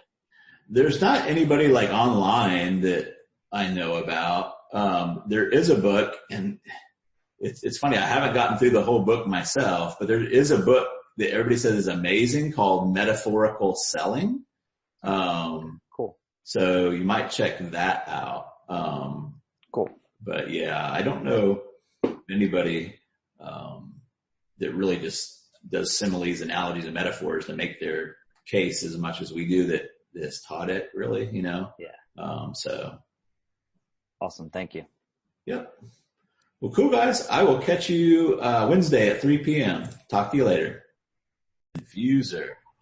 Little bit of housekeeping. I made a boo-boo, and I told you guys that we had the technical stuff. I guess we did, but we changed a lot of it. So I'm having Casey go through and give you guys the technical videos now on the Gmail. It'll be a little bit haphazard, but again, I'm putting all the links for you guys in a nice file so you'll have them. But we're just kind of sending them out hodgepodge right now. So he's showing you how to set up a Gmail and canned responses and all that kind of good stuff right now. As part of the housekeeping, in celebratory news, high five, hugs and high fives. I'm trying to make that a thing, hugs and high fives. I figure if I say it long enough, like a couple years, like it'll finally catch on, right? I used to say that a couple years ago. Oh, really? Oh, there you go. I appreciate. I stopped though, but I got you. I appreciate that. But we actually had 3 tappers tapping in sales all like from last night to this morning, but kind of interesting story on a couple of them. One of them is a tapper that paid for the course and everything, and so he's tapped in 4 or 5K sales. He's working on the 5th one. He actually has only opened up 5 spots on this one. It's kind of a guinea pig program, so great result on that. The other 2 that tapped in sales, we had one gentleman, and he posted it in public and put his name, so I don't mind talking about his name, but Mark Allen tapped in 11K sale with a 10% residual. But here's the thing. He did it off my free Facebook Live training and the free training that I have. So he actually didn't even pay for the course. So you guys should really kick more ass over that. And then the same thing, there's a girl, she posted in there, she actually works with inventors and helps them get their inventions out on the market. If you're in the $1 Million Offer Mojo, she made a little post today. She had a list of 57 people that had signed up for her webinar. I can't remember if they were just the registrants or they came or didn't, but it was 57 basically webinar registrants. She dropped some emails too. And put 2 people in at 3K from the 57 webinar registrants, which is really the biggest win for her. Is her ear. We call it cauliflower ear, right? When you have that phone up to your ear all the time, it starts getting sore, right? But she is on the phone all the time. So the big win for her, she sees light at the end of the tunnel that maybe she won't have to be on the phone quite so much, right? So that's a big win for her. So 3 people, 2 of them off of the free stuff that I gave out. So let's get it, guys. Pressure. Let's get it. Let's get it going. So no pressure at all. I understand, like, the reason why I love these Zooms, because my movers and shakers show up to them, you know. I don't get very many slackers that want to pay the $11K to come in, and B want to get this much involvement with people. So I know you guys are movers and shakers and getting stuff done. Just don't worry too much about that first T1. You can always send out another T1, right? So and kind of steer the ship from there. With that said, I wanted to give you just a little bit of a reminder as you start dropping these T1s and getting responses back about our stance. We want to have great bedside manner, but we do want to have a stance that there's at least one person lined up ready to come in, right? This stance will help you keep your responses accurate, but the general template, and you can massage this template, and you don't have to do anything that you guys don't want to do, right? We don't want to try to be convincing people to purchase, right? I know that sounds weird, right? Like, what do you mean? We don't want to, like, we can just lay out what we've got, find out what they want to do, and see if we're a good fit or not. So a really good example, we just tapped in a sale today for the company. And one of the things he didn't come out and say it, but if you read between the lines, basically he wanted to get some one-on-one phone time with our client, right? The client that's actually going to be delivering the service. Well, in this particular course, there is no promised one-on-one phone time, right? So here's our template. Basically, our template is, I understand, right? And you can change this up. I'm not saying that, don't like look at the itty bitty words, but think about the overall meaning. I understand. Here's our situation, or here's where we're at. What would you like to do? And so we can change and massage those up, right? So in this particular case, and I don't want to spend a lot of time on this, so I'm going to kind of take it a little bit out of context, but it was, hey, Harry, that's a perfectly respectable request, right? We don't want to make them wrong.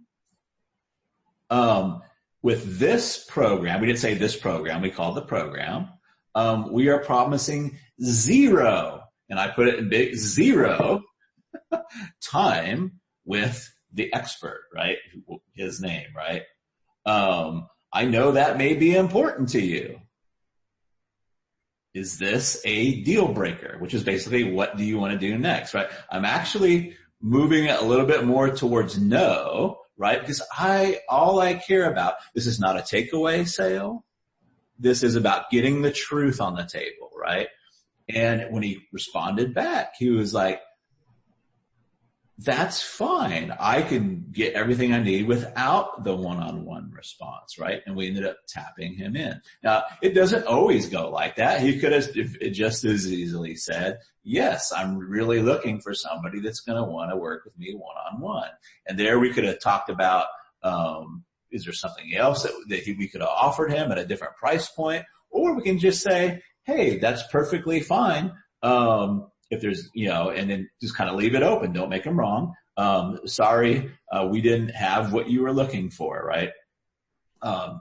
Maybe our paths will cross again in the future, right? But it's pretty much the same template. I understand, right? Here's what's going on over here. A lot of the transitions are at the same time, or on the other hand, or right now.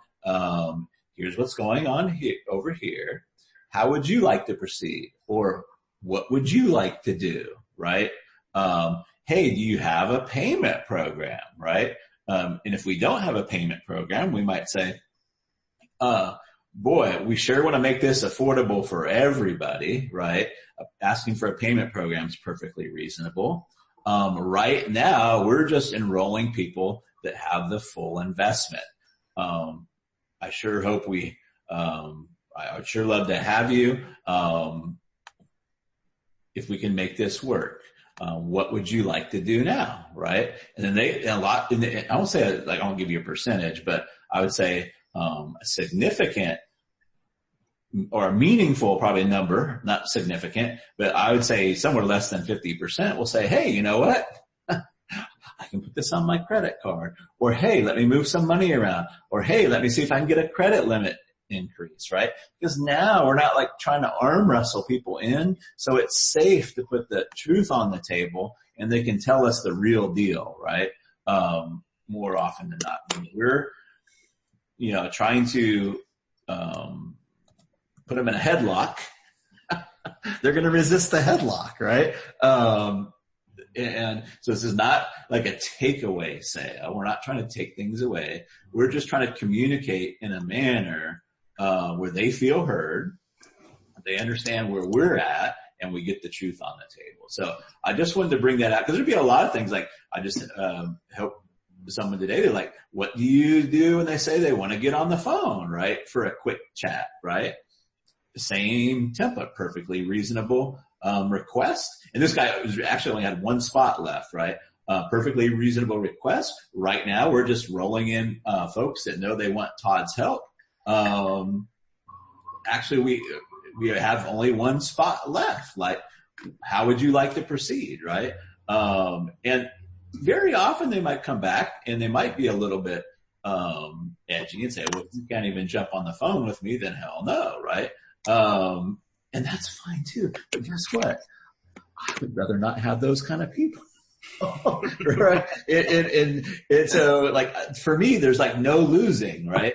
Now if I was going to be a help and you can call, I'm not saying not to get on the phone, right? You can say, hey, sure, I wouldn't mind getting on the phone, but before we do, like what specific question do you have, right? So you can qualify before they get, so I'm not just saying, no, never get on the phone, right? But make sure that it's not going to be like an hour-long thing where they're trying to get you to show them their resume and your resume and all that kind of good stuff, right? So, but I learned this template, more in relationship stuff, and working with employees and partners, right? So it actually works a lot of different places. It works in your marriage. A lot of times in the marriage, you started out with, let me be sure I understand what you're saying, right? Like if you ever want to stop an argument, those are the magic words, right? Because most arguments are, you listen to me. No, you listen to me. No, you listen to me, right? That's usually most arguments. The way you stop an argument, you say, whoa, let me make sure I'm understanding what you're saying.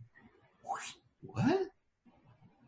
Right? And then and even if you're wrong, that gives them a point to go back, right? So, and then that doesn't mean you have to kowtow or be a doormat or any of those kind of things, right? But now you can collaborate. You can even say, what's important to you? Like, what's important to you about getting on the phone or being able to have the one-on-ones? I don't necessarily recommend that during tap sessions, right? But once you can find out, you can elicit the values, and they're always about time, identity, money, energy, reputation.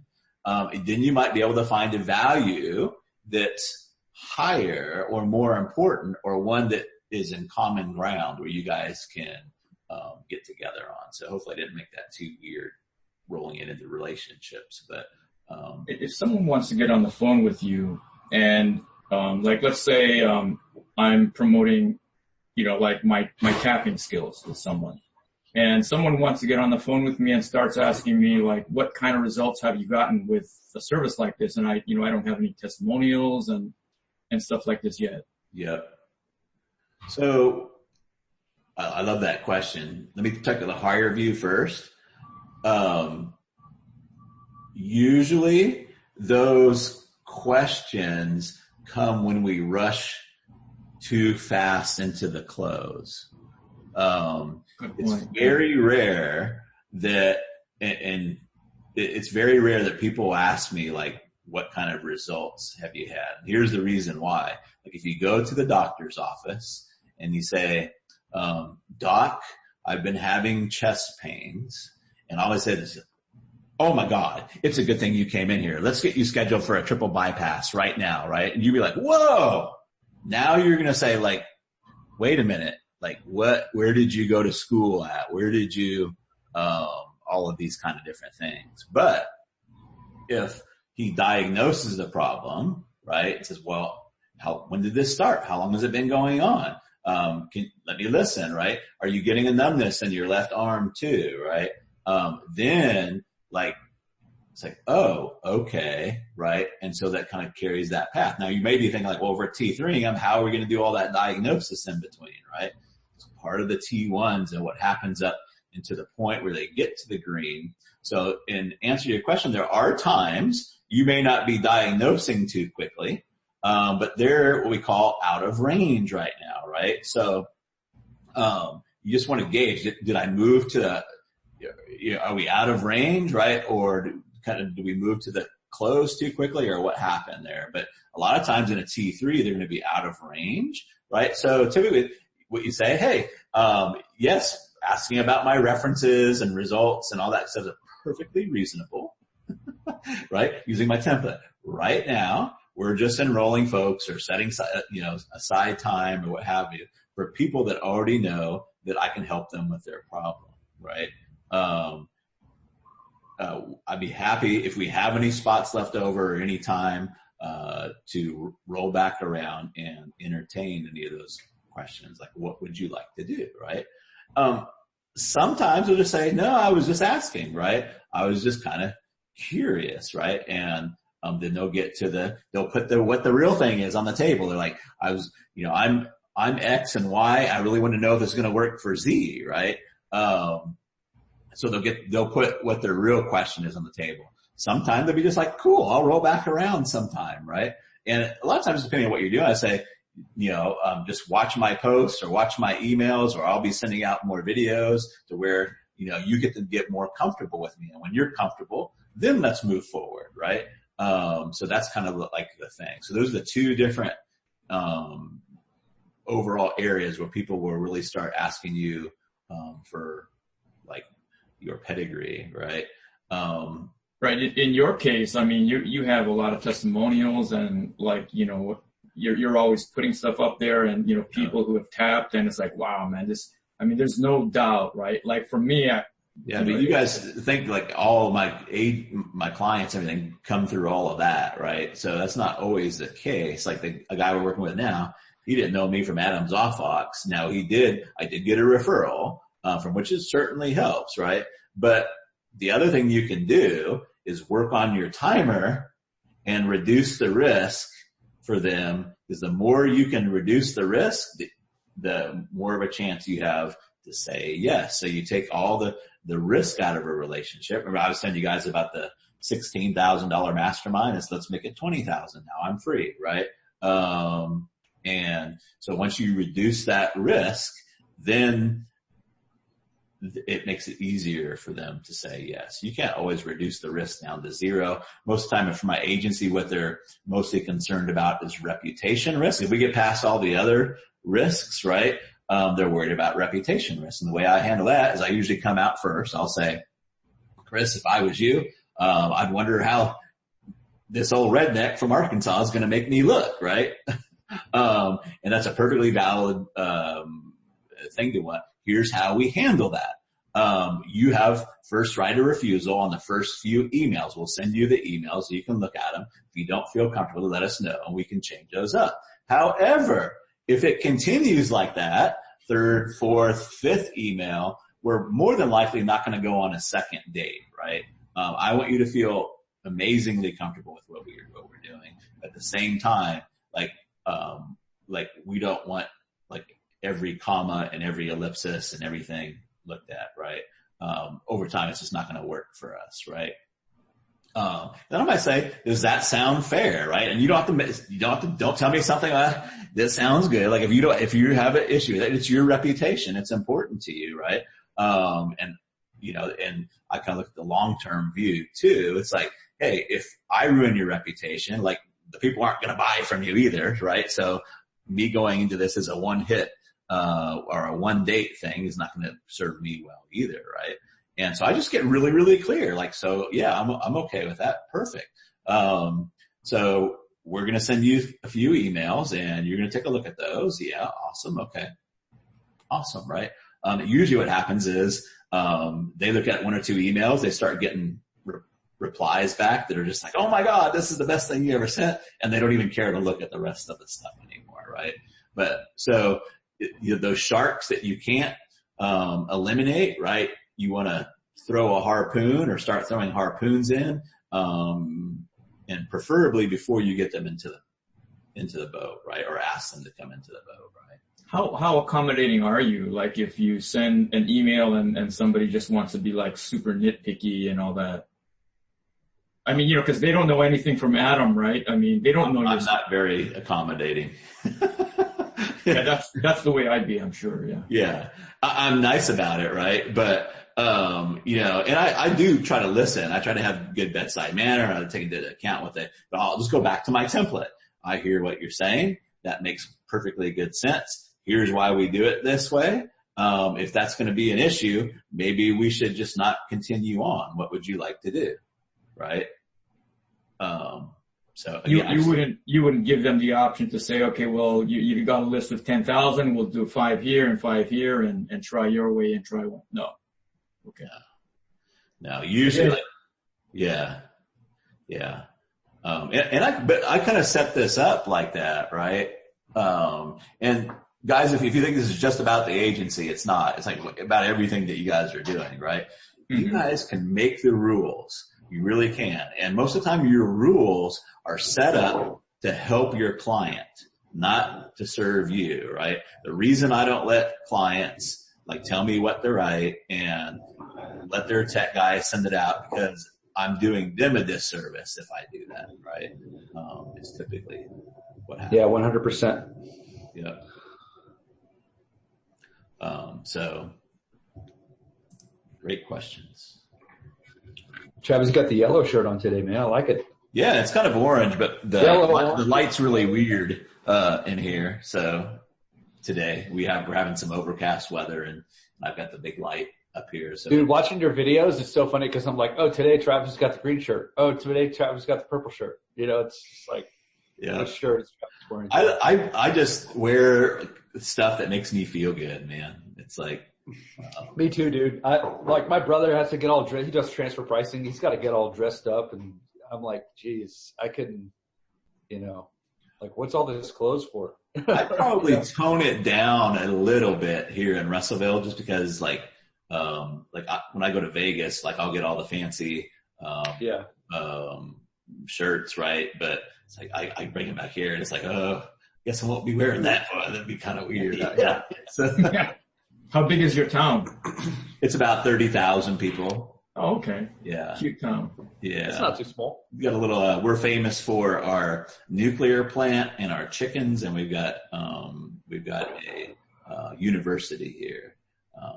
But yeah, so it freaks people out. We've got a nuke plant just down the road here. I don't ever think of anything about it now. I'm like, if anything ever happens, I won't even know it, right? It'll just, be over, right? Were you born and raised there? What was that? Were you born and raised there? No, about half my life I spent in California, and then half my life here so. Okay. Yeah.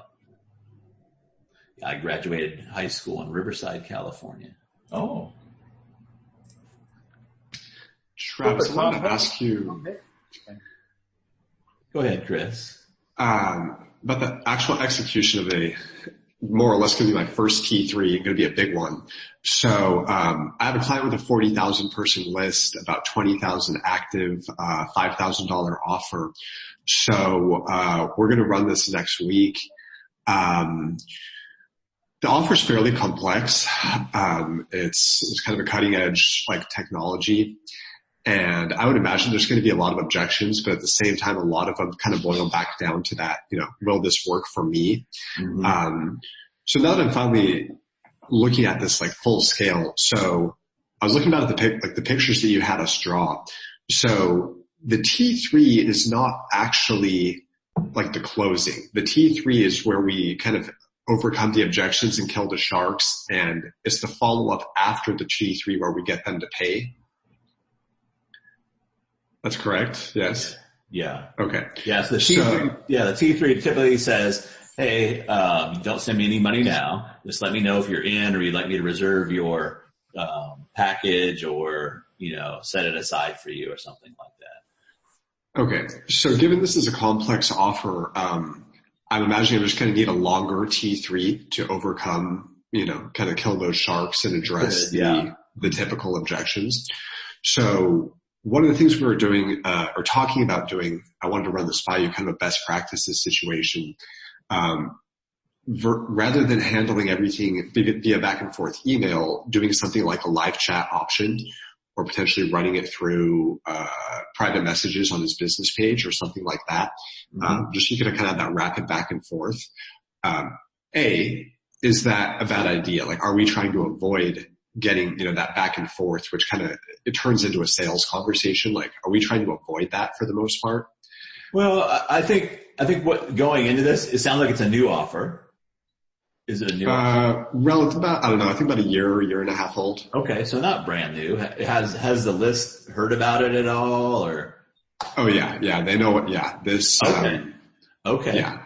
So, because there's one way you can do a T3 is, yes, you can lead them and tap people in, but sometimes what you're looking for is what is the feedback, right? Because you're really looking to dial in the offer. It's more of a dial in. So like the guy that, he's on his fourth, $5,000 sale out of 5, right? It's kind of a guinea pig offer. And I wouldn't say it's really complex, but it's more complex, right? But we got all of what's the questions and all those kind of things, right? Kind of out, right? Which now every time you get a question, you can put it in the FAQ section, right? Or you can put it inside of the T3. So I haven't, typically, had anybody go to just like a live chat, right, from the T3. I have had them go to the phone, right? But I totally think it could work. I'm just wanting to be fully transparent that we don't typically have them go to chat, only because it's more of a timing issue. It's like you send the email and like, are you going to set up a time for them to chat? Or how are you going to do that, right? Yeah.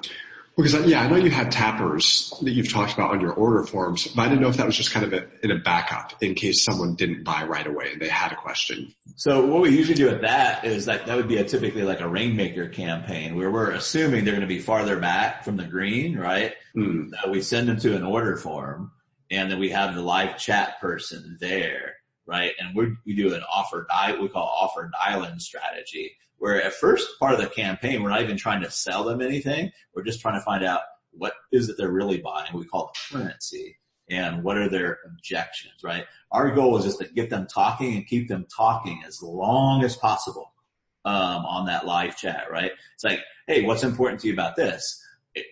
Why is that important? Great. Anything else important to you? Why is that important? So we try to get 3 or 4 criteria, and then we try to get them to rank it, right?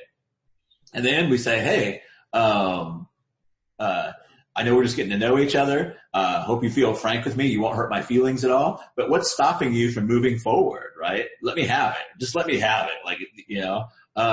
And just get that truth on the table, right? And they're like, oh, well, it's a lot of the money. It's like, wow, it seems really, really expensive. Okay. I sure appreciate you telling me that. What are you comparing that to? So I want to know what they're comparing it to, right? Because that's really valuable, right? Okay, so the money's holding you back. If money wasn't the issue, what else? You almost want to get them to say, right? Hey, there's probably something else holding you back, isn't there, Chris? Yes, there is. What is it, right? Well, I'm worried I'm not going to be technical enough, or whatever it is, right? So that's the strategy that we use with the order form. Typically the T3s, they're going to be kind of close to the green, right? Now sometimes like you'll say, oh, this person's out of range, right? So then you want to make a decision, like what do you want to do with that out of range person?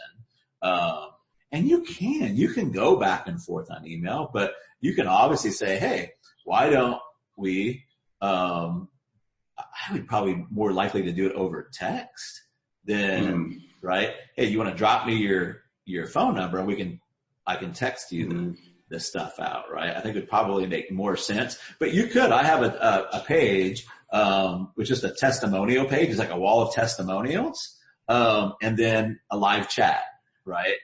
So all they sit there and look at is like testimonials, and then we're chatting, right? But the only issue is like, how are you gonna? So hey, can you chat with me right now? Here's the page, right? I'm sitting there right now, right? So if you can do that, I think that would totally work. I just haven't tried it on that level. So yeah, I was actually going to ask about that because it's not the type of thing that's sold by a sales page. Typically, it's sold over the phone.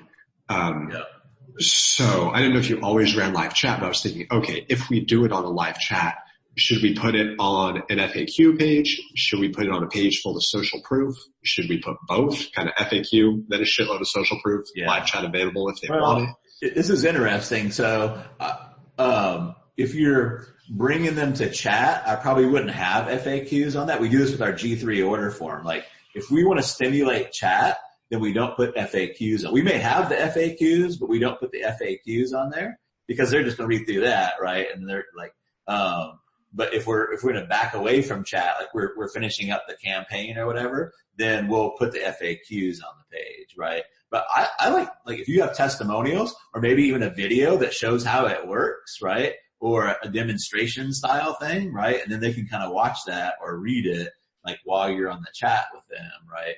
I think that would be pretty valuable. But I just want you to know that we're kind of in beta territory here. Okay, cool. Probably what I would do, and I don't know how much control and stuff you have over the offer, but most of the time when we run into this, it's because they're, this might be a SaaS or something like that, but if you can find one specific problem that it solves and offer to the solution to that and just sell that, even though they get 30 other solutions to 30 other problems, typically you have a lot better success on that, right? So I was kind of going to ask you something about that on the execution of the T1. So they've got 40,000 person list, about 20,000 of them active, 80-20, say 4,000 are super active, 1,000 are red hot. Yeah. So I was thinking about writing out 3 different T1s, splitting it between the 3 emails between like 10,000 on the list, see which one, what subject line is getting the best open rates, which T1 is getting the best responses, and then rolling that out to the whole entire list. Kind of doing some testing before we hit the hotter segments of the list. Yeah. Any thoughts on that? Yeah, I would typically like to start with the bullseye and work my way out. Which means do they have customers already, right? So I would much rather, like the other side of that story, I keep talking about this, it's fresh in my mind. This guinea pig program that he sold the 4 spots at $5K, he got 5 openings, is only a list of 320 people. Mm-hmm. But if they're customers, they're past customers, right? Mm-hmm. So, like if he has any kind of past customers at all, I call it the ripe fruit strategy. Start with the ripest fruit first and then work your way back. But I like that for testing as well, right? So start with the more engaged, or they bought something and they got a result, or they bought something, or they were close to buying something, and then you just work your way back. Then you work your way backwards, right? And get it dialed in with because if the people that have already dropped through the hole once won't buy it, no way in hell somebody who hasn't bought's probably not going to buy it. Does that make sense? Yeah, I get what you're saying. The nature of their offer, it's like either they bought once, it's continuity, high ticket continuity. They bought once and they're still in, or they bought once and didn't work out and they're probably never coming back. So selling to their past customer list, I don't really see that happening. Now, are you basing that off of data or just a feeling? I'm making an assumption. I'd have to run it by him. Yeah, I mean, you have to make assumptions sometimes, but you can be really, really shocked sometimes, right? So I always like to drop off of test off of data, and like put my assumptions aside sometimes. Because a lot of times people, do things like when I went from 2K to 42K, like I'm like, hell no, that's never gonna, my monkey mind's like, that ain't never gonna work. What do you think? Are you crazy? Right? But it did, right? So I'm not saying your assumption's not correct, but just your biggest breakthroughs, like, if you ever study any of Eli Goldrat's stuff, old 70s, probably one of the best, systems thinkers. He started out in plants and then he started taking it to marketing. But every conflict we have, every problem that we haven't been able to solve, it almost always comes back to an assumption that we are stating to be true that is not, right? So I'm very, very, very, very careful to just label 95% or more of my assumptions complete and utter bullshit. And it's really, really helped me make breakthroughs. I mean, we're here because like I had a mentor, like I was going to put some more salespeople on my team. I'm like, wouldn't it be really cool? Like if we could just run the emails for people and close them too. And my mentor said like, dude, you don't want to do that, man. Like I've already managed salespeople, right? And it's like, it's a nightmare managing salespeople, all the stuff. And I'm like, so that got me like, how can I like sell bigger ticket stuff without the phone, right? Because I had that assumption like it couldn't happen, right? But moving past that and figuring that out is what was the big breakthrough. So anyways, spent a lot of time on that, but yeah, like I would just go closer, like the warmer the better. If your only choice is to segment off 10,000, that could definitely be a way to approach it.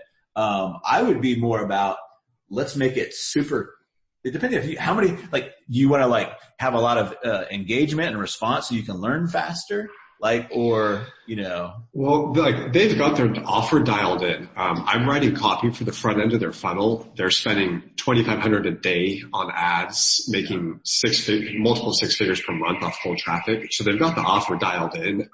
I wrote their most successful ad, so I already know what the major pain points in this market are. So my guess would be, just based off of experience, but still an assumption, that you have a lot of people that are way closer to the hole than you probably imagine. Yeah, probably. Yeah, I would say so.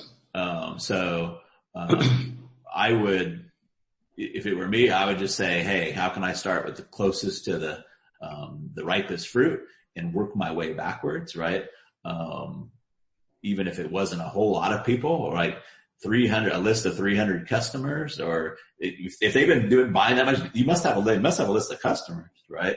Yeah, for sure. Yeah. And, you know, just because, maybe people aren't reaching out afterward or something, don't just assume. They're still going to be better. They're going to be warmer than the people that are prospects, right? So I would just test those out first, right? And see how that goes and work my way back.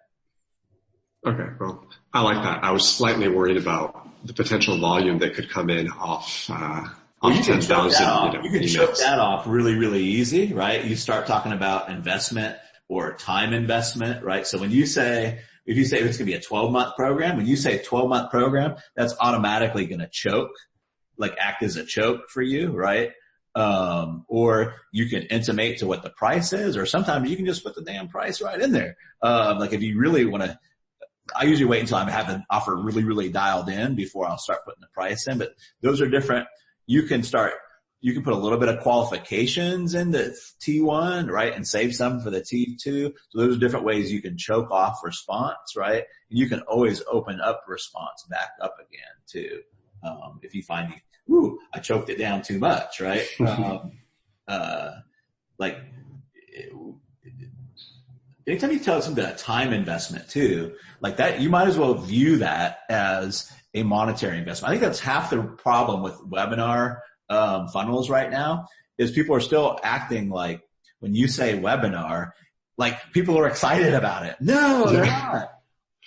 The second you say webinar, you better sell that just like you're asking them for $100 or $200. It takes that amount of sales effort to get somebody to want to spend an hour and a half or 2 hours, especially in the replay. So you really have to sell the crap out of that webinar, right? To get them to come. People are still acting like it's 2005 or 4 when everybody like, oh, look at these. That is true in some markets, right? There's some markets like maybe the inventors market or the dietitian market where they're just not used to seeing webinars. I remember, the girl that cuts my hair, actually saw one of my clients' webinar. She said, oh, it's so cool. It was so awesome. Like, I've never seen anything like that. It was just amazing, So there are markets where it's still, brand new stuff, right? But yeah, the big thing is like, for me, and again, like, maybe I should be more analytical sometimes. I just like, let's give it a push and see where it goes, right? And then we'll move and steer from that point. So. Okay, cool. Thank you. I will definitely let you guys know how the campaign goes. Yeah, that's great, man. Those are amazing questions. I thank you for asking those. Hey, Travis. Hey, man. Hey, bud. I'm having trouble writing a T3 for one of my clients and dialing that offer in. What exactly should I say? Okay. Can you maybe help me walk through that a little bit? Yep. Let me give you some aerial stuff that's usually the trouble with doing that. And that's not knowing exactly who you're talking to.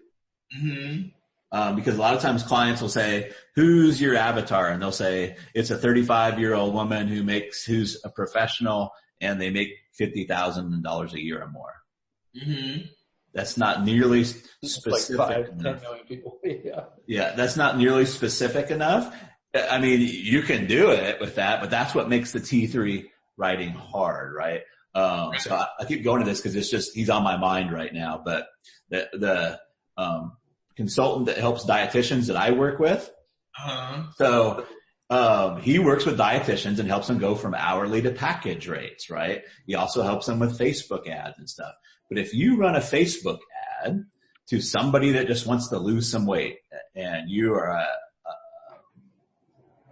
RDN, a registered dietary nutritionist or something like that, right?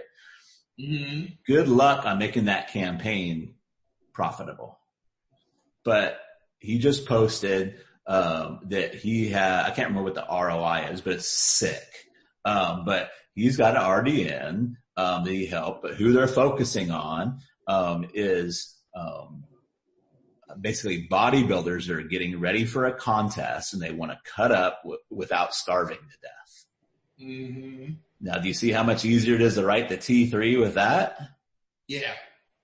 So typically that's the problem, right? So the way I solve that problem when I'm working in a client agency capacity is I get the client on the phone and I say, tell me about somebody and I want a name, like tell me about somebody that you've gotten a result for. And then I try to ask them as many questions about that person, right? Like what, why did they come to you? What were they doing? And then if we can get through that, I try to give me another one. If I can get them to give me about 3 or 4 of those kind of people, I can usually pick out similarities between them that they've never picked out before. Got you. And so that helped. Once you have those, the T3 almost writes itself. Mm-hmm. Otherwise, the T3 is really, really hard to write. Got it. I don't know, if that's going to be exactly the help that you're looking for. The other thing that I can say will really help is to pick the 1, 2, and at most 3 things of the present pains that they actually can help solve, right? A hammer can do 1,001 different things. Right. So pick the 1, 2, at the most 3 things. The one is the best, right? If you could just say, here's the issue, here's how we're going to solve it in 3 days or 6 days, or help you solve it, right? That'll make for a much shorter T3, and a much more, converting T3, right? Going back to that dietitian thing, right? Hey, the only thing I help you solve is how to get, to, I don't know what a competition body fat is, so I'm just making some bullshit up, but get to a 4% body fat, right? Without you starving to death, and do it within a certain time frame. That's all we do. So would eliminating strained family relationships or improving strained family relationships, is that too broad? Because it could be like the wife or the kids or both. Yeah.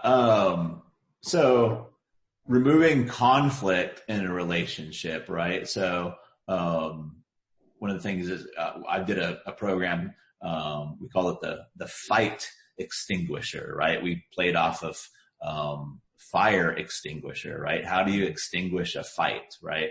Now, so that was a specific thing, how to, stop fights, right? But of course it could be applied to other relationships, right? But the thing we do, regardless of what relationship is how do you stop the fights? Now, of course, a lot of the times, those fights, really was the important ones with either kids, right? With teenagers or with the spouse.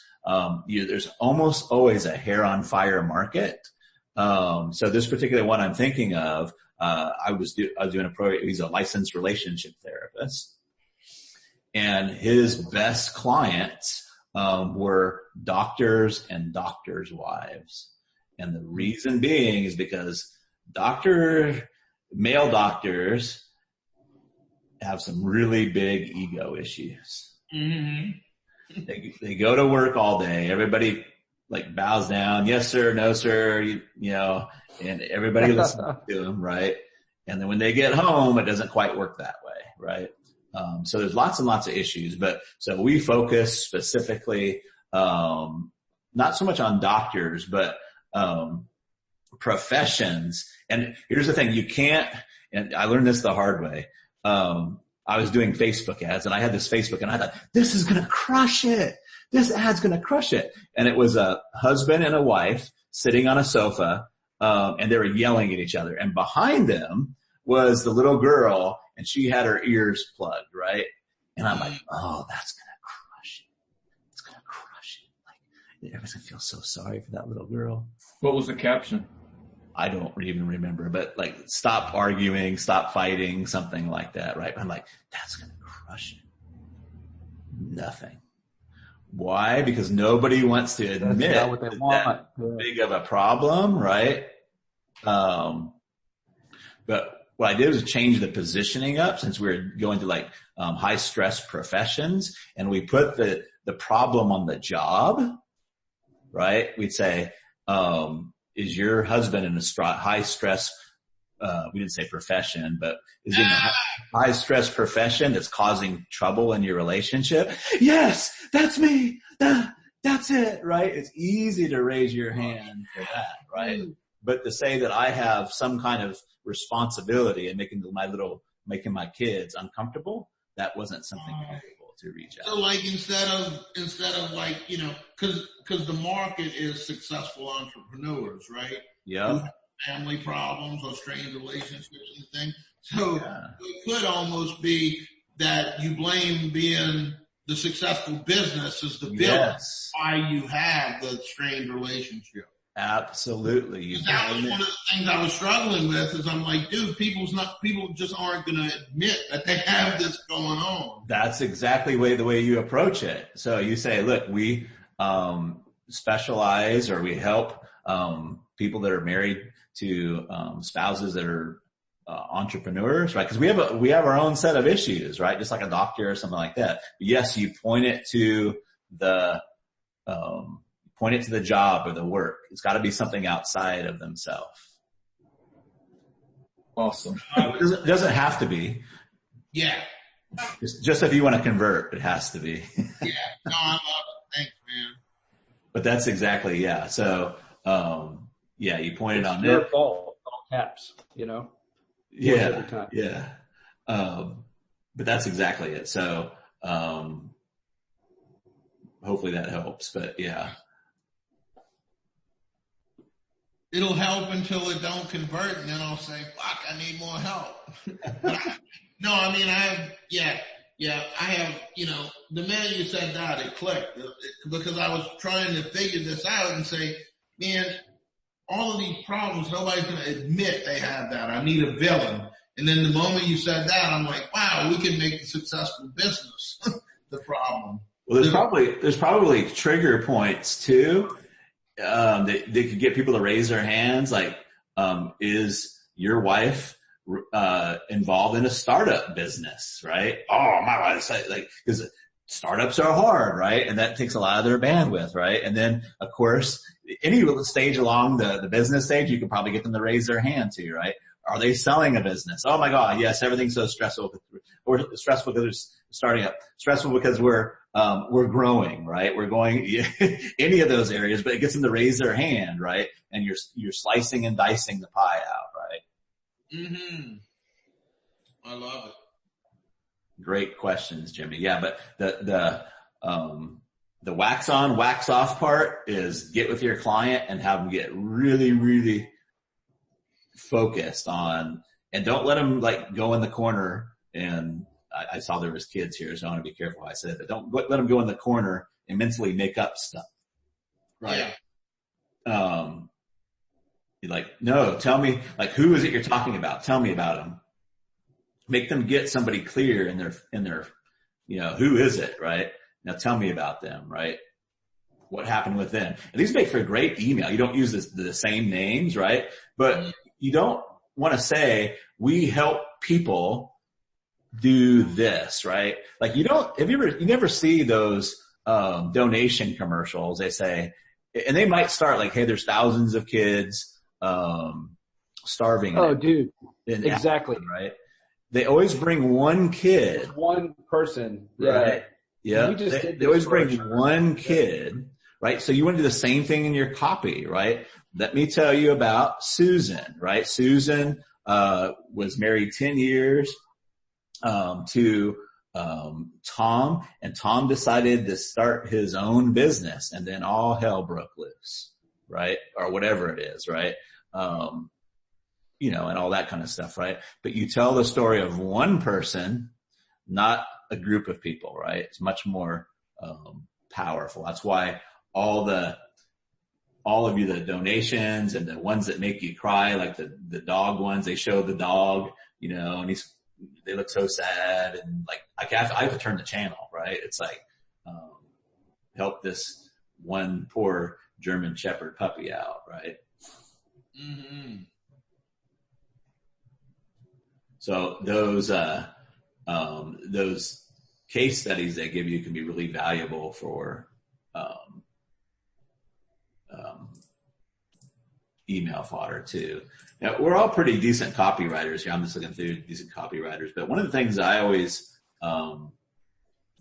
think of is my Hell and Heaven Island, right? Mm-hmm. So they're on Hell Island. Pat is on Hell Island. They want to get to Heaven Island. What's stopping them, right? Why can't they get over this?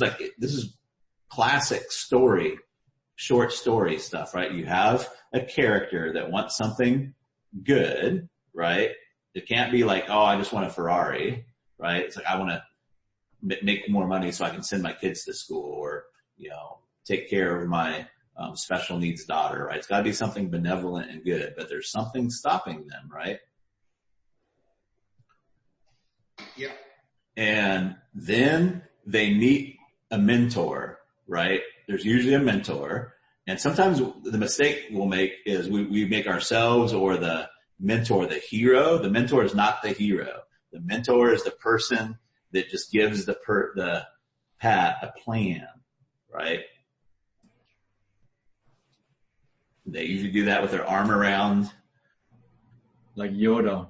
Yeah, dude, you so have it, right? So sometimes when I'm doing intake calls with my clients, I'll explain that. So we want to pretend like your client is Luke, right? And like, so what's Luke's Darth Vader? Like, because Darth Vader is the epitome or the symbolization of evil, right? Like, it's what's stopping them. So what's Luke's Darth Vader, right? And then Luke meets Obi-Wan Kenobi, right? And Obi-Wan Kenobi gives him a plan, right? It's simple. The plan has to be simple. And his plan is use the Force, right? Now, Luke just doesn't hear that, and all of a sudden it's the end of the movie, right? There's always some trials and tribulations, right? First he's got to get the lightsaber and use the orb, and he's got to get comfortable that the Force is actually the right plan to get him from hell over to heaven, right? But these are the kind of things I think about as I'm like telling the story, right? And bringing this all together. The Hell Island, Heaven Island, what's stopping them, and the bridge, right? But then you have the mentor, right? Or whatever it is, it gives that person a simple plan. And if you can't say the simple plan in like a sentence or two, it's probably not very simple, right? If you can point to it too, it's going to work a lot better. Right? Would you like to come work in Washington, Travis? What was that? We need some people in Washington like you, Yeah. Yeah. Well, don't even get me started. Like, there's a couple of openings. Don't get me started because like I'm fascinated from the marketing aspect of politics, right? And how Trump got into office, and he had it on. He could point fingers to everything, right? Yeah. Well, it's deflect, right? Deflect. And, common enemy. There's a lot there, but. Yeah. And again, I don't want to make this political, but you can point to a wall, right? You could point to someone else and blame them, and the Democrats do it, not as well, but. Yeah. So I want to get off of this topic as quickly as possible, but yes. So those are the kind of the things, right? That I kind of walk my own clients through or myself through too. And I don't like to do it just like me in a corner. Like I want to go see the conversations, right? Go to the Facebook groups or go through your strategy sessions or get somebody, heaven forbid, on a phone call or a Zoom, right? And just grill the crap out of them, right? And like, so what's hell like? You don't say what's hell like, but why are you still stuck? What is it you think you need? Like, what have you tried, right? Why didn't that work for you, right? What if you had this? Oh, those kind of things, right? Dude, yeah, I used it today. It was a small thing. It was a small, sort of like tea in the hole. He was like, "Can I have some of your time?" And I was like, "I usually don't do that." But I was like, "All right, let's charge him, pay for some ads or something." But I was like, what's changed since, what's different that you're trying this, right? Because he was like, "I want to do this with my funnel and my, whatever." And I just kind of took him through the process, like I kind of I led him through the Primrose path kind of with your questions was, what's changed, what's happening or what's different that you're trying this. And I didn't say anything. He just kept typing, that was the best. I was actually talking with someone else on the other chat window and I like sort of wasn't paying attention. I was like, he'll do what he needs to do. Right. And so that's sort of what happened. Like he just kept talking and kept typing. And I was like, okay. And I was like, I don't have a lot of time right now, which is true. But I was like, if you would like me to do this for you, then here's the deal. And I'd love to help you. And I was like, does that make sense? And he's like, yeah. And so, but like it was staged and it works, That's amazing, dude. Yeah. One of my tricks, if you will, that's so simple but powerful is just being a parrot. And they say, if they say, I'm stuck because of complexity, I'll be like, complexity? ? And then they'll come back in, right? And then I'll find something, and sometimes I'll paraphrase so they know I'm with them, right? So, right. But a lot of times if you don't know what to say, just repeat the last thing they told you with a question mark and they'll fill in more. No, yeah. I mean, I'm looking at the thing right now and basically you know, he just,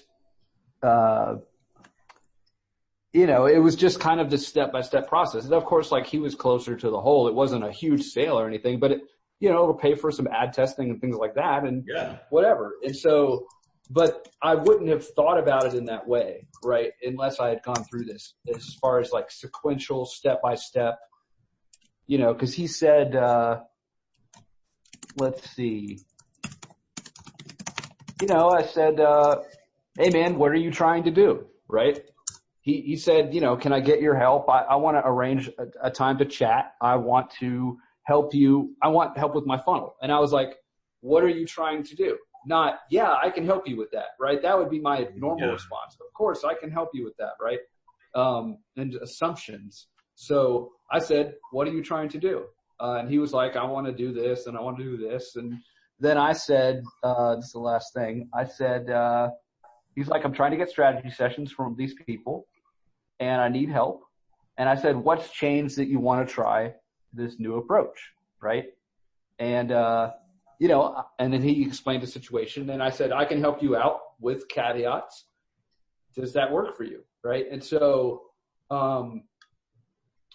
it was easy, you know? Yeah, that's awesome, dude. And of course they're not always going to be like that. It's going to, I think that the key thing is like to set it up in the I call it the checkpoints, right? So you bow out gently anywhere near the conversation that you can, as quickly from the conversation you can as when it goes not wrong, but the way that you don't think it's going to end up closing, right? Just a little tip that's really helped me out is like, if I don't have anything officially open, I just come out and say that. Like somebody will reach out and say, hey, I don't have anything officially open. But would you mind if I ask you some questions? And then if it makes sense, maybe we can do something special for you. Right. You're like, okay, right. So that kind of leaves you an opening, right? But yeah, get them talking about their problems, right? And then basically it's like, do you want to do something about them? Like, is now the time, right? Yes, now's the time. Am I the guy to help you? Yep. How come? Right? Boom, boom, boom. Okay. Well. Yeah, and we didn't go that deep. I get that. He'd already kind of, he said, that's why I reached out to you. And I'm like, okay, cool. But yeah, man, changing my frame about it. Yeah. You know? Sometimes you don't have to go that deep because they're close to the hole, right? So. Exactly. All you need to know is like, can I help this dude or not? As soon as you know you can help them, right? If they're close to the hole, and you say, yeah, I can totally help you with that. Would it make sense for us to do something special for you? Seeing as I don't have anything open right now, right? Yeah, well, here's what I'm thinking, right? Or whatever it is. But yeah, totally, yeah. That's awesome. Travis, there's something you did with the Tapper offer, and I would love to understand the thinking behind it. So I have a client and they sell systems where you can, you know, systems for fulfillment, systems for basically everything apart from marketing. So it's a kind of an offer where, similar to the Tapper offer, it's something a lot of entrepreneurs need. How do you craft an offer which is very specific to where it points? However, it's an offer which can be for service providers. It can be for people who've done with you offers. It can be for business owners, if you see the thinking. Yeah. So because I'm looking for a symptom, right? I'm looking for a symptom, and that symptom is typically going to be, there's usually like more symptoms for a common problem, right? But talking about the problem is not nearly as effective as talking about the symptom, right? So, a symptom, and again, I just didn't like figure this out and it all worked beautifully, but I just listened, right? Oh my gosh, I want to get off the phone. That was a big symptom, right? Are you on the phone? Some people don't want to get off the phone. I'm totally cool with that. I'm not trying to convince people to get off the phone, right? Yeah. Or some people don't want to have 3 salespeople, right? Because all the drama there, and you know, so those are the symptoms, right? But then once I understand the symptom, then I will slice and dice and just call out, right? Those things, just like we're talking with Jimmy with the conflict, right? in high stress professions, right? So, we can call it out with doctors. We can call it out with, CEOs or business people, right? And that specialization or nichification, I guess, once you find the symptom, then it can apply to different people, right? So I don't know if that helps you. Beautiful. Yeah. Awesome. So it's just finding the common symptom, and then you just call out anyone who would have this same kind of thing. Yep. Yeah. And the real thing is, like, here's the unsexy part. Like, the real core problem that most of the people that I work with have, that I would never start out with, is they don't have enough average customer value. That's the core problem. And I'm facetious when I say this because it's a little bit overly extreme, but adding more customer value solves all business problems. Can't advertise, not enough average customer value. Can't hire somebody to, do whatever for you. You don't have enough average customer value, right? But it's not I'm not going to start an offer. Hey, let's fix your average customer value problems, because nobody is there yet, right? Eli Goldratt, though, is part of it. So he calls all these symptoms UDIs. Which stands for UDE, which is undesirable effects. But most of the undesirable effects in our business and in our lives have one core problem that we refuse to solve. Yeah. For one reason or another. And usually the reason we refuse to solve them, like I was explaining to Chris, is there's an assumption that we're making that's not true. Once we can uncover the assumption, the problem dissolves and all the undesirable effects go away. But the way the human mind usually works is they're trying to put out all the fires, right? They're trying to chase down all the undesirable effects and solve these undesirable effects. And it's like a game of whack-a-mole. As soon as I get one down, another one pops up, right? But to help them, I can't really... It's not as effective for me to say, hey, you know what your real problem is? You don't have enough average customer value. Solve that and you solve all your business problems. Right? Yeah. My strategy with this guy is I was going more for, so there's a T1 where I'm just putting people into the group, and there I'm going to do like the questionnaire. So what industry are you in? What's your business? Blah, blah, blah, blah. So I know I can get a good tally of everyone. And then from there, I would just start bang, bang, bang, bang. Because with the people already in the group, I was thinking just a very direct T1 and just see who's very close to the hole and then take it from there. Yeah, absolutely. Yeah. And you know, like your, people that you work with, right? So part of my best market research is what I'm doing right here. I'm actually working with you guys. I'm seeing where you guys get stuck. I'm seeing where you guys are at, in the business, right? So not to be using you guys, but all this stuff, it's like getting involved, right, is the best marketing that you could ever have, right? That you can feed back. Most of the challenge, I think, a lot of times, is that, again, I keep bringing it up and up and up, but we go into a corner and we do too much mental gyrations. Yeah. Right? Whereas if we'd actually get out in the marketplace, right, and look at people and see where they're getting, we're like, oh my God, there's the problem right there, right? Is like I didn't come up with this business story, but he was telling one of the sales books called written by Jeff Birch, Psychology. I think it's called The Psychology of Selling or Persuasion. He's never made it famous, but I think it's one of the most simple explanations of what selling really, really is. I think he was a British fella too. But he tells a story about this hardware store. And a farmer runs in real quick and says, I need your strongest nails that you make, right? And the clerk, instead of asking him any questions, just goes back to the back and he drops in this big wad of nails, big box of nails, and the farmer looks at it and looks at the price tag and he's like, I don't remember what the price was, but he's like, it was something outrageous for him. He's like, $35 for a box of nails, right? It's like, you know, it was just like crazy, right? But he said, you take another clerk, right? The guy comes running in, says, he's like, really, I need your biggest box of nails, right? I need your strongest box of nails. And the guy would pause for a minute, right? And say, wow, it seems like you're really in a rush. Like you have an urgent need for this. What's going on?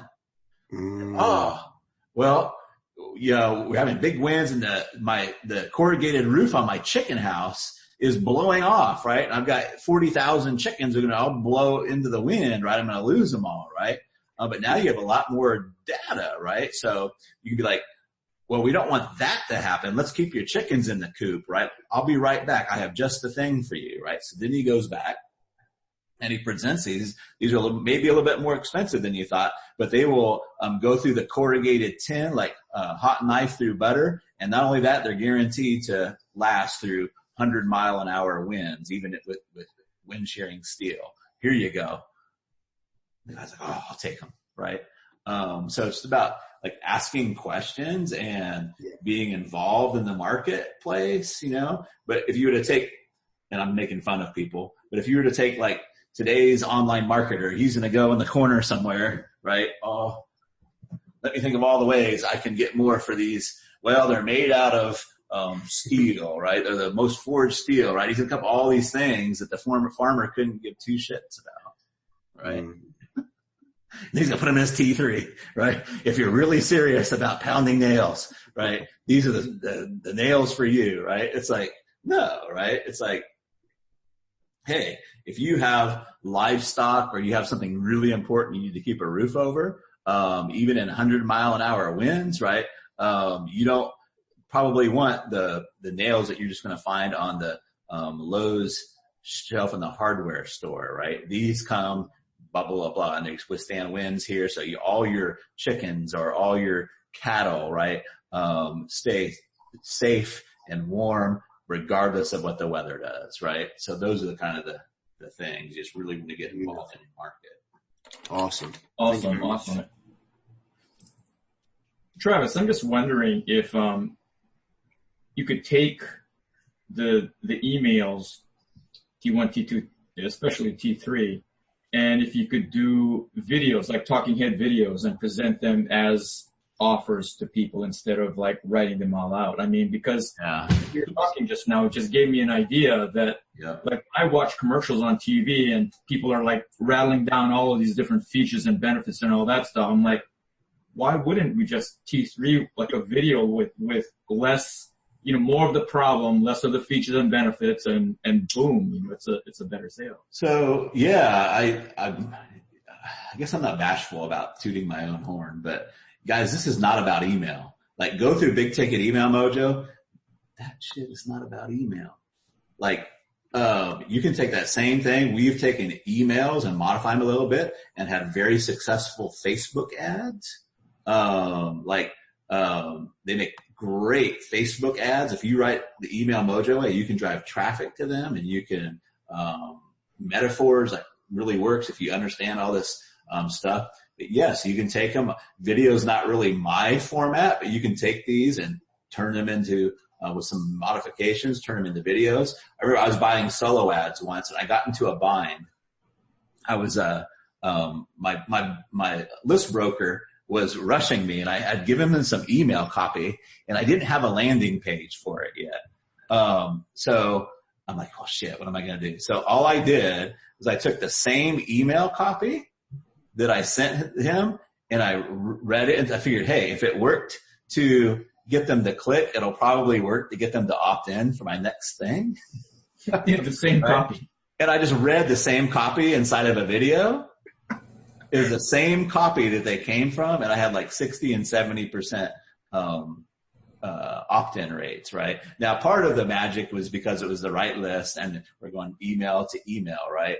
But I was just like, I don't know that it won't work, right? So I just read basically that email, and it had like an ugly background on it and stuff like that, right? I just read that email in there and then had them opt in for the next thing, right? You were doing it as video, talking head video.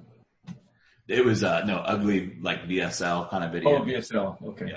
Yeah. But it was only like 3 minutes long, cause I just read the email copy, right?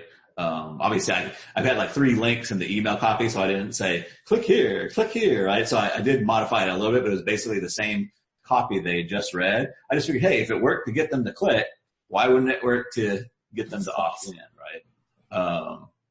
But yeah, like, there used to be a guy, gosh, what was his name? He was doing a whole bunch of Facebook ads for a while. They're really good. He had some really amazing copy. Something Dan. I can't remember now, but like it was just like Email Mojo copy, right? It was just like a really long email, and you read through the copy, and he kills all the sharks and like all that stuff. And at the end, he's like, is that Brad Campbell? What was that? Brad Campbell. Brad's ads. Brad's ads. Yes, Brad's ads. Yes, it was Brad's ads. But it was just like Email Mojo copy, right? He killed all the objections before you ever got to the page. Like, hey, I have this dirt ugly page over there. If you don't like to opt in for stuff, I get it, but here's some of the cool things I have waiting for you if you can get past it, right? And it was just like, it was awesome, right? It was just basically, we studied that.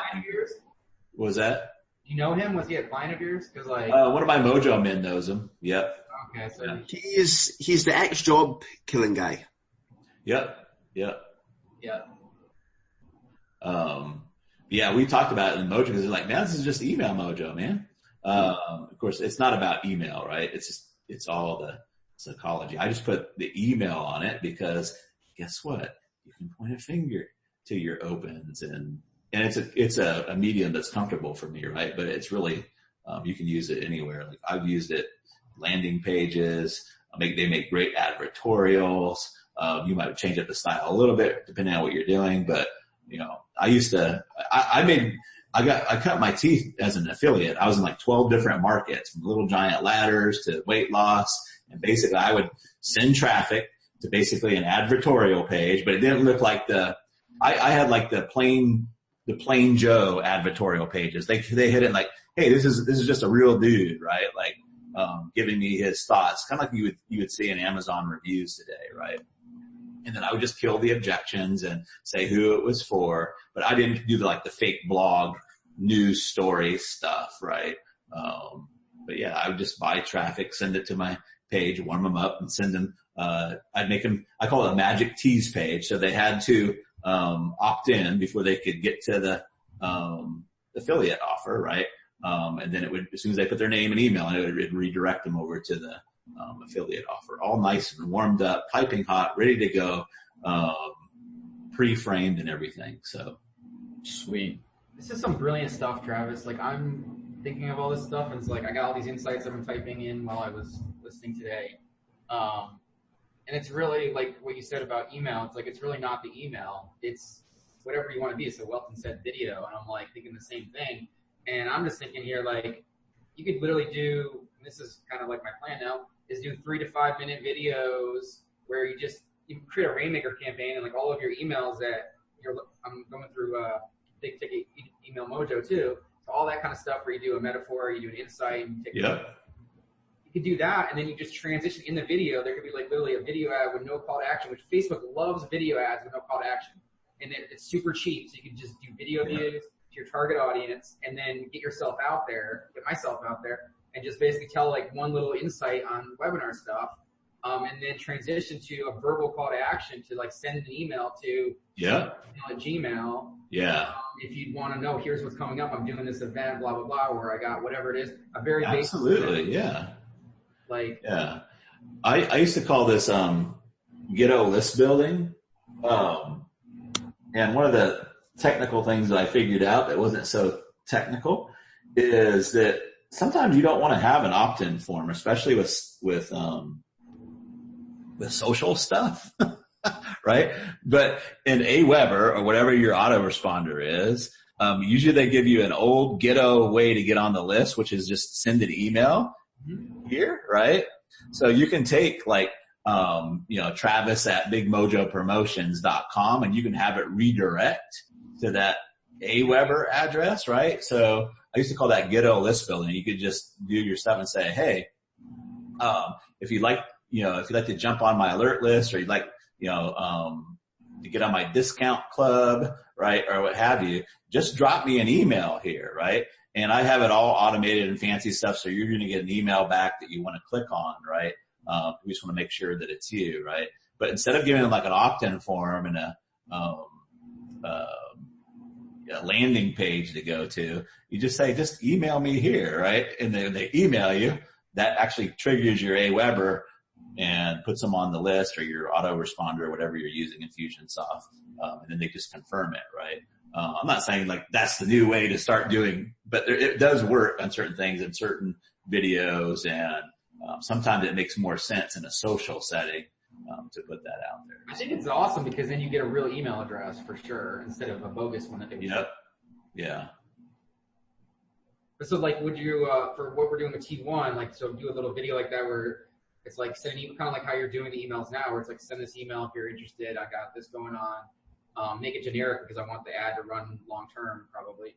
But then send like a T2 like right away in the confirmation email basically, and then ask. Yeah, absolutely. My inbox after that, and I can. Yep. Yeah, totally.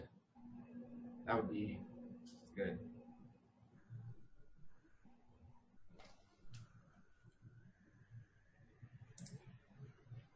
Awesome, guys. While people are still here, just so we know, our next call will be Monday at 3 p.m. Central.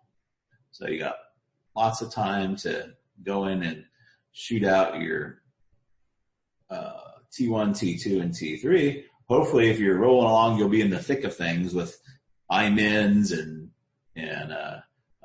people that got T3s that aren't responding back. I usually call that when the shit hits the fan meeting, right? Everything goes well till you get punched in the face. But that's when it kind of gets fun, right? But Monday, 3 p.m. Central, we'll come back here and do this again. Yeah, this is good stuff, man. It's awesome. Thank you. Hey, Travis. Hey, Rebecca. Hi, I have a quick question for you. And this might be one that, I mean, I know it's totally relative, but just for your own tracking, like if you get to the T3, do you track like, okay, if I have 20 T3s out there, how many of them usually close? It's a great question. So, across the board, what we have after we kind of get something dialed in, we are closing 8% to 10% of everybody that gets a T3. Those are from like 2K offers on up to we're out like 40K is about what we're doing like a lot of, but but so I've done a couple of 50 and a couple of 60s, but I don't have enough data on that. But yeah, it's seeming like the price points really don't matter when it's more about getting the right people and getting them qualified, right, with a specific thing that you're doing, a specific problem that you're solving. Now they're just not cutting us a check for 40 grand. It's usually on a payment program, right? Or something like that. So I want to just make they're not just cutting us a check for 40 grand. But yeah, I would say once you kind of have it dialed in 8% to 10% of everybody that gets a T3, it's probably something, good to shoot for. Now here's where we kind of run into some fun, challenges. We have one right now. So we have, a $20,000 offer that's converting at 20% once they get the T3, which is amazing. Problem we're having is on the T2, we're getting about a 90% drop-off rate. So that can be for various reasons, but right now what we want is people that have one product up on Amazon with at least 20 sales a day. Usually when people go quiet on the T2, it's because they're not qualifying, right?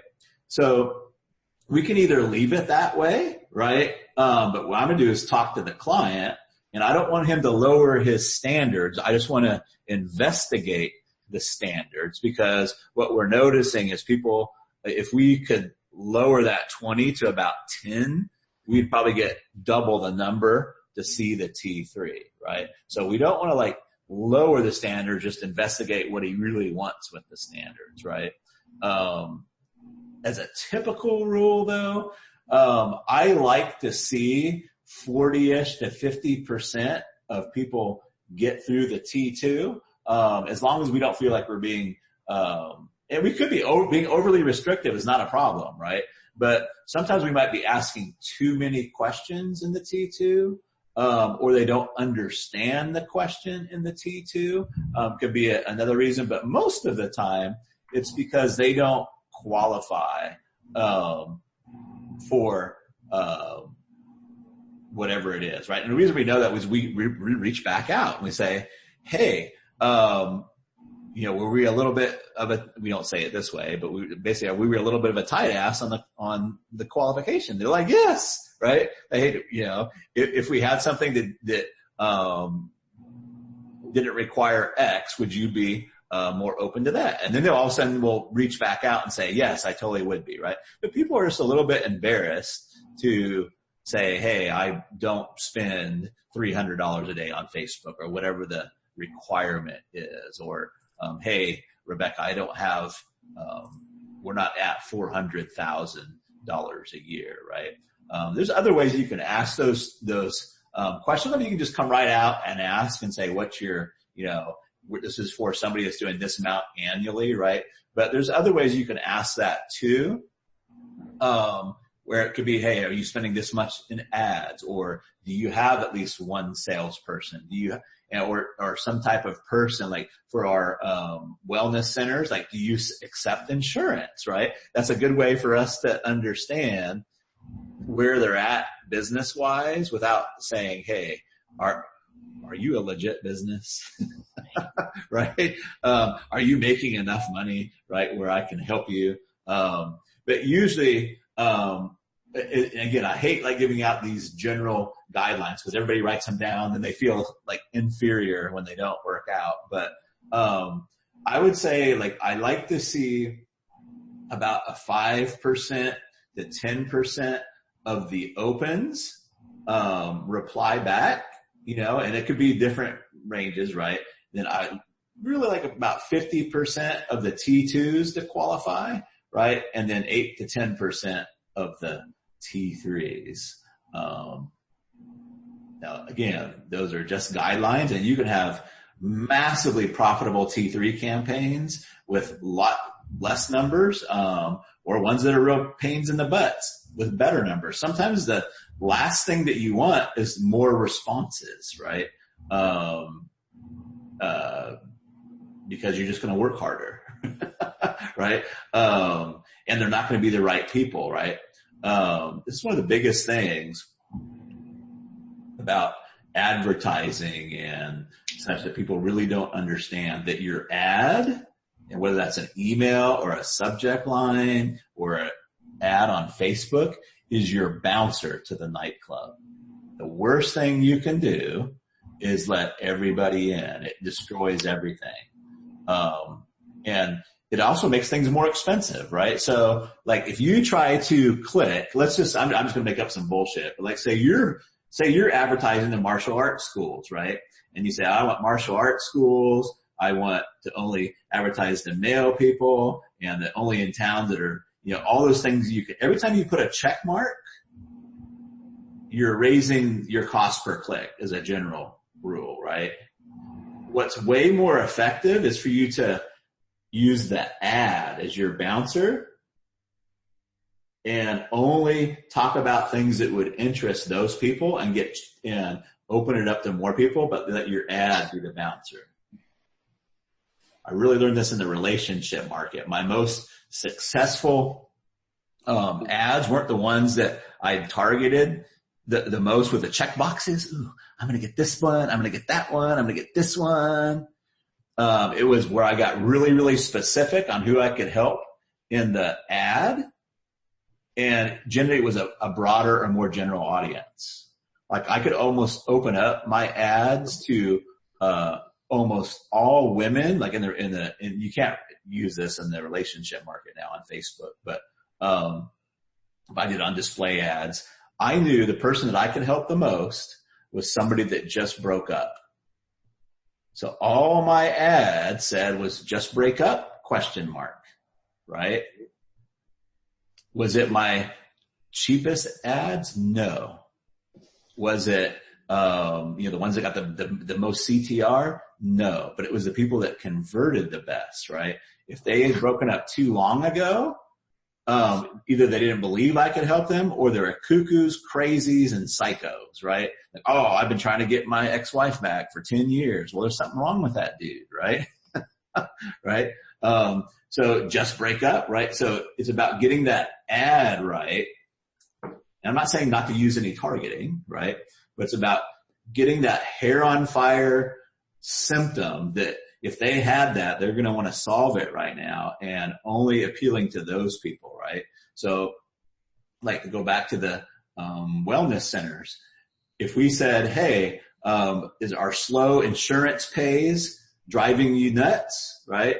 That's not even going to appeal to somebody that doesn't accept insurance, right? It's only going to appeal to the people that are our best person. Is that helping at all, Rebecca? Totally. Love it. So sometimes we'll be better off if we got, ideally I would like, I like to target it so much that I could have 10 people reach out, 10 people qualify, and 10 people buy. Right?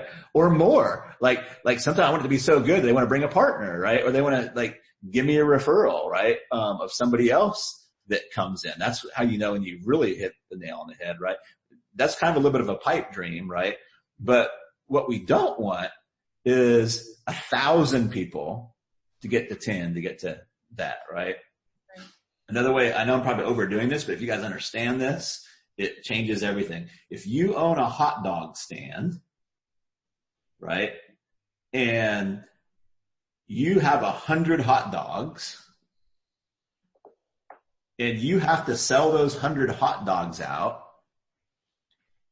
and you have, let's say, 3,000 people waiting in line. The most inefficient way to do it is to have no marketing, no signs, and have everybody come up and talk to them and say, oh, what do you sell? I'm selling hot dogs. Well, that's not going to work for me. I'm vegan.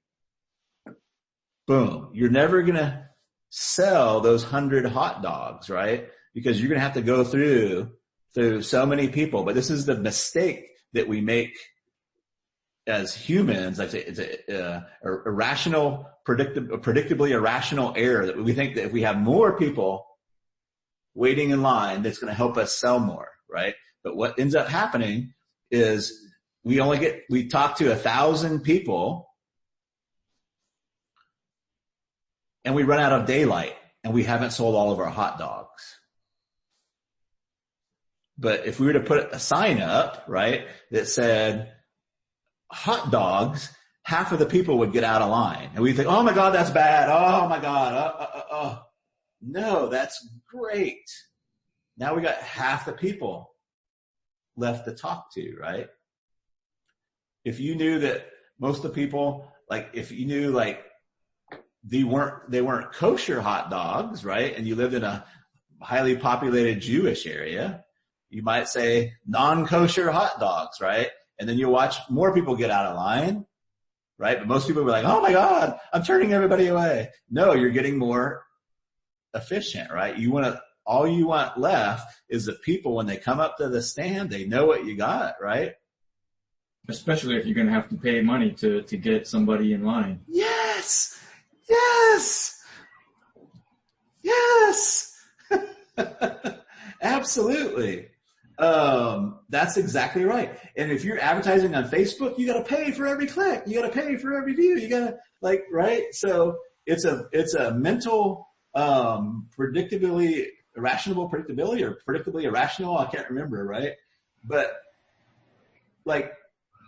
obviously if we have 100 hot dogs and we only have 50 people, then we're going to have a special a 2-for-1 sale or so to sell the hot dogs, right? But we're still having more of a chance on selling those 100 hot dogs with 5 people there, right? Or if somebody owned a restaurant and said, I can take all 100 of your hot dogs, right? That would be even better, right? But this is the error that we write subject lines a lot of times that tries to get everybody to open. And we think, oh, well, it's free, right? It's free, why do I want everybody to open those, right? Well, it doesn't necessarily appeal to the people that would actually end up buying, right? And so they're kind of waiting for that email to come along, but then that's where it's another hey headline, right? And they open it up and it's not relevant to them. People are okay with getting an email if it's not relevant to them, if they didn't have to open the damn thing up. We're not mad about that. Like Rebecca, if you got an email, hey, do you need a pair of red pumps to go with a black dress, and you don't need a pair of red pumps? Are you going to be mad that that email came? No. Right? But if it said, hey, right? Hey, this is urgent. Open now. And you open it now and said, hey, we're having a sale on red pumps. Then you might be a little bit mad, right? It's I didn't need to open that. That's true.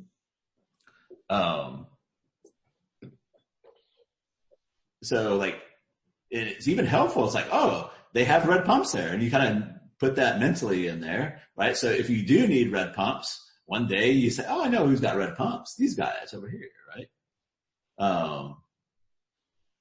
I don't know why I use this example. I started telling this example, and it just stuck with me. But conversely, if I have something that you're interested in and I don't tell you about it, you'd probably get mad, right? Let's say that Frazier likes to collect Coca-Cola memorabilia, right? Believe it or not, that's actually a thing. There's people that like to collect Coca-Cola memorabilia. But let's say you owned a pawn shop, right? And you got this 1950s Coca-Cola old-fashioned machine in, right? And you didn't let Frazier know about it. He'd be pissed. It's oh my God, you got a machine in and didn't tell me about it? He'd be mad, right? It's how could you do that, right? So that's just kind of on the reverse of that, right? So.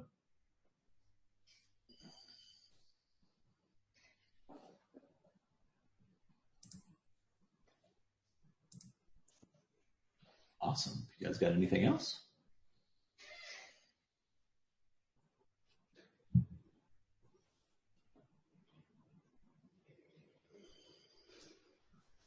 Cool. Just want to remind you that there is a little gamification going on. When you send your T1, if you want to, you don't have to, but if you want to post in the group, you don't even have to post your T1 if you don't want to. Just say, I sent my T1. Everybody that sends a T1 is going to get a login access to Passive Cashflow Mojo, which is basically how we apply our Mojo to continuity programs. A lot of it's the same that you've already got here. We just apply it to the continuity program. I don't recommend you go through it while you're doing this. Save it, hold it off. But it's just kind of a bonus for you there. So. With that said, we'll be coming back at Monday at 3 p.m. Very, very proud of all the great questions you guys and the actions that you guys are already taking. I saw Chris just pop back on. Just any last questions, or are we wrapping up? Is there still a video or something where you go over the agency stuff? Because Yeah, there's not a video. If you want Monday, we can talk more about agency stuff. I just didn't want to cloud it too much when people are trying to launch their T3s for everybody. Yeah, we can totally. Awesome. You're the man. Thank you very much. Yep. I got one last question, Travis. Sure, Joe. So I put my T1 in the group for feedback, and I got that it had way too much adult in it, which is my engineer brain, I think, trying to explain too much stuff. And so now I've rewritten a new one, totally different. I think it's way better, so I appreciate the feedback. But my question is kind of like, I feel like all this thing that Casey said was that I'm putting some details that should probably be T3. And maybe you guys have been over this before, but I'm still like trying to like figure out what stays in T1 when you want to really qualify someone versus putting it in the T3. Because is there a certain length? Because it's like the example in here is like super short, right? It's like 2 or 3 paragraphs. But the ones people are posting as their examples are like these super long ones. So I thought you got to put details in there. But I also feel at the same time I'm kind of writing a T3, so I'm like, I don't know if I'm messing it up. So I don't think you're probably messing it up. The way that I think about T1s is imagine that you're standing on stage and you have 1,000 people, let's say, that are watching you talk, and you have an opportunity to say a few words and ask a few questions and put your high probability people into a room. But let's say you have to pay, I don't know, $100 or $200 for everybody that you put in that room, right?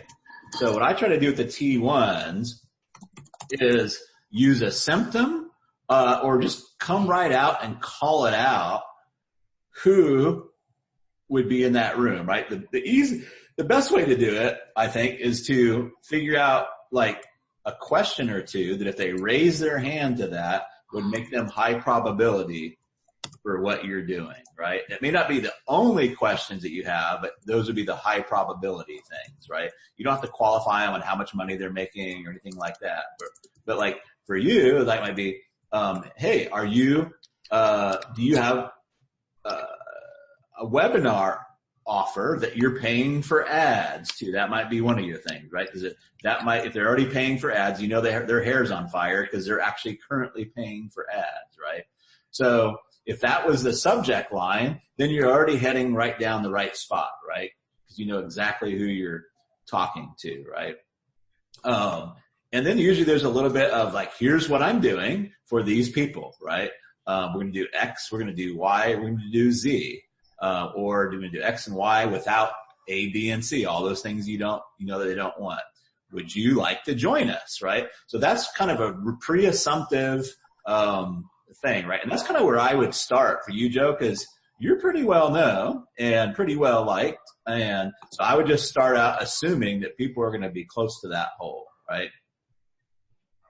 And then back it out from there. There's really not a right or wrong way, but the laziness in me would just probably start out there, right? And see how many people I get. And then you could back it up from there, maybe with more details if you need it, or maybe slice off a different angle, right? So you start out with people that have webinars that they're paying for ads to, right?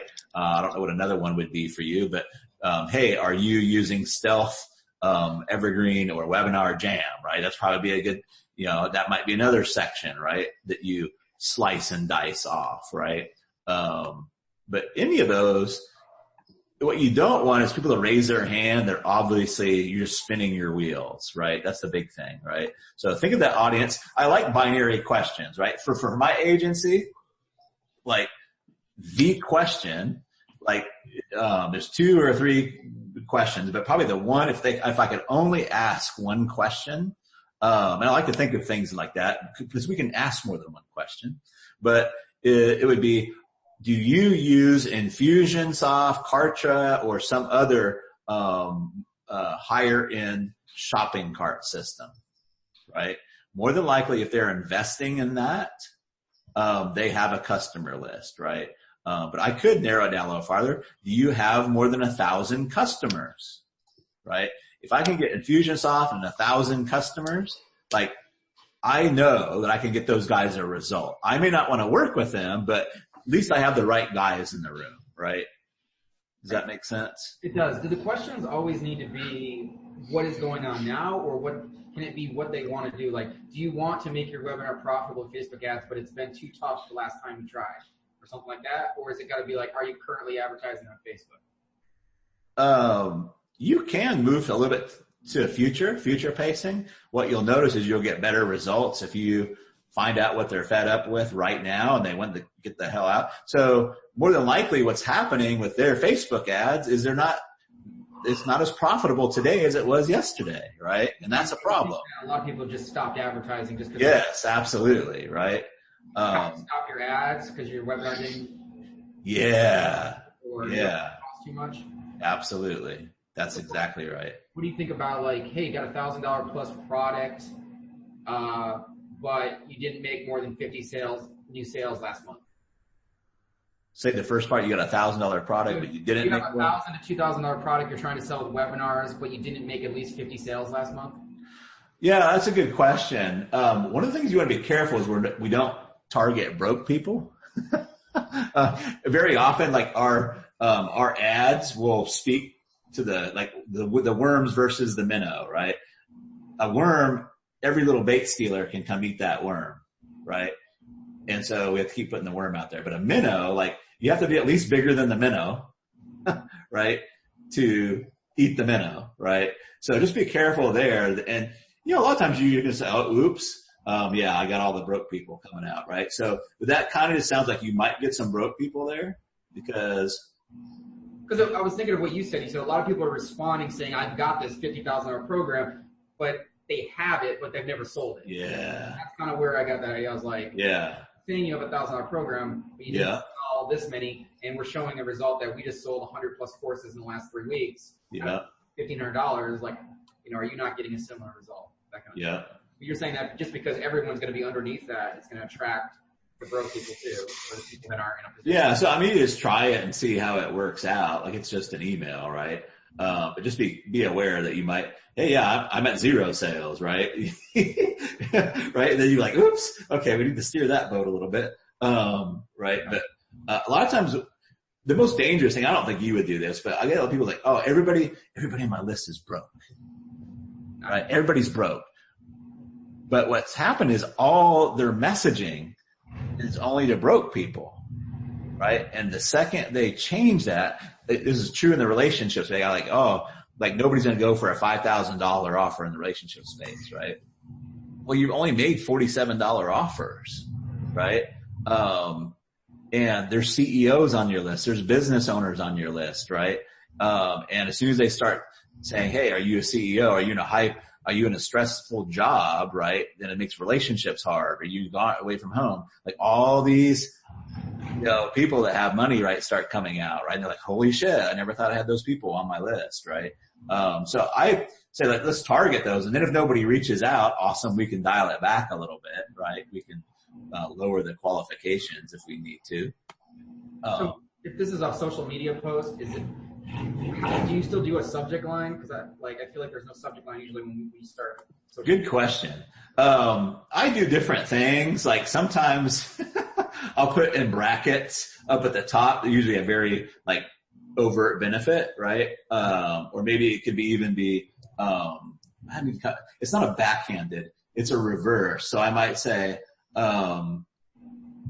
it could be like, I don't know if you're spending $5K a month or more on webinar ads, right? Or attendance rate, right? Is your attendance rate, 5%. Attendance rate under 20% or whatever, right? So I want to still, you might not have the subject line there, but you always want to start out with child, right? And then you can roll into a little bit of a story if you need to, or a metaphor. Like Justin Brook just did an amazing T1. I don't know if you saw it. It was more of a like, hey, get my report kind of T1, but he did a great job of pointing fingers to everything, even the plan. He called it the Ronda Rousey armbar of advertorials, right? See how you can point a finger at that shit? It's like, that's what makes it work, right? You could like attach or mix in like a popular culture movie or actor or sports like with what you're doing as like, is that like kind of like? Yeah, but I would start out with the overt benefit, right? The child, right? What's the overt benefit? You know, and so I'll just say, hey, I don't know if you're doing webinars, and if you are, I don't know if you're spending over 10K a month, but if you are, right? But I've just kind of dialed that in, but kind of been low key about it, right? On social, right? But sometimes if I'm not feeling very creative, I'll put it at the very top in brackets, kind of like, turns email into $5,000 sales, right? And then I'll go in, but now I've got them like, oh, I've got an email list, right?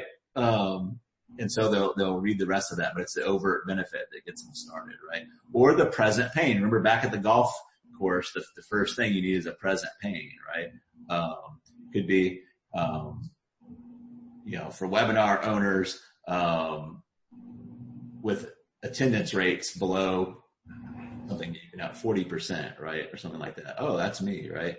Well, what about for webinar marketers not hitting 5 figures a week or something like that? I don't like those as much because that's what everybody's saying. Okay, yeah, that's right. Everybody's saying that, right? So if you can figure out a little bit, go underneath that, but still be symptomatic. What are some of the symptoms of that, right? Part of the symptom is like nobody's showing up to the webinar, right? Some people are talking about that, right? Nobody's showing up to the webinar. Or what about the 80% of the attendees that didn't buy? What are you doing with those guys, right? What do you think of this angle? And then I don't want to take too much time. Sorry. Oh, that's cool. Oh, that's good. Yeah. I came up with this other angle. I mean, and I guess I don't know if I'm putting it in the T1 or if it should be part of the T3 where I reveal it. But it's called the win both ways webinar system. It's like if your webinar converts good, you're going to get 10x ROI.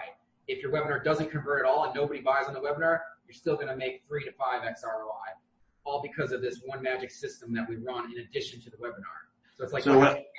I like it. What I specifically like is what do you do in how to make a crap ton of money even if your webinar bombs. Right. Oh, there you go. So you're better putting the words there, but it's basically exactly. It's like and the people everyone has a webinar that bombs. Like if it doesn't work. But nobody's saying that, right? Everybody's saying, hey, I'll turn your successful webinar and make you more, right? Here's how to make money even if you make 0 sales on the webinar, right? Exactly. That's exactly. If you're using social media, probably not want to use bomb, but right. might limit your things there, right? But yeah, but that's something different out there, right? And part of it's messaging, but part of it's just being uniquely different. But again, how idiots get rich in this is figuring out something that you do that's a mini monopoly, and especially if you can put a moat around it, right? So you say that's the childlike overt benefit to lead with? Yeah, I think so. Yeah, based off what you told me, right? And even if somebody's doing good on their webinar, they're still going to look at that. It's like, well, shit, if you can turn 0 into this, like, what is he going to do? Exactly. My kick-ass webinar, right? But now they're saying it, not you, right? Mm-hmm. Yeah, they're drawing their own conclusions. I love it. Awesome, I appreciate that. Well, guys, we're going to go wrap this up here, and very proud of all of you guys. Hit send on those T1s. That's the biggest thing. I'm going to keep pushing you. Hit send on those T1s. You will figure it out from there. We can always send another T1. So take care, and I will see you Monday. Looks like it's just going to be us for right now. So I don't have any content or anything planned. Just here for you guys. I know you're both running some agency stuff. Frazier, just before on the pregame, he was telling us that it's going to be pretty easy for him to get clients. Frazier, maybe you want to let Welton know what you were talking about just before he popped. Well, so I have enough people who would be the type of people who would want as clients on my Facebook already engaging. So I've just been having conversations with them, finding out that they want to sell more of their product, as most people want to do. And then a lot of the time they'll be like, how much would this cost? And I'm like, hey, don't need to give them anything up front. And they're like, awesome. In. Bang, closed. Really? It's that easy. It's the easiest sell in the world. Wow. So you picked up a few this past week. I've got a couple of people saying yes, so I'm just going to get all of that done. Like 2 people yesterday. Now, once you got your sea legs on, Frazier, I would highly recommend that you do get a deposit up front, like whatever you feel comfortable with, right? My plans to get a few big case studies that I can use. That's perfect. For people with kind of names and try and get that on Facebook. And then that's perfect. Yeah. it's hard for people to wrap their head around, but when you start doing deals like this where there's very little timer risk, right? It's really, really easy to say yes to. Getting clients is the easiest part. It really is. Selecting the right clients sometimes is a little bit more tricky, right? You really do want to shoot fish in a barrel if you can on this, because and I always say this, but nobody really gets it until they're out there. But you are the pretty girl at the prom. Yeah. So you need to be doing the selecting, not them.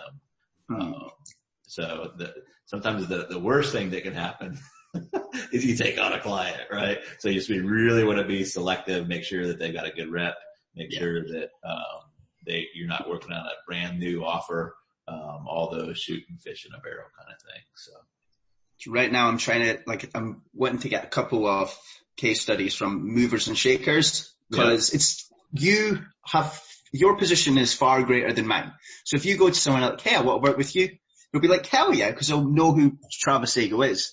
When me, I'm not there just yet.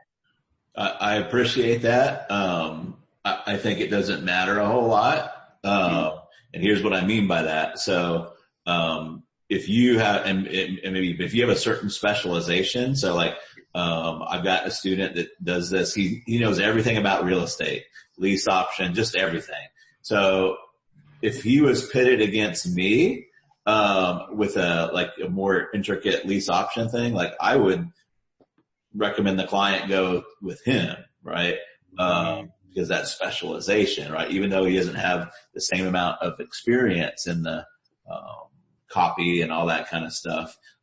What matters more, again, is 60-30-10. He knows the market very, very intimately. So he knows the 60. He knows what kind of offers they like, and he knows all the nomenclature and terminology and all that kind of good stuff, right? So if there's an area that you specialize in, or you can find an area that you specialize in, you, sir, could beat the most grizzled copywriting veteran just by some of those specializations that you do. I love it. See, Chris Lobb joined us here. Good to see you. Just got a small call today. So we're just doing Q&A, I guess Q&A or just having a little chat together. So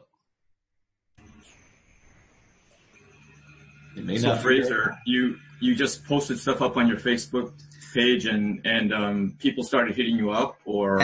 Well, basically, what I like to do is post something, and then you just get a lot of people engaging, and then you just hit a conversation mostly starts, and then you just. Oh, okay. There's literally 101 ways to skin this cat, socially. One of the things that, one of the things you can do is get people to raise their hands, that would be your perfect fit, and then to reach out to them individually.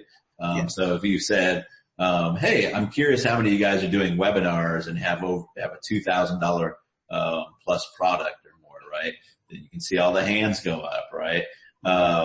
People are they want to talk about that, right? And then you could reach out to those people individually, or you can make a separate post. The other day I did this, but sometimes just reaching out to them individually, right, is really powerful. But getting those people to raise their hands, right? I'm wanting to do some more direct mail campaigns, but there's not a lot of people that are, well, at least I want to X that. My clients, there's not a lot of my clients that are doing like 25K, 30K, 40K offers, right? So I might make a post like, how many of you guys have 25K plus offers? I may have something really interesting for you, right? that you have room to put more people in, right? And if I get those hand raisers, right, then because it's so narrow and so focused, then I can just reach out and say, hey, I'm curious, are you doing something with direct mail with these guys, right? No, I've got an idea. You want to talk about it, right? Would you be open to discussing it, right? And so it could be, again, that 60-30-10, get the right people to raise their hand, right? And then carry it on from there. So getting clients is the easy part here, getting the right clients. Do you have anything I can buy after this which goes in more into the Rainmaker and stuff like that deeper? Well, you should have Big Ticket Email Mojo. Yeah. It was just more to get the deeper thinking behind it. And, I don't know how much more deep you can get really behind it. Yeah. I mean, like what's the missing pieces for you right now? There's a huge chance I'm just mentally masturbating. Okay. There is a few things that I've been doing a little bit differently. We've been having some kickoff emails, not for me, but for the client. And I'm happy to give you those awesome. But what I mean by that is, like, I'm perfectly fine if the first email or two doesn't make sales. The clients have a real hard time getting around it, right? So I want to get them a small, meaningful result when we first kick off. So usually I have a 3 sequence now where usually the first email, even if we're doing a Rainmaker, is designed to get responses, right? And it may be something like, I always use this framework, but don't use this exactly, but I always use like Noah's Ark as the example for this story framework. But the first kickoff email is, hey, as you know, it's been raining for 40 days and for 40 nights. It's flooding. It's probably not too good of a time for Welton. He's in Hawaii right now. But it's been raining, 40 days, 40 nights, right? People's homes are washing away. People have died, right? But I know where there's a boat's going to be. Would you like me to share that with you, right? And that's the first one is like, gets a lot of responses, and it helps me make sure we're on the right thing. And the second email is I remind them of the first email, and then I tell them more about the boat, which is it's about the product, the service, or whatever we're doing, right? And then at the end, I lead off, I kind of do a price anchoring, to a much higher price. So I would say, even though, I could ask, 10,000 to get on the boat, I'm not going to do it, right? I'm not going to be asking that, but now I'm anchoring 10,000 in. And then email 3 usually is just about the price anchoring. So it starts out, here's why I'm not asking 10,000 to get on the boat. And then I go into all the reasons why I could be asking 10,000 for it. And then I still don't give them the price until the actual, first email, right? And then the price may be like 2,000 or 3,000, something like that. But they're anchored in, wondering, hey, is it going to be 5K? What is it going to be? And then so it seems inexpensive when they first get that. So what it does for the clients is they get responses back, because the first thing that the client's worried about is, are they going to dig these emails, right? So when they get a bunch of responses off that first one, they're like, yoo-hoo, right? And it builds up some tension, and even like they'll start like, it depends on the client, but they might start PMing the client saying, boy, I'm really excited about this, or stuff like that. So it's really done more for the client. But then on that first email, when there's actually a cart link, because as far as the client's concerned, if there's not a link and nobody can buy, he doesn't expect anybody to buy. But like, as soon as the link gets put there, now I've got some pent up demand where some sales will typically fall through on that first cart day. That way the client's not freaking out, right? Because we've gone with like $8,000, $10,000 products where we've gone 4 or 5 emails in before the sales started to drop.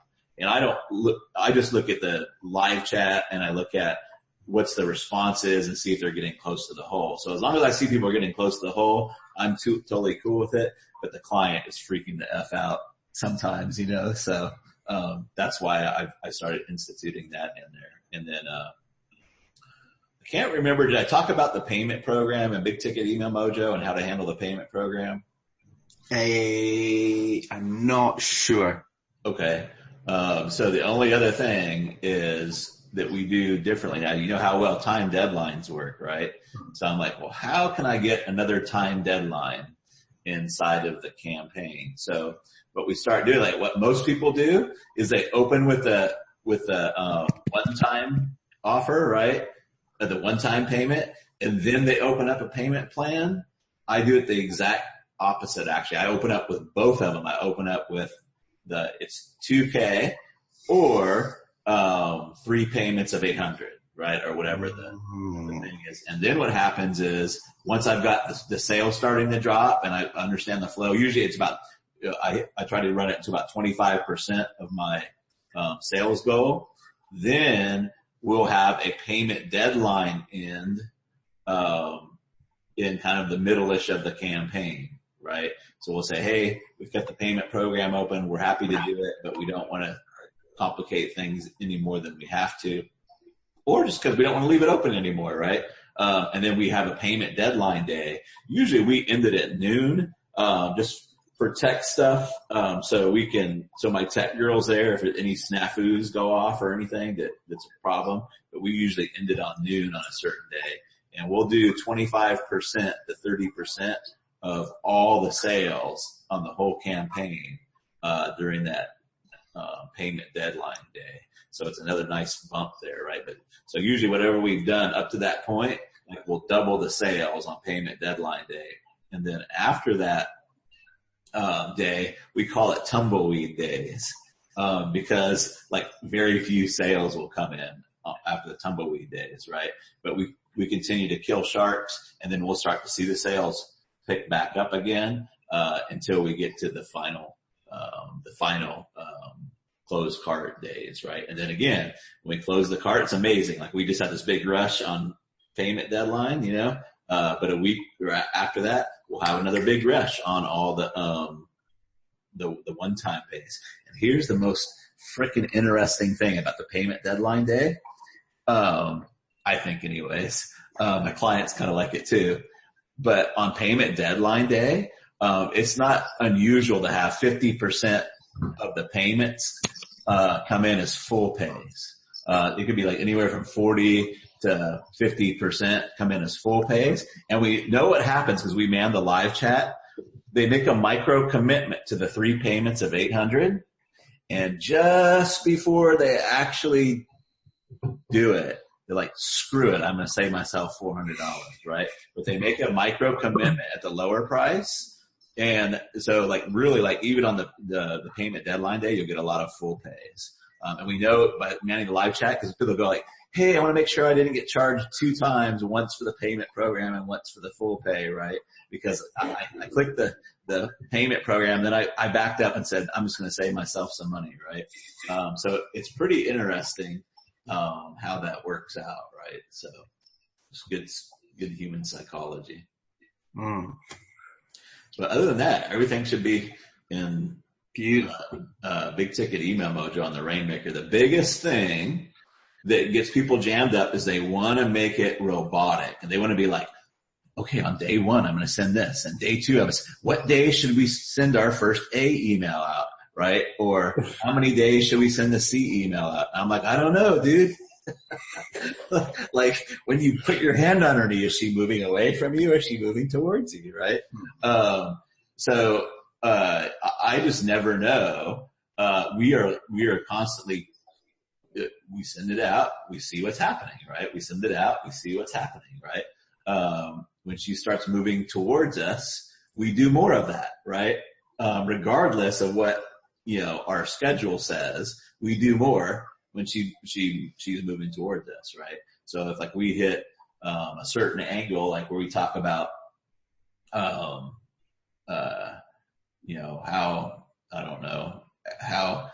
keeping your feet dry, during a flood, is the most important thing. So you don't get, swamp foot or something. I don't know, but I'm just making up bullshit. But if we see that one makes up a lot of sales, guess what? We're going to be talking about swamp foot, and we're going to talk about swamp foot again and swamp foot again and swamp foot again until the sales drop. Then we'll go on. But when we hit that button, we're just going to keep on tapping on it. Beautiful. So you more just see the response you get, adapt. See the response you get, adapt. That's exactly right. Now, with the experience that I have, if I could get one thing across, that would be if you can do your first dates on a customer list and a T3 campaign, start your dates there, even if you're not going to make the same amount of money, right? All your first date has to be is you need to make them money, and you make them look good. And then the rest of the dates will go on, right? So, that's what I try to do now. I try to have my first dates with their customer lists, or T3 campaigns, make some money, and then we can roll into a longer, more involved Rainmaker, if it makes sense. I was going to ask about that. So basically when you're saying like testing these different angles, so are you talking about testing different angles in the T1 or like? Well, we were talking about Rainmaker there, which is a little bit, is more of a, like event-based style where we run them for 14 or 21 days, sometimes longer. Okay. That's what we were talking about on the angles. But yeah, even on the T1s, like, we've got a multiple day T1 going out to fill an event, right? But like here's the way I do my campaigns. I'm like, how many spots do we have? What's my goal? And I just keep sending emails as a general rule until we hit our goal, right? So we'll end up testing different angles, right? But if we don't feel, we got an event that's been, we'll fill 2 spots, but we can't get them to pay for some reason or something happens, right? So we send out another T1, right? But we're finding the different angles in the T1. Some work better than others, right? Which is all great data. But we just keep sending them until we hit our goal or hit our allocation. Man, after knocking in that first sale, I am sold on this. Oh my God. I am ready to burn my Facebook agency down to the ground after seeing this. I'm not even joking, man. Like that was, so I've got like one sale for my client. His list was not he didn't have a great relationship with his list, so the response was huge, but, man, I could have done that like drunk and high on the beach. That was by far. That's right. Yeah. It's like, I always say it's like trying to describe a kiss, or depending on what audience, it's like trying to describe how good sex feels. Like you just have to be able to do it justice with words, right? You gotta like go in there and experience it for sure. That's good. So one thing I wanted to ask, so I really am very interested in doing this for other clients. Obviously I'm going to do it for myself, but potentially doing this for other clients.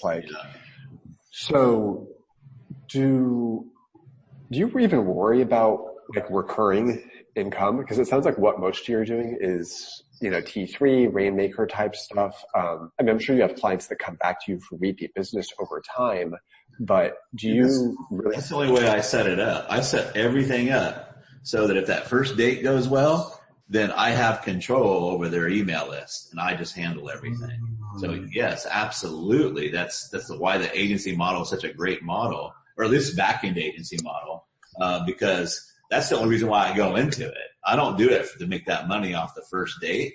I want them to turn their list over to me and just say, here it is, like crank out as much money as you can. So absolutely. And then we run, nurture and picks, or we run, we'll run 3 or 4 Rainmakers a year, and we'll just maximize what we can do. We'll even run affiliate offers. I don't like doing affiliate offers too much for a few reasons. One is like, I'm not like the kind of guy that just pimps everything that comes on the market, right? Usually I believe 3 to 5 strategic affiliate offers that make a good fit to what you don't have. And also I don't like it because I've got for the agency side, it means 50% less for the other side, right? But yeah, like as soon as you get a client, like, you want to mine it all the time, right? I think it's a big mistake just like to do one campaign and say, hey, what's next? Usually once you make them money like that, like you make somebody 20 grand, 30 grand, 40 grand, they're like, dude, what else can we do? What else can we do? Like you will have to, like, I usually say no more than they say no, just because like either their list isn't big enough or it's not responsive enough, or maybe they've been kind of jerky to me, or jerky to my people, but yeah, like that's the only reason, that I would do these is if I saw marriage potential. I'm not going to go in for a one night stand with these people. So how often would you say that when you're doing agency work, how often would you mail? Like once every 2 weeks, or? It depends on the client. We have clients where we mail almost every day.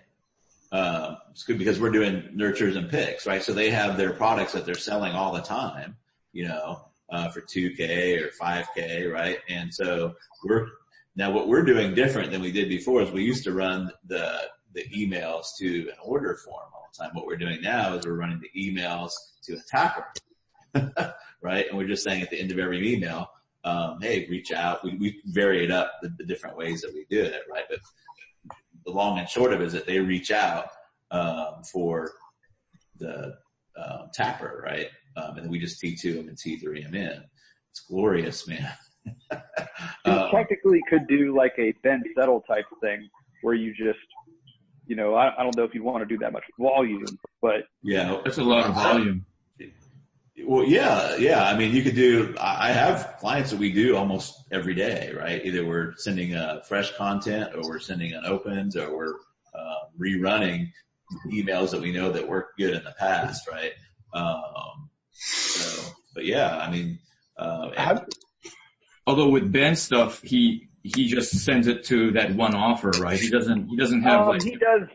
He does have different offers, but 90% of it is like the one thing, which is fine if like he's getting new leads in there, but yeah, I think like after a while the person would buy or not buy, so it's like. Well, here's the thing, is like, here's what you really got to wrap your head around. Like if you sell a hammer by the features all the time, you're going to burn your list. Yeah. If you sell a hammer like, we got the best steel, have you bought it yet? The next day you come along, hey, if you're serious about pounding nails, you buy this hammer. Like, what's wrong with you, man? Like, you haven't bought our hammer yet. But that's the way most people sell shit, right? Yeah. The way we he sell definitely it. doesn't. I'm not saying that. I'm just saying. No, he does a lot better than that, right? Yeah, but he does it. What we do is we're like, day one might be, hey, Lawton, you building a birdhouse in your back this weekend, right? And then we'll launch in, hey, Lawton, I'm building a birdhouse with my daughter this weekend. You need a special hammer because the plywood in a birdhouse is really thin, right? You'll need this kind of hammer or whatever. And the second day might be, are you remodeling a bathroom, right? Hey, unless you want to have big, huge biceps pulling up the tile on your bathroom floor, you might want a tile hammer, right? And the third day might be, hey, Fraser, did your wife cheat on you? You're like, what the hell? Then you open it up. I hope your wife didn't cheat on you. My wife cheated on me. It really sucked, right? What you'll need is our DNA resistant hammer. So when you conquer in the head, does it smell like chloroform to you? Yeah, right. So that's like, but that's the way. Like, you got to keep it interesting and understand. Like, you could cycle through their catalog, whatever they have. Okay. Yeah. But that's how, like, I originally learned that selling continuity stuff, right? I would sell 20-30% of my whole list on a continuity program just because I would slice it and dice it and slice it and dice it and slice it. We'd come up with new bonuses, right? We'd, like Sports Illustrated, we'd come up with new bonuses. Sometimes we'd sell a bonus, and it was a bonus that sold it. But it was the same product. We just repositioned all kinds of different ways. But, guys, I don't know. I get too excited about this, but this is to me, it's the greatest wealth shortcut in the world, to get people to turn over their assets to you and let you mine them, right? You mine them because you have a superior process, a superior or simpler process, and you mine them, right? And there's always resourceful people have resources, and they are accustomed to turning over their resources. Now, the biggest thing is like, for you, Chris, is like, it's so much harder when you're on the front end, when you're dealing with byproducts that are on the back end, that they're not particularly doing anything with. And you're just making a proposition like imagine like you knock on somebody's front door and they're like, hey, Welton, our studies show that you have probably about, 300 ounces of gold in your backyard if you knew how to mine it correctly, right? And Welton's like, oh, you're crazy, but, but I say, if I go out there and bring the people in and mine it and everything, like, would you give me half of the gold that I dig out of your backyard, right? Let's do it. Now he might say, well, I've got some prize petunias out there. He might have some things out there, right? So we might have to do some collaboration on it, but it's an easy deal, right? Whereas if I said, dude, give me 50K and I'll show you where the gold's buried, right? That's going to be a much harder sale. What do you think your retention rate's like? My retention rate? I don't know because I fire most of my clients. So I don't mean that to be mean, but either, I would say like the people that want to work with me after the first date, it's probably 90% or more. Usually I will not work with probably a third of them. But what I mean by firing most of them is like I'll keep learning more and more stuff where at my core, I only want to have about 5 clients at a time. So like I keep figuring out how can I make more and more with this one client because I come from a like mechanical background. I was an electronics technician, right? And I realized any machine, the fewer moving parts you have, the simpler, the less often it's going to break down. So I don't want to have a lot of moving parts. Ideally, I say this and nobody really gets it, I don't think, but ideally what I would want is to have an agency where I have one client who pays me all the money in the world every single month, and I'm the only person that can help them, right?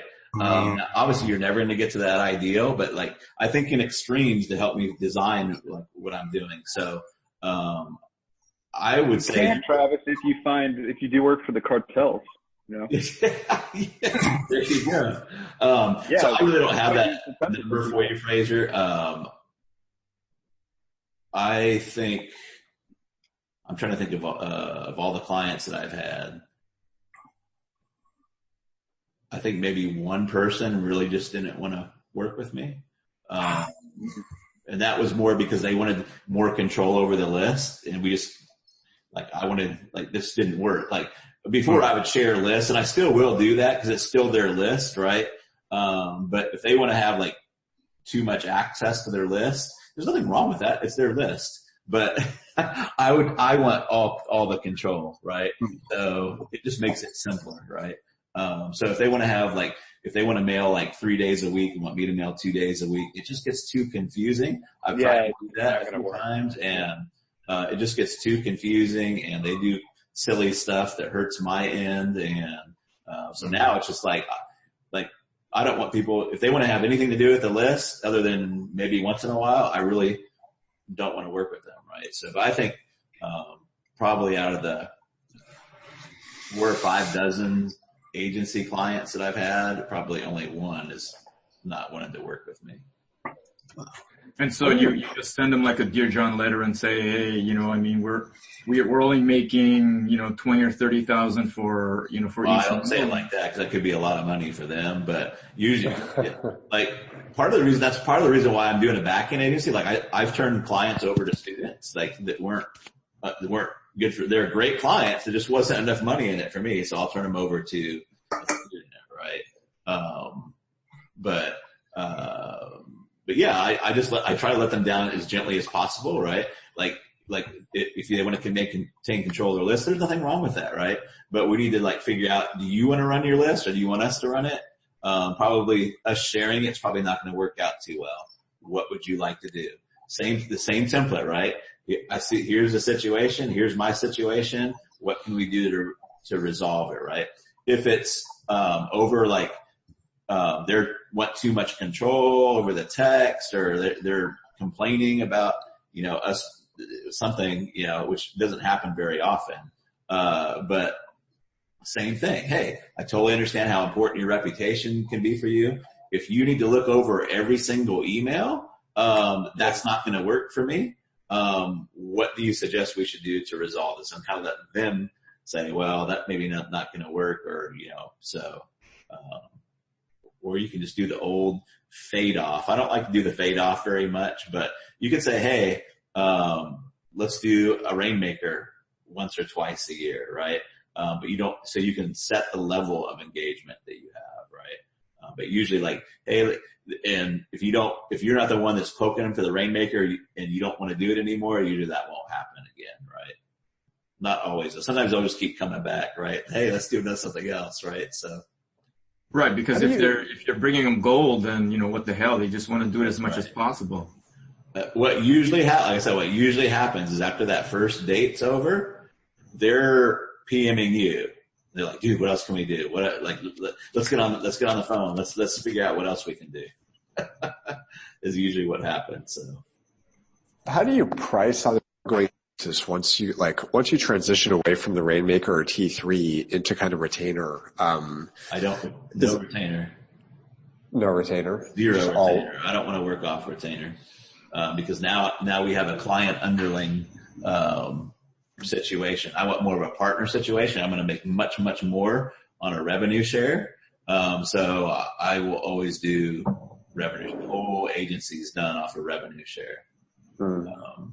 Now here's the cool part. You can, people don't really wrap their heads around this for some reason. Maybe just a different way that I think, but like you can charge whatever you want to charge once you realize that you can set the pricing, right? So I can come back to my mastermind example, but the guy already had a $16,000 mastermind. If I would have went to him and said, hey, my end of the mastermind's 20%, right? Then they probably would have had a problem with that because I'm taking away from a pie that they already have. But what I said is like, look, you're selling it for $16K. That's awesome. I believe that my processes and what we're going to be doing, we can get $20K for it pretty easy. Why don't we sell it at $20K? And then our end will be $4K. Easy, yes, right? Same thing when somebody's got a $1,000 product, right? And if I feel like we can get it to a $2,000 or $3,000 product, right? Then if I think we can get it to a $3,000 product, and I say, why don't we do this? I'll help you structure the bonuses. I'll help you with all the offer stuff. We'll make it a $3K product and we'll split it 50-50. So I get $1,500 and they get $1,500. Now they're $500 ahead, right? And my services are basically free, right? And so I'll get paid the $1,500 for every sale, and everybody's happy slappy, right? So the other side too is like I love payment programs. Payment programs are like continuity and annuities for me. So if somebody's on a 7 payment at $6K, right? Like when we sell that, now I've got 7 payments coming in over 7 months. So those are real nice. Money you don't have to work for that just comes in, and that's a nice. That's right. Yeah. You wake up and there's ding ding ding. Yeah. Or continuity. If you're selling continuity for somebody, then that continuity comes in every month. I don't want to like be so hypey about it, but this is the business model as far as making ongoing and lucrative deals and getting yeses that I found since I've been doing this as far as the back end goes. Now, what it does require is it requires a leader. You got to go in and you have to be comfortable telling the client how it's going to go, but you have to have good bedside manner. If you don't go in with a good leadership mentality, then they're going to be running you ragged, and like any other type of business, right? You tell them what you're going to charge. You tell them what bonuses are going to be in there. Yes, you collaborate on it, and you're not a butthole about it, but you got to be willing to say, look, I understand what you want. Here's my position. Like, are we going to be able to work this out or no? And that's it. One thing I've noticed with a lot of the people like yourself and marketers who were once in dating or teaching dating who now come into marketing, they have a very unique approach to how they handle clients, how they handle, their actual market, how they handle off that. Like, what resources would you recommend to get the communication style that you kind of have. If that makes sense. It's a very unique thing that no marketers teach, and it's only the dating guys. Like guys like Dave Miz or, Rob Wise, people like that. I don't have a good answer for you off the top of my head. I mean, like the communication style, like working with people or like copy or... Oh, even in your copy, you can see it. Yeah. I don't know. I think I have probably the big ticket email mojo and what I've been teaching you guys with the pendulum, like that is a lot of my style, right? I don't know too many people that kind of approach it like that. As far as, working with clients and stuff, I don't think that it's a lot of mental, like step-by-steps or tactics. It's more of a stance that you have to take. You have to understand that, there's only one of you and millions of them, right? And again, like I only need 5 clients. I don't even need 5 clients, right? I only need 5 clients. Like I have the ability to go in and turn their database into cash flow, right? I have no doubts about that. Can I do it for every single client? No, but like I'm good enough where I can tell, 80 to 90% of the time that, so those dates go fairly well, right? So when you have, I'm trying to think of the right words, when you, I don't want to say like value yourself, blah, blah, blah. That's like some kind of like confidence scam, right? Like, well, it is definitely your positioning, and it's based on your frame of mind and the concepts that you have. You know that they're bulletproof, and you position yourself so that you're willing to walk away at any time. Yeah, and I think even if like I don't expect campaigns to pop off with great fanfare. I just have confidence that I'll be able to ask enough questions and listen enough to I'll be able to steer it, right? That's kind of the thing for me, right? But yeah, it's like, not needing the money, right? Sometimes it can be challenging, like if you need the money, to take that stance, right? But, usually it's not money that we're worried about. It's, our ability. That's what keeps us up at night, because what I've understood, like, is even if you have $10 million, you can still be popping Xanax and shit like crazy because now you're worried about losing it, right? It's internal. Yeah, it's like when you understand, like, that you're the surfer, not the waves. You can't control all the waves out there, but you can control your ability to surf, right? And be able to handle. Obviously, there's a big tsunami that you can't handle. Get the hell out of the water, right? But when you develop your ability enough to wherever the economic climate brings, then you don't worry about it so much anymore, right? Yes, I would shit my pants if you took everything away from me, right? But give me a laptop or give me public library access and I'll be back in business. Like, there's always underused or unused assets, and they're usually held by resourceful people who have a tendency to want to get help if you make them the right offer, right? And usually that's a low timer risk offer. You can do those all day long and be back on top. So that's kind of like, I think, what gives me the stance that I do, right? But it's less about step by step, Fraser, and I'm not trying to say that was a bad question. It's not a bad question at all. I think it leads to insight, because there is a tendency to think that if I just had the right rules or the right step by steps, then that's going to work. Well, one step by step that Welton uses may not work for me, right? If somebody that's using the same principles, usually principles will hold true over time, right?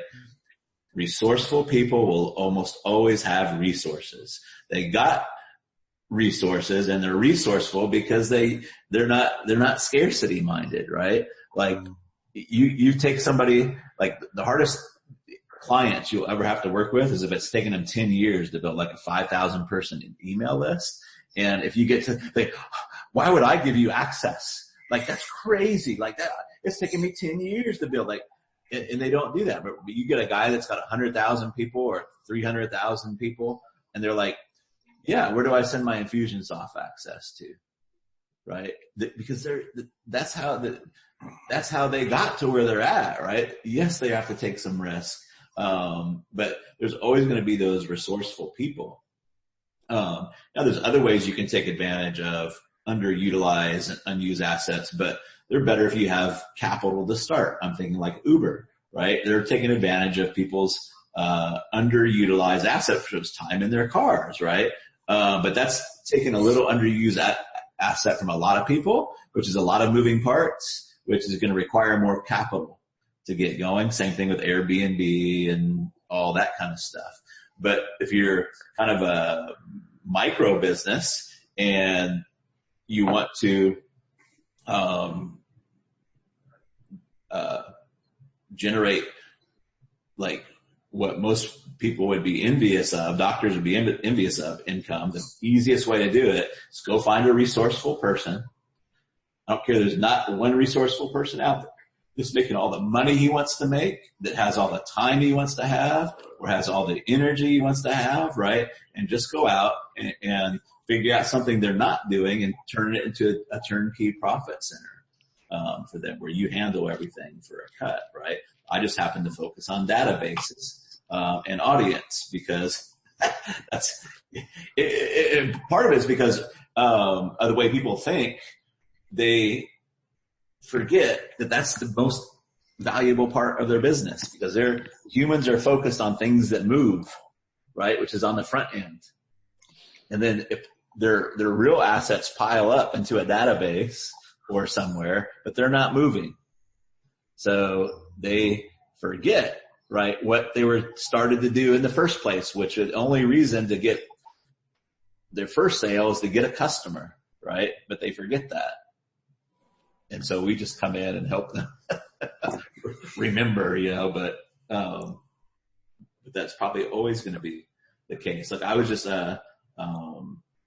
meeting with one of the top JV brokers this weekend, and it's phenomenal how short-sighted people are, because I'm listening to what he does and like all the connections he has, and like on the front end, like people begrudge giving him a 15% or 10% JV broker commission.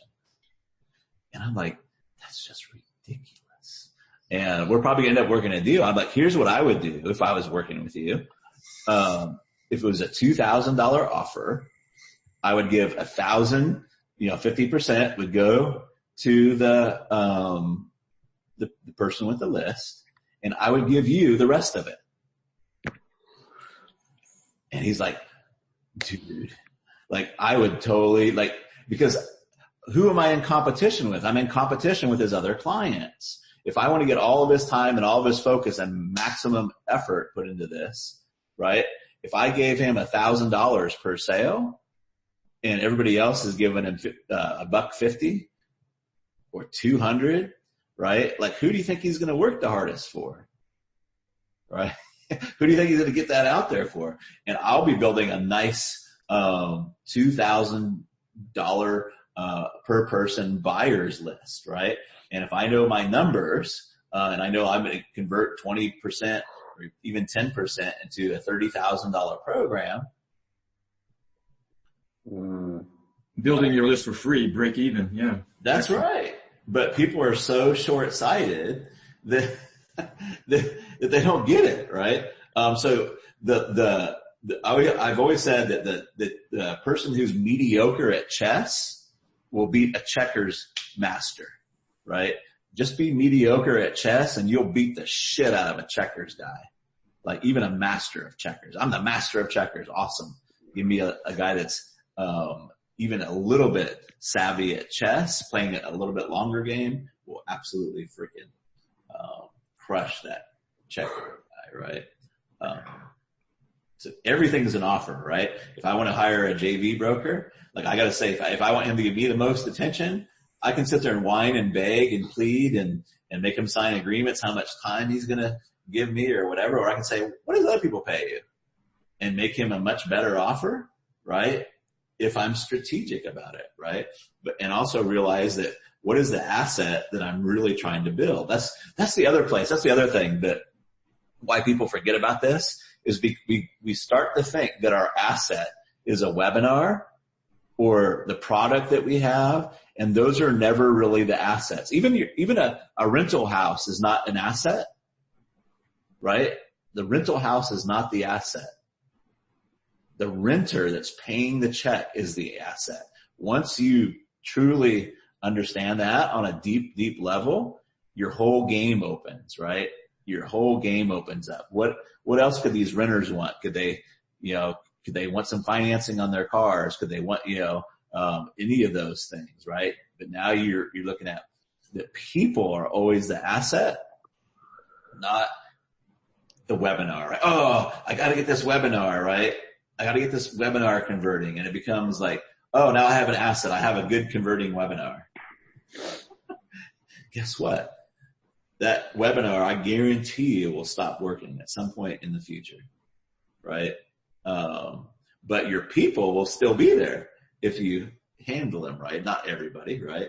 But your asset is the people that write the checks, right? So maybe I'm getting a little on my bandwagon, but you guys understand these things, like the whole mindset completely puts you in a different paradigm, right? And no, this is seminal thinking, man. This is good stuff.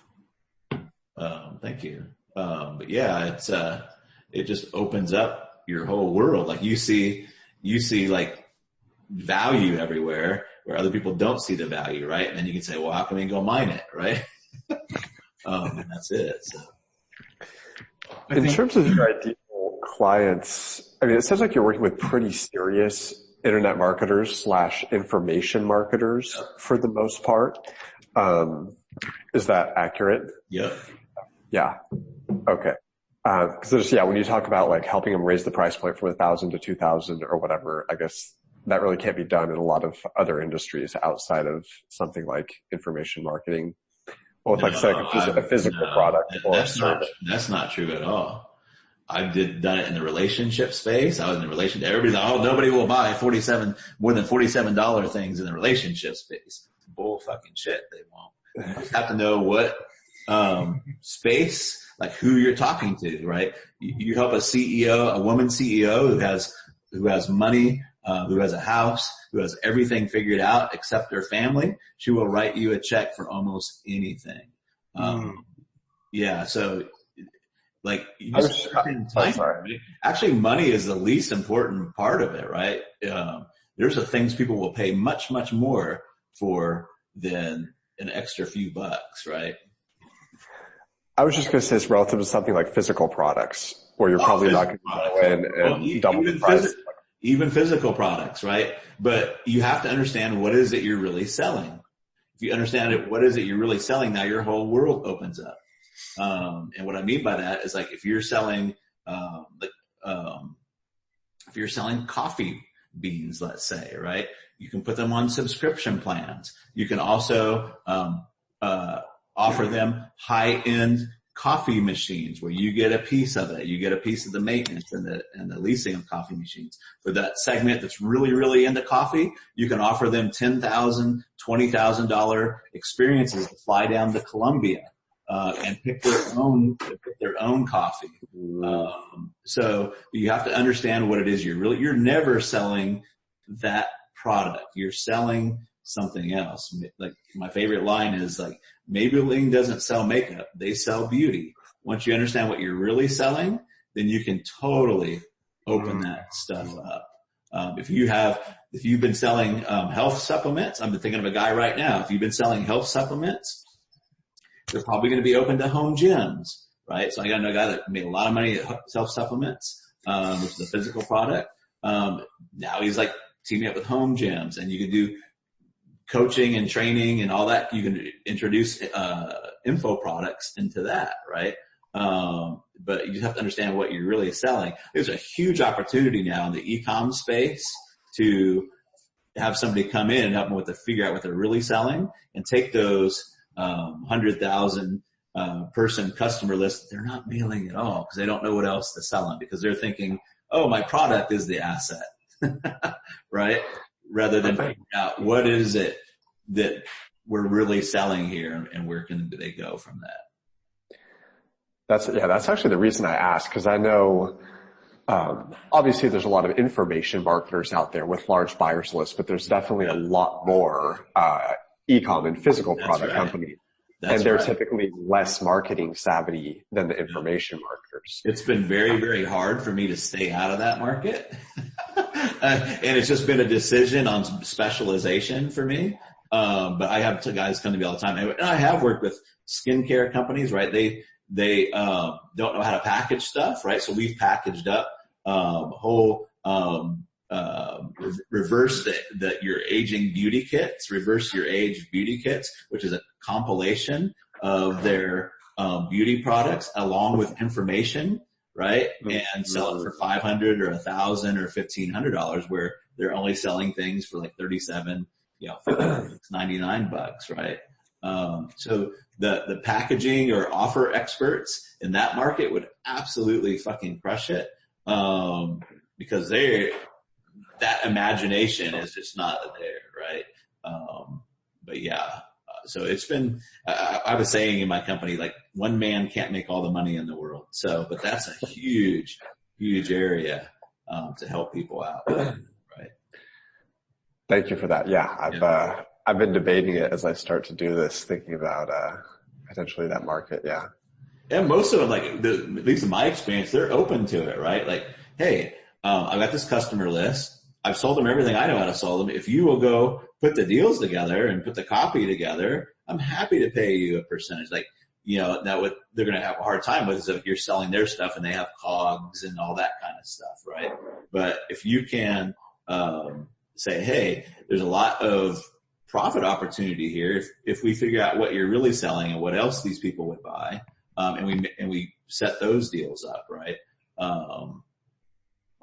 Also, once you having control of the list, like it's really easy to get deals with people. If you have a 100,000 person customer list, let's say for a beauty product, right? Let's say a skin wrinkle cream or something like that. And then you have, like, say, a girl has a program, let's say JJ Virgin or somebody like that has a program, with affiliate commissions and all that. That's not a hard leap, right? To make that jump, right? And so you can set those deals up, pretty easily.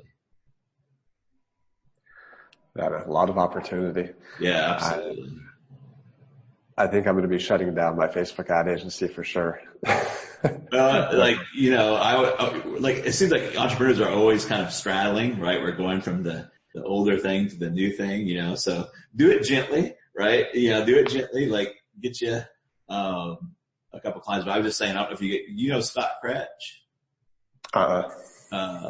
So I was bragging on him a little bit. He just sent me, an image of one of his first agency check, which was for 21 grand, first agency deal. Now we're working on, hey, how can we keep the dice spinning? Cause they want him to mail the list all throughout the month. They're not doing anything with it, right? They have a $2,000 product, and they're wanting to dicker a little bit with him on his end of it. I'm like, dude, and they just sold a $6,300 live event. And this virtual is pretty much the same thing, but it's only at 2K. So what I told them is like, hey, I'm cool with the percentage that you want, at 2,000, but only if you'll give me 50% of anything over 2,000. Right? And I told him he'll easily be able to sell that for 5K. And I know this from experience, because if you can sell a $6,300 live event and get people to fly out, spend 3 days with you, selling the virtual event is a lot easier, even if it's the same price. So I know for a fact that he'll be able to get 5K for that. So now what his numbers look like is he'll make $1,700 per sale. they'll make $3,300 per sale. Because they're only wanting to pay him 10% on the first 2K. So I'm like, dude, like, don't say no, say yes, and 50% of anything over 2K, right? So there's how you structure the deals, are right. So, but yeah, like, and now that's something they can sell every day, right? So he could sell that every single day. $1,700 a sale. Even if he makes 10 sales a month, it's a $17,000 a month client.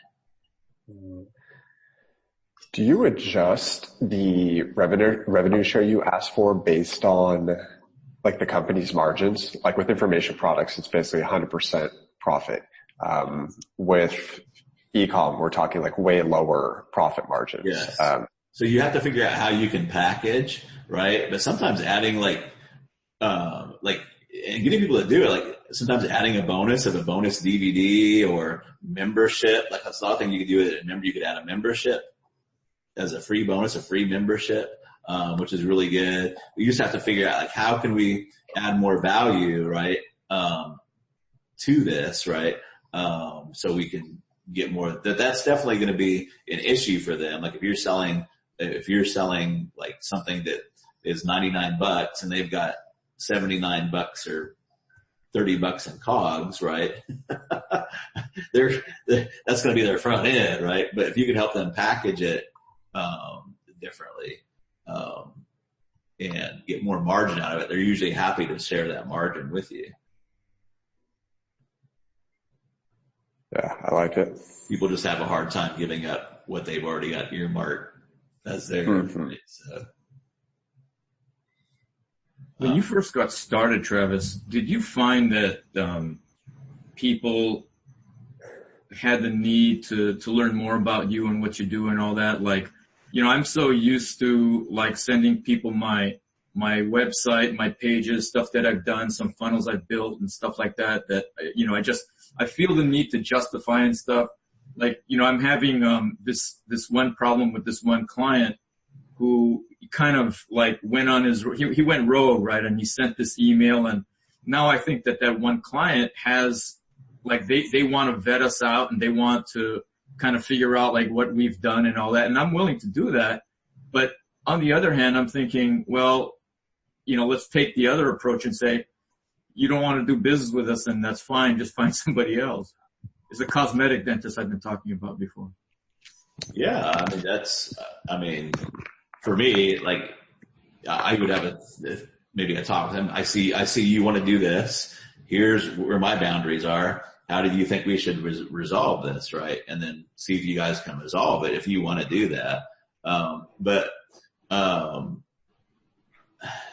there's probably several things that are going on there. Well, or maybe none of the things, but, it's very rare, even if somebody doesn't know me that well, that, they ask me like, can I see your funnels, or can I see this and can I see that? It's very, very rare. Most of the time, if they're going to ask me anything, they're going to say, can I see a sample email? And what they're really asking me is like, I want to know what we're sending out because I don't want to look stupid, right? Right. That's what they're really asking me. Yeah, that makes sense. Yeah, in this case, they didn't ask for all that stuff, but I kind of feel the need that they're looking to, like, for me to justify, you know, my expertise. And they, you know, I guess the implication was that it was more of a pay as you go, right? Like you were saying, that you just don't ask for any money up front, right? Oh yeah. Oh, so it's a rev share deal? Well, no, actually, I think the impression he gave them in discussing the whole deal, I think, cause I wasn't there, but I think it was that he gave them the impression that it was like they had to pay a certain amount down and it was a monthly maybe, or yeah, I'll get that clear. Yeah, you will have those. You will have those issues if you're asking for retainers or some type of money up front, right? And because they're gonna.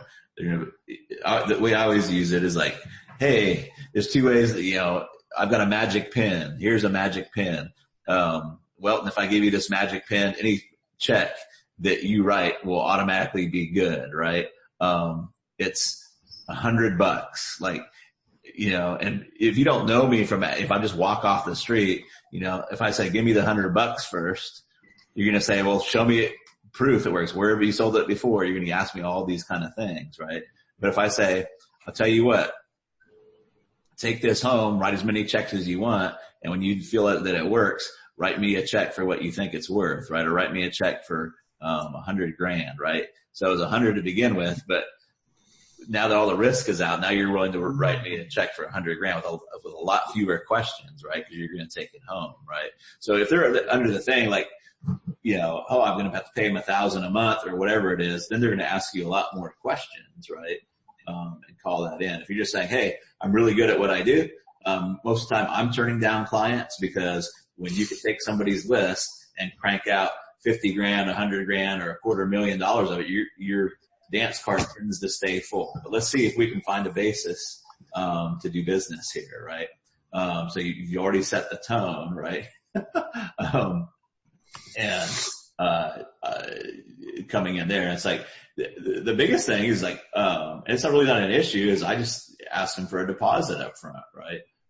If there's going to be any issue, there could be a little bit of issue around the deposit. But usually I'd be like, I've already framed it. Like I don't want to do this just one time. I want this first date to work out well. I want us to, do this continuously. That's how, so I'm not in here to do a one night stand. It's just too much work for me, right? I'll figure out your offer, do all this for a one-time payment. It doesn't work for me, right? So, in essence, it's part of why I don't think I get screwed. Like once you make them money, they want to have those second, third, and fourth dates, right? But that's the only, if there's going to be any like resistance at all, it's going to be around the deposit. But typically where I position it and everything, it's not that big of a deal. Cool. Travis, have you ever had experience selling NLP in-person courses? I had one of the biggest trainers in the UK reach out to me, and I thought it would be a fun one. However, I wasn't sure if it would be worth it. I don't know if that's enough information to figure out if it would be worth it. So they sell, it's, $2,000 courses, NLP practitioner, then there's the NLP master, and then they do, they do the NLP trainer and then the NLP master trainer. So they've got a good customer journey. It's just, it seems like have you got any experience selling? Yeah, I know, I know what it is. I don't have any certifications and all that kind of stuff. What I do know about the market is it's what I call a junkie market. They don't just buy one thing on NLP, and that's a great market to be in. Anywhere you have a junkie market, that's a great market to be in. So, NLP, just saying that, NLP course would probably pique my interest, but does that, what kind of reputation does the owner have? How big is the list? In the UK, they're probably the biggest names. They've got the biggest NLP school. They're the only people who can train you from NLP master. They can get you to NLP master trainer, and they can get you to hypnosis master trainer. They're very, very qualified. So it's an interesting one. That appeals to me.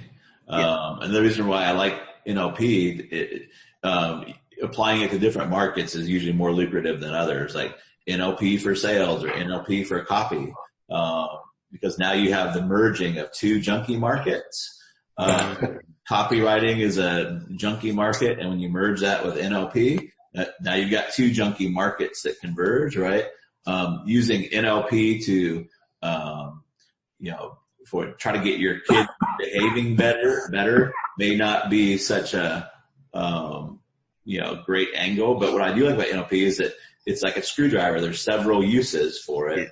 But what you want to do is figure out your most hair on fire. I don't know if he caters to certain people or not, like NLP for sales or something like that. They try and teach you to become a life coach, but that gets a lot of MLM people, a lot of sales people, a lot of business people. So the guy doesn't really know who they actually sell to. If I had a call, he's doing very, very good numbers, but he's just like, I don't really know, Fraser.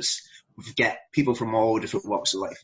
Yeah, and that's pretty common. So what I would do is I'd probably pick a segment, or I'd maybe do some short emails or stuff, but I would pick a segment, right? Here's NLP if you're in business and doing sales, right? It's one of the hair on fire things, right? I wouldn't just like, here's my generic NLP course.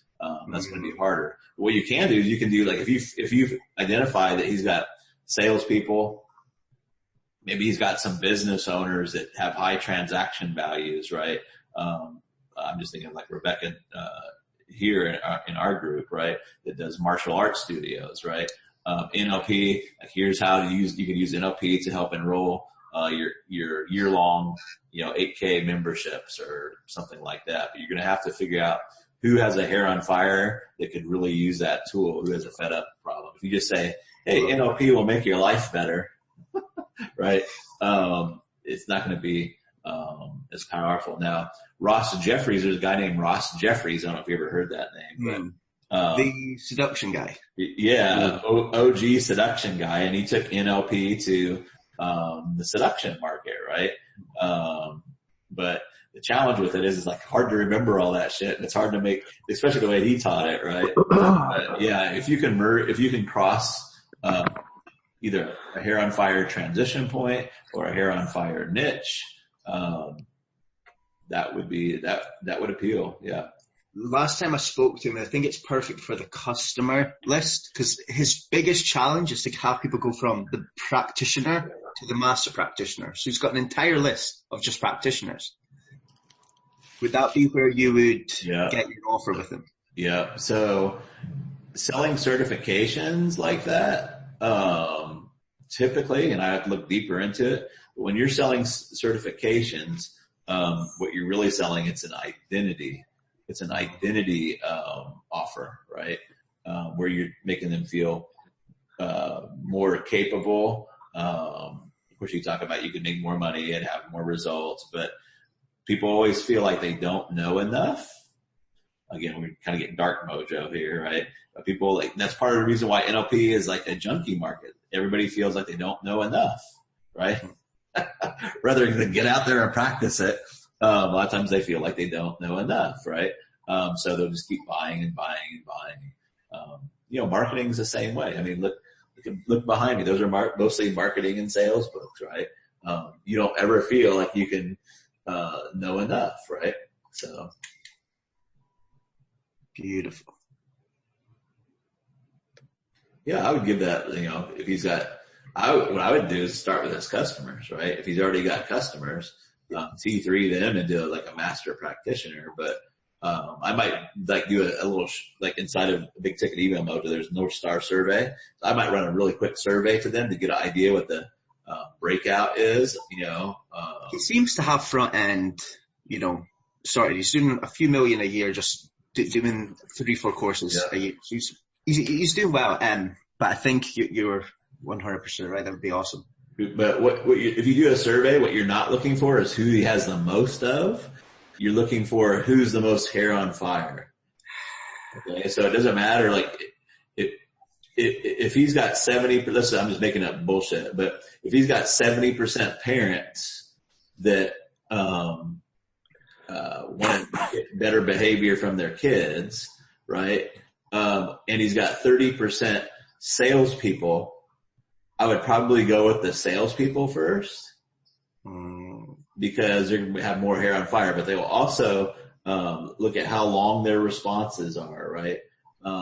That's how, like, in the relationship market, like when people email you their troubles, like it's long, man. It is long because they have a lot of emotional intent behind it, right?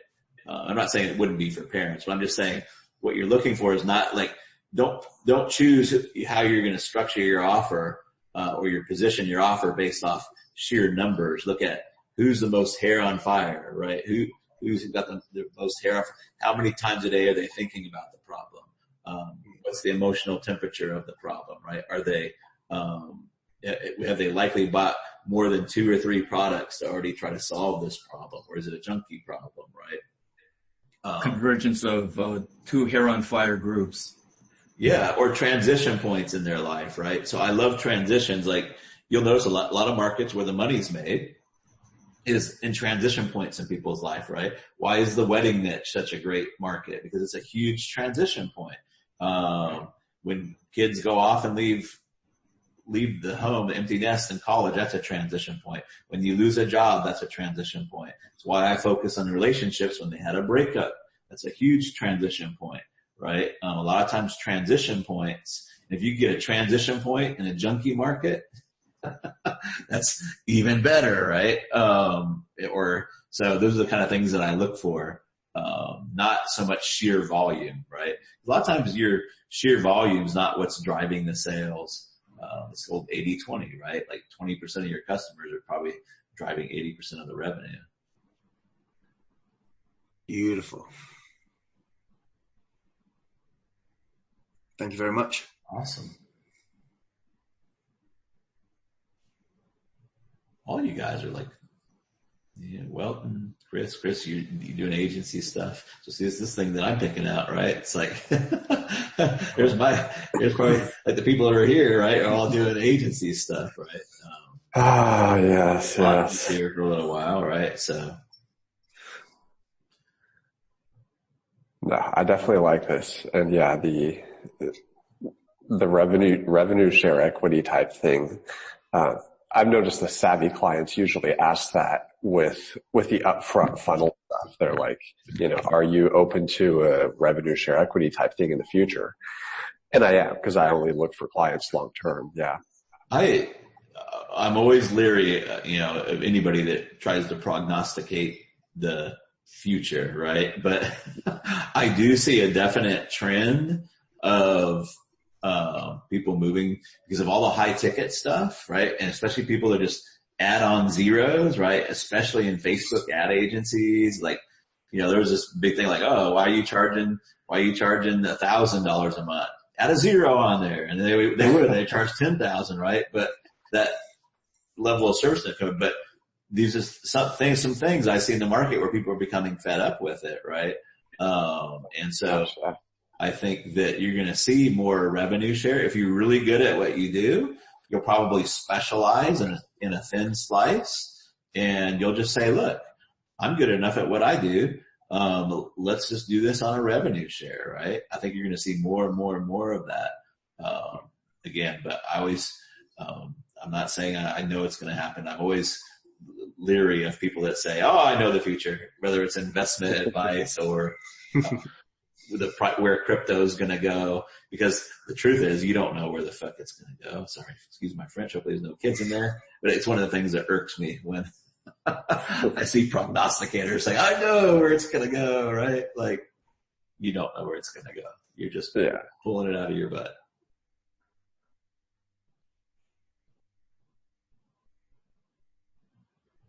Awesome, guys. I have put the final details on the $1 Million Offer Dojo, so I'll be reaching out to you guys. I think it's one steal of a deal. Probably way less than I would have do it. There will be some back-end agency stuff in there. I only gave it about a paragraph though, but if you guys want to do back-end agency stuff, I'll pretty much give you everything that I've got on that, and to help you guys out with that. But I'll be T3ing you. I'll be tapping you later on in the week, with that. So I'll be looking for that from me. So cool. Awesome, guys. I'm going to leave the next one open. I'm going to kind of poll the group a little bit and see, when they want the next, meetup to be. This could be the last one if nobody's really that into it, for this, but I'll poll the group, and so make sure your vote's heard in there when I poll, and we'll call this a wrap on this one, guys. Thank you very much. Good stuff. Thank you, man. All right, talk to you later. So I'm actually going to cover all the 5, I call them the 5 Ps in pre-sale. We've talked about it before. We got a new group, but I see folks, sometimes it takes a little while to adapt the framework, right? So a lot of people they're pretty good at this problem thing. Hey, do you have this problem? Hey, and it usually is like, are you tired of this? Right? And they jump from the problem P all the way over to the product. Right? And the odds of you unless you're a really, really lucky jumper, right? If those things, like if you're trying to skip a river, right, based on the rocks, right? So you've got like the problem rock, and then you're like trying to jump all the way across to pitch the product, right? And usually that ends up in a disaster, right? Splash. Let me think about it. No, not right now. Don't have the money. I'll do it on my own. All of those kind of things, right? That's kind of what it sounds like when you splash into the creek, right? As you're trying to jump across, right? So the 1P though, this is kind of like the 50-50, like I want to call it 80-20 for Pareto, right? But how much better success would you have, like jumping the creek, if you had at least one big boulder or rock in between, right, the problem, right, and just pitching the product, right? And that one big boulder is the plan. What's the plan? If you sell them on the plan first, right, or you pre-sell the plan first, right? Like my typical results that I see and see other people, like you're going to go from like 10% success rate, right? Jumping all the way across. If the wind happens to be at your back, right? And you can flap your hands hard enough, right? And, something magically happens, you've done your leg exercises, right? But if you put one big boulder there, which is called plan, right? Then you're gonna hit that plan, right? And then you can jump across to the other one a lot more successfully, if that makes sense, right? So I'm gonna talk a little bit more about all these steps, right? But the plan, like what do you think that like the plan is? How does the plan like if I want to lose weight, right? If I want to lose 10 pounds, you say, oh man, like. Dude, are you tired of your double chin? Are you tired of like having to rearrange your neck every time you take a picture, right? And like, well, yes, I am. Well, buy my shit. How about no? Right? But so what would the plan look like there? What would the plan look like at that point? It sounds like we have to at least find out what they've already tried. Yes, abso-freaking-lutely, right? Abso-freaking-lutely. Like, Pat's on Hell Island, right? And we got our arm around her, and she's like upset, right? Because like the hungry tiger is coming up from behind her, and like she hasn't eaten, but she still won't swim across, right? And like, well, what have you tried, right? Oh, I saw Tom try to swim across, right? And like, he got eaten by a shark. Okay. Well, swimming across probably is not very good, right? Right. So you got to know what they've tried, right? And what are they, maybe even like what plan are they already pre-sold on, right? Right. Like if I'll be ridiculous here, but if I'm a hardcore meat eater, right? I'm probably not going to want to try the vegan plan. Like, right? That's not going to work for me, right? And I always go back to this, but the relationship advice, the magic of making up, right? I already knew what they tried. They tried texting a lot. They tried professing their love. They tried making apologies, right? They tried talking to their friends. All their friends would tell them is like, hey, there's other fish in the sea, right?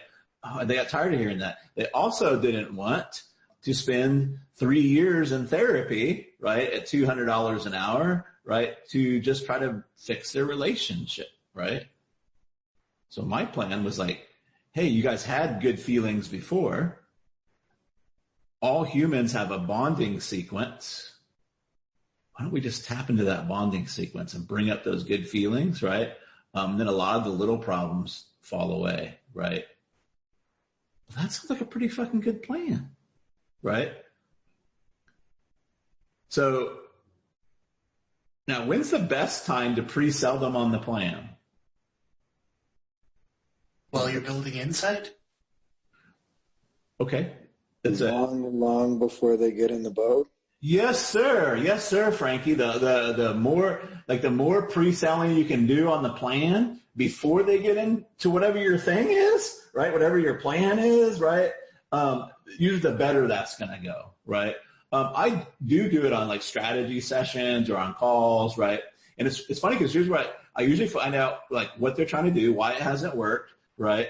What do they think kind of the plan is? And sometimes they'll say, well, I think I really need this, right? And then I'll very often say, well, here's what would be my plan for you, right? And I'll lay it out in like 3 steps. I like 3, right? It would be bump, bump, bump, bump. What do you think about that plan? What do you like best about that plan? Do you think that plan would work? Well, hell yes, I think it would work. Now, if it's a no, I'll be like, awesome. Like, unless I have another plan, I'll be like, cool, I don't know how to help you then. Right? But I know that if I can get them to sign off on the plan, like more than likely I'm at 50 to 60% they're going to close on that, right? So if you just remember that one thing, right? If nothing else, sell them on the plan, right? Or pre-sell the plan. And the way you pre-sell it, the best way to pre-sell it is not intellectually, right? It's experientially, but also finding out what they've tried, because you need context, you need contrast, right? Just something out by itself, there's no contrast or context to it, right? So all these are P's. Usually the first one is problem, right? It's usually a problem, but problem is a floater. You don't have to start with the problem, right? But typically anybody that's going to raise their hand, come on a call, come on an event, somewhere there's going to be a problem that kind of motivated them to come in, right? But here's the other P's. I'm going to list them out and then we'll kind of talk about them real quickly, right? Pre-sell them on your personality. That's the first one of the P's, right? Now, the tricky thing about personality is not to try to get everybody to like you, right? But you do want to demonstrate your personality, and not with bikini pictures and picture like we've already talked about in previous ones, that like the best thing to do is just help them with a small challenge, that small little wall that you can help them get over, right? And just be yourself while you're helping them get over that small little wall. It's going to do more for helping them with your personality than like, hey, like I'm super awesome because I read 5 books every single week, right? I'm not saying not to do that. Like that's your thing, right? But like people know, like I like TV, right? I just had one of my employees send me a signed Bryan Cranston pick. It's awesome, right? Certificate of authenticity and everything, right? So they kind of know that about me, right?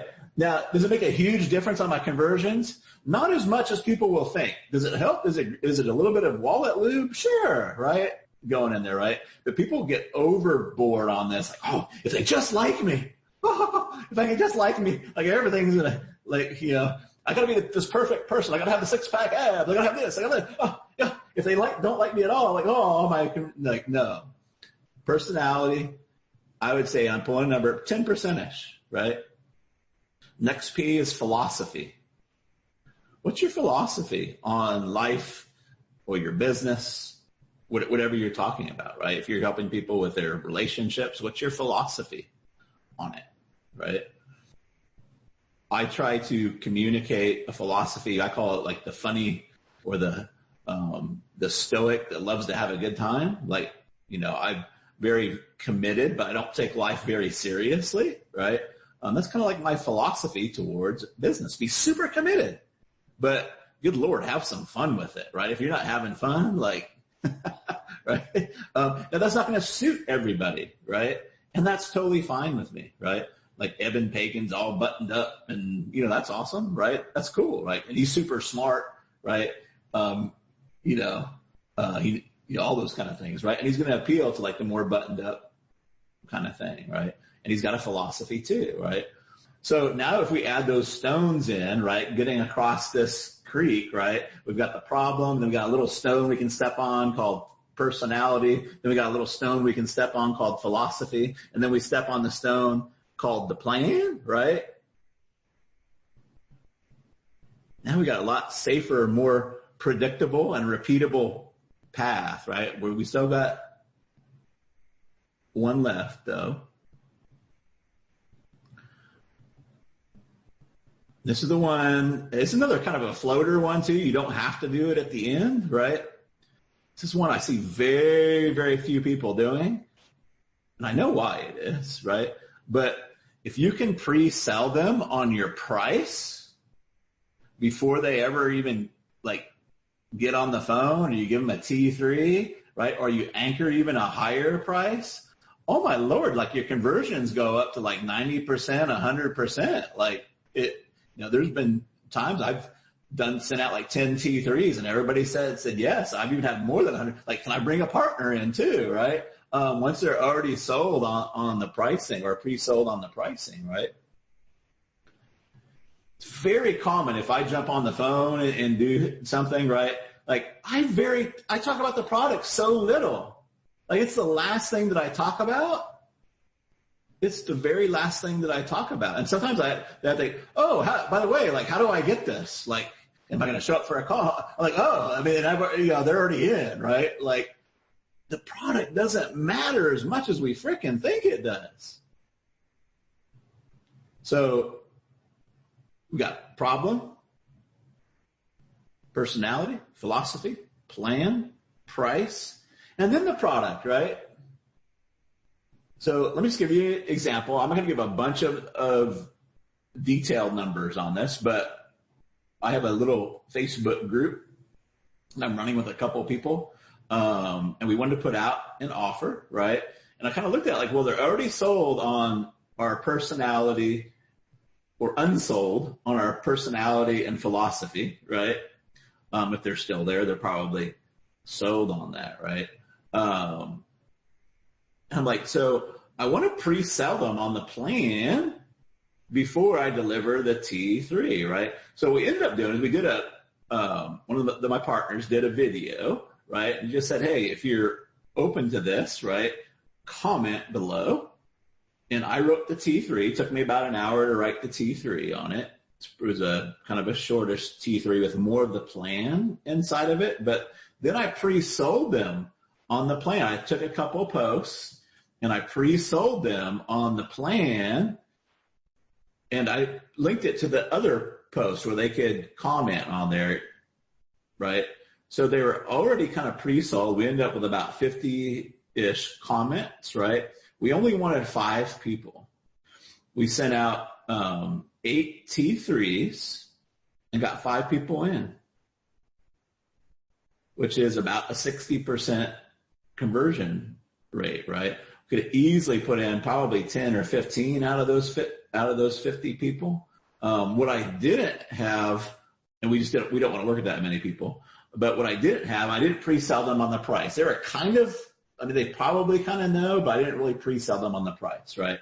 If I had pre-sold them on the price, probably 6 people would have reached out and put 5 people in, right? Or if 5 people reached out, we probably would have put all 5 people if I would have pre-sold them on the price, right?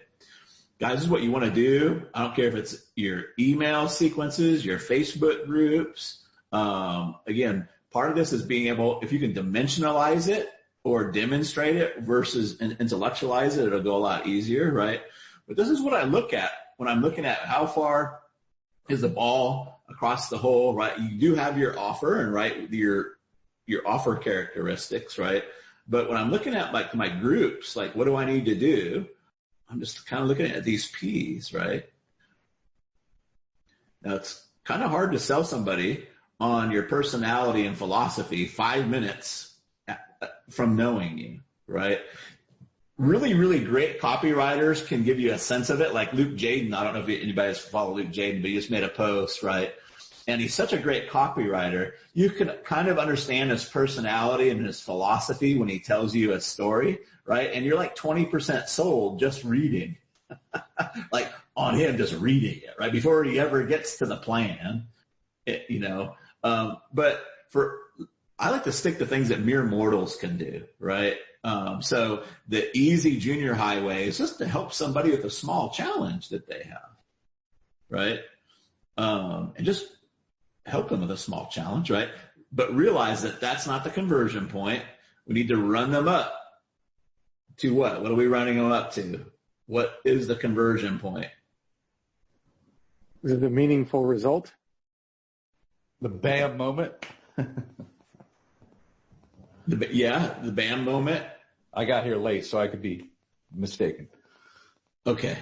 So, well, this is like previous stuff. God, so important you guys know this. So you guys got to know this off the top of your head. Maybe I didn't ask the question just right? So excitement does not equal conversion. Helping somebody over with an assumption and helping them over a small thing doesn't lead to conversion. It can, but what really gets people to convert is when you run them up to that next challenge and they experience the pain that they can't get over it themselves, right? And I always imagine in my little junior high thing, there's a little peephole in that big wall that they can't get over, right?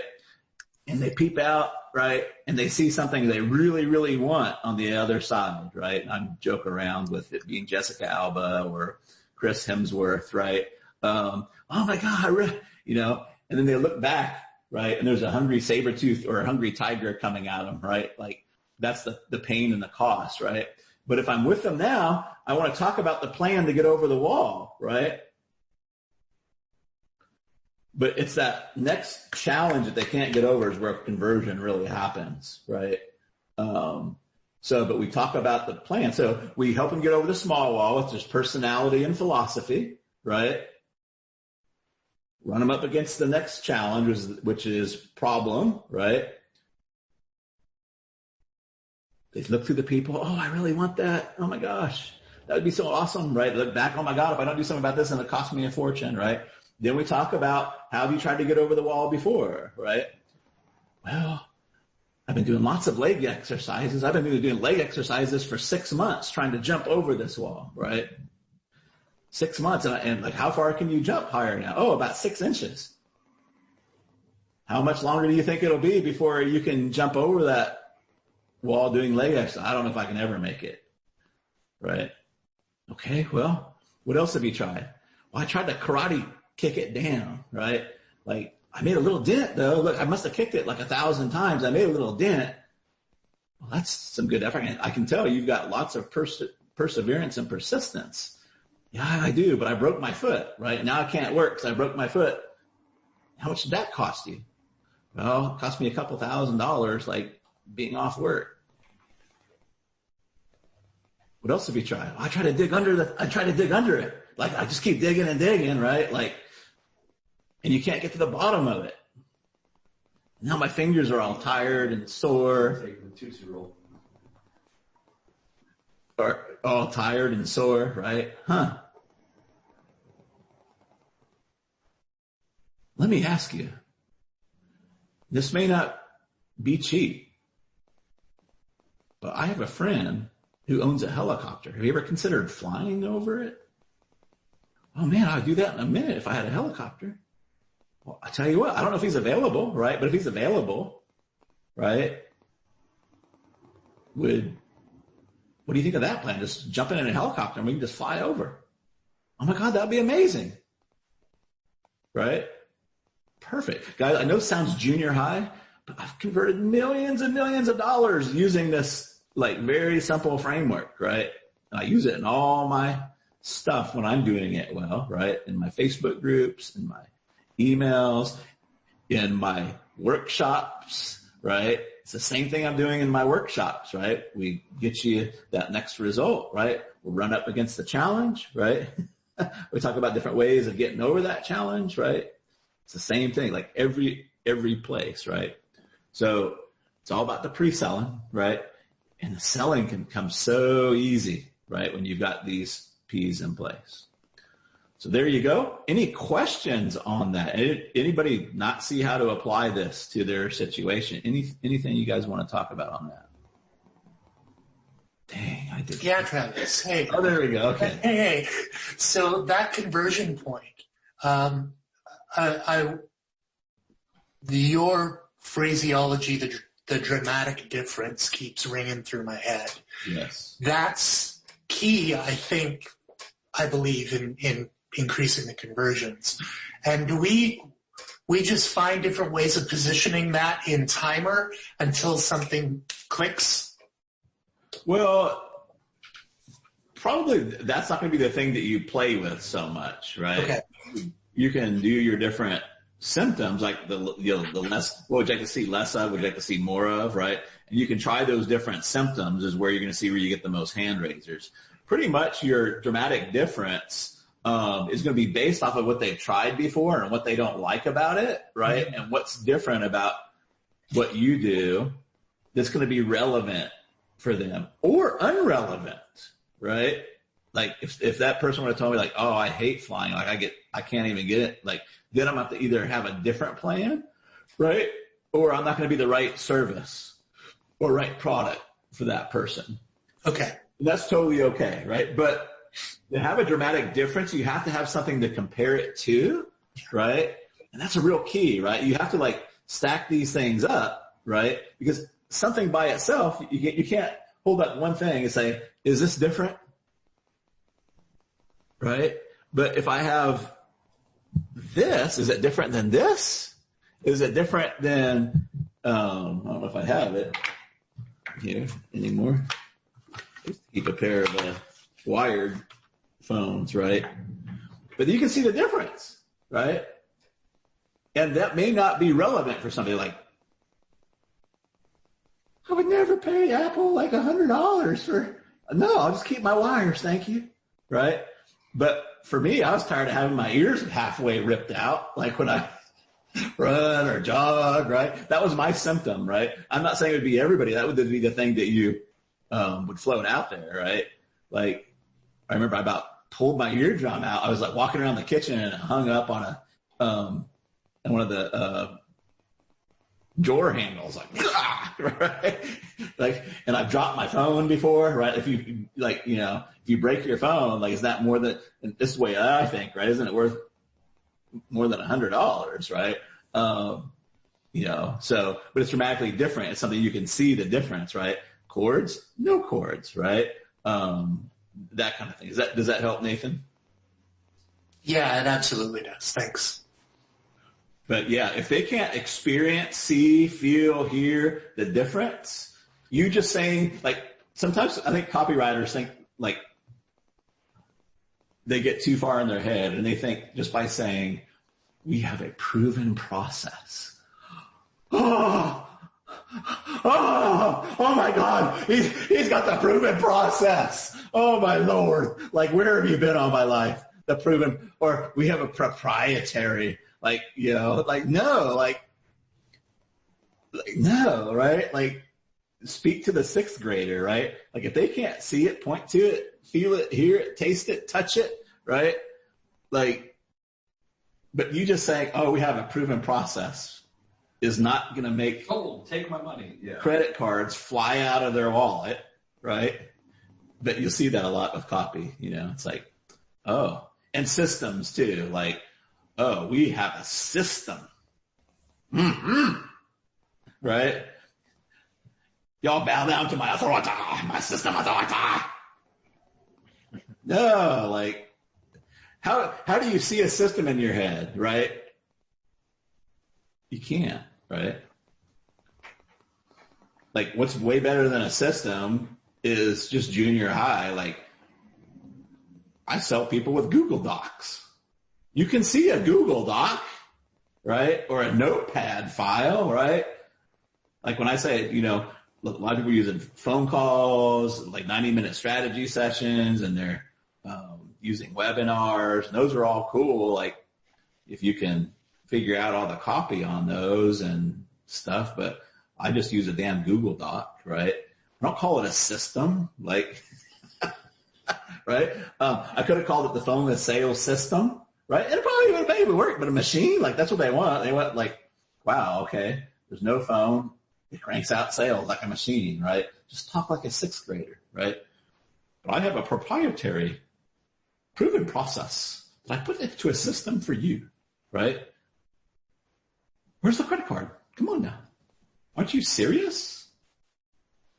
Right? I'm laughing because I deal with this like 90 times a day. Yeah. And I'm like, all right, like I told somebody today, they said it was the differentiator formula for getting more real estate leads. And well, who was that? I got to give him some money right now. I know. I was like, see this 3 words? Let's get rid of this. And they were like, oh my gosh, it's so much clearer now. And I'm like, yes. So, yeah. I think, and I'm being a little bit overly extreme just to make a point, but I think a lot of people would be better if they just talked to their 13-year-old and said, you write it for me, right? Like, you write it, like, how would you write this? And just let their 13-year-old write the damn thing. Well, like his whole thing, and I don't want to go on a tangent here, but his whole thing was like, get more lead, you don't have to use Zillow to get real estate leads. And I was like, okay, if that's what they're all doing, just say that. Yeah. And he's like, oh my gosh, it's really simple. So I don't need this whole confusing part on the top of it. That's right. I was like, no, you can get rid of the confusing part. And he was like, oh my gosh, you're a genius. And I was like, no, that's my friend Travis, But, I had a breakthrough with a personal trainer same way. Like, he had all this fancy techno talk about what he's going to do to your muscles and shit. And like, I was like, ooh.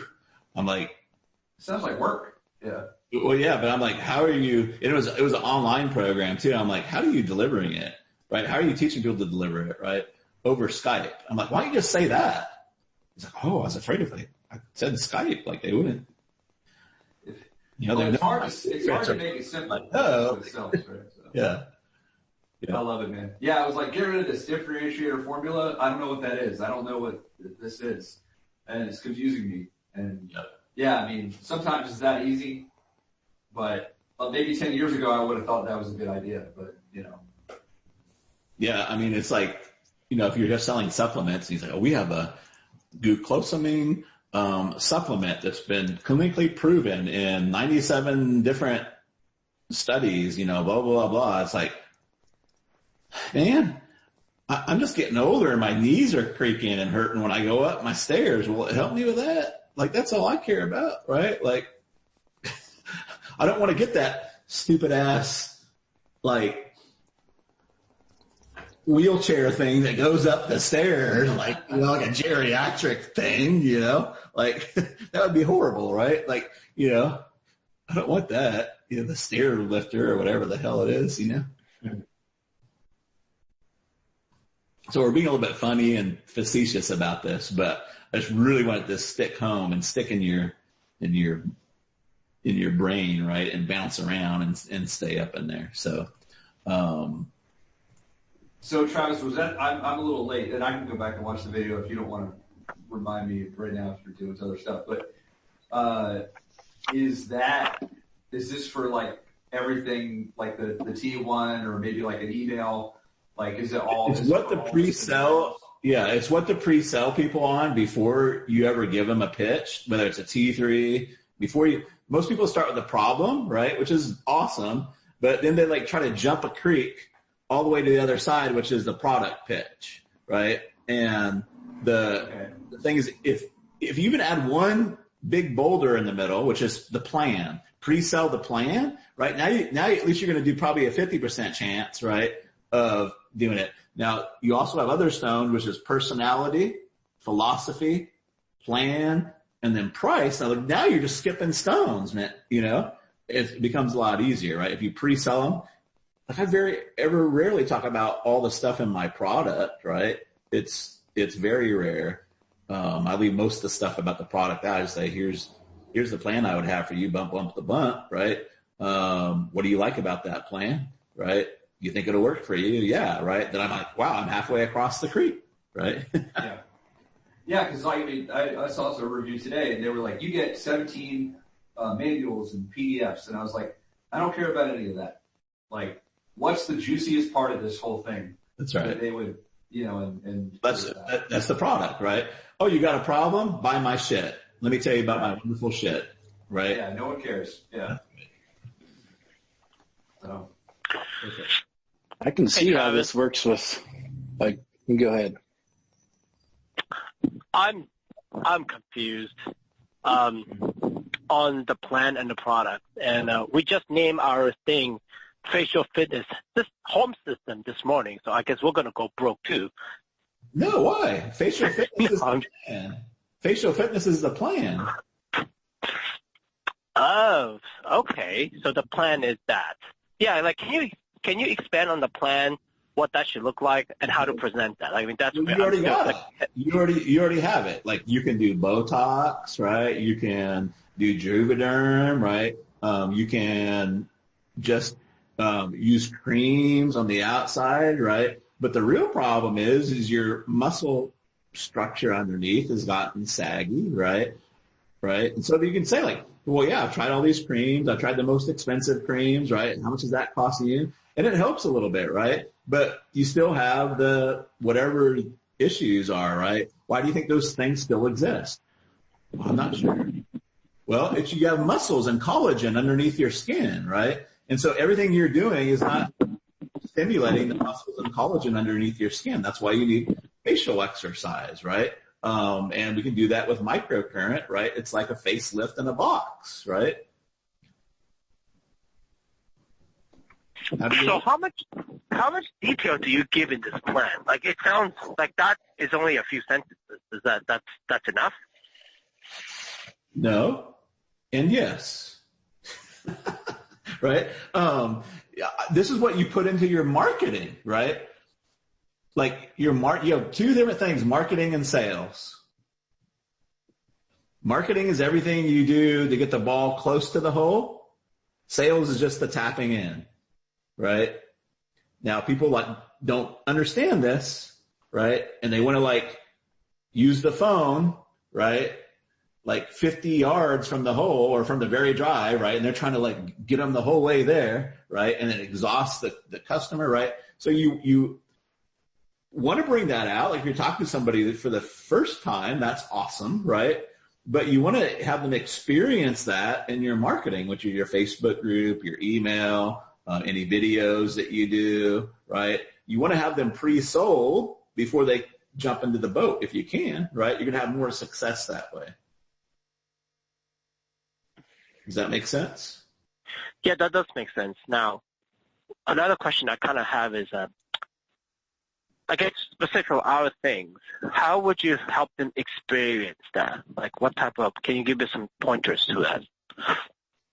Yeah, so remember I was telling you guys, if you guys can come up with a measurement, right, thing, right, if you can have them measure, the skin test, is it pop back? Can you feel your muscle? I don't know how you guys would, you guys, the experts on that, right? There's also kitchen table logic, hey, you got muscles underneath your face, right? And remember I was saying that you work out all of your body, right? But what kind of workouts are you doing for your face? None, right? What do you think happens to your, I don't know what an important muscle is on a woman. What do you think happens to your calf muscles or your leg muscles if you don't work them out, right? They get soft and they get droopy, right? Same thing with your face, right? So these are all things you can have them experience, right? Look at your calf muscles, right?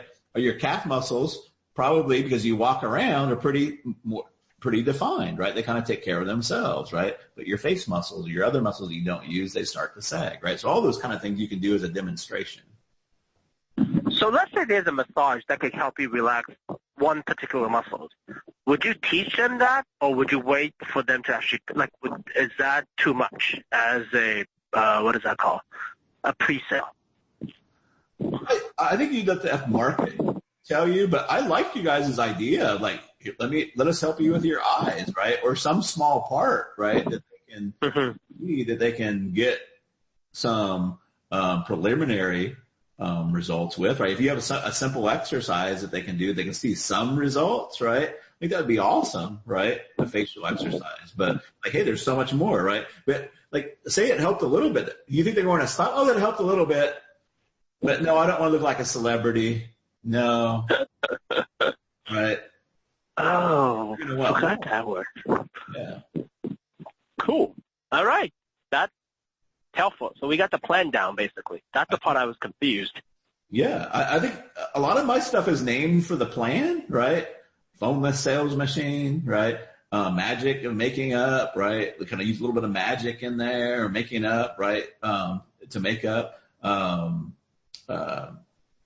my overall plan, everybody knows, like, is to work on your offers, right? So that's like my overgeneralized plan, is to work on, like, quit freaking out about all your Facebook ads and all that stuff. Focus on your offers, right? And your offer flow, right? That's like my big overall plan, right? Those kind of things. Can I add something? Yes, ma'am. A big part of the benefits from microcurrent is the fact that it slows down the aging. That's harder to see unless you've been doing it for a while. That's right. How do you get that concept across? I would start with something they already know, like I was talking about. Like, so you're already working out your other parts of your body, right? Why do you do that? You do that so it stays young looking. You slow down the aging process, right? The more muscle mass you have, like the faster you burn calories, right? And the more nimble you're going to be. Same thing with your face, right? So I'd start with something they know, and I would transfer it over to that, right? Yeah, you're right. It's a little bit more challenging to say, hey, this is going to slow the aging process down, because they can't really see that. They can't really experience it. That's true. That's true. That's a big part of it, too. You do see results, but it takes more time than as if you had filler in your lips or you had Botox in your forehead and eyes. It's a whole different system. And that's why we have to get people who do not want Botox and filler. That's right. So you just say that, right? Like, I help women who want to fight aging, right, and see the wrinkles reduce or at least slow down without Botox and without, stuff that's going to damage them in the long term, right? True. While we're here, what kind of insights? I need to understand the concept of insights with what we do. Like, can you help me there a little bit? I'm kind of lost. Yeah, Stephen, I think this is one of those things that it's right there, but you're inside the bottle, so you're not seeing it. The big insight is that it takes more than a skin cream, right? There's more to your beauty on your face than just the skin, right? They don't understand what's underneath the skin, the collagen and the muscle, right? And that would be the insight. Like, you can put the world's best $1,000 an ounce moisturizer on your face, right? And it might help you look a little bit glowing for a little while, right? It's going to have some benefit, right? But if you don't have any collagen, right? And there's probably some metaphor that you can put in there or some example you could do, like a dried grape or something, right? Where, like, you can put all the moisturizer you want to on this dried up grape, right? This raisin, right? But it's not going to plump it back up. The only way to plump it back up is to, like, put some more, liquid back in, right? Which is the collagen and the muscle, right? Thank you. That is your insight, right? It is. So here's why your stuff isn't working, because you're only treating the outside surface, right? And especially if you guys help them with nutrition, right? A lot of your skin is due to nutrition and your muscle health and your collagen health, right? A lot of the stuff you're using isn't helping those things at all, right? And so that's the insight. Thank you. You're welcome. Great question and great frame for everybody to look at too. Can I add some insight as well? Yeah. Ben Settle sent an email a few days ago talking about N and S's on Myers-Briggs, people who are intuitive, big picture, talk about the future planners versus those I need to know every button to push to do right now and I can only see past the end of my nose kind of people.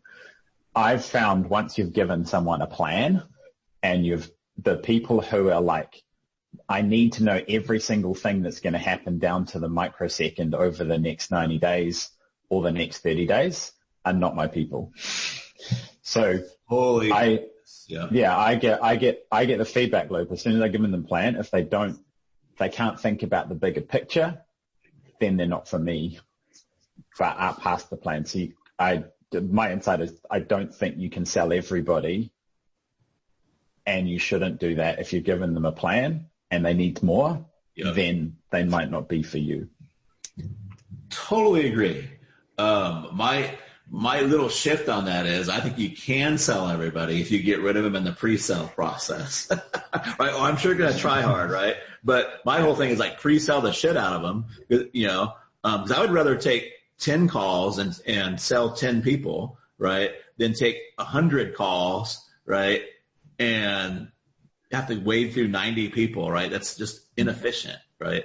And that's where a lot of money, time, and energy goes out. So that's exactly right. Like, but you're right. If they don't get it after the plan, right, and they're like, oh, I need to know like every single tiny step. Usually, that's a way more challenging person or client for me. Now, some people really dig that. Some people like to help newbies, and they want to give them those super step by step, follow everything in the video kind of thing.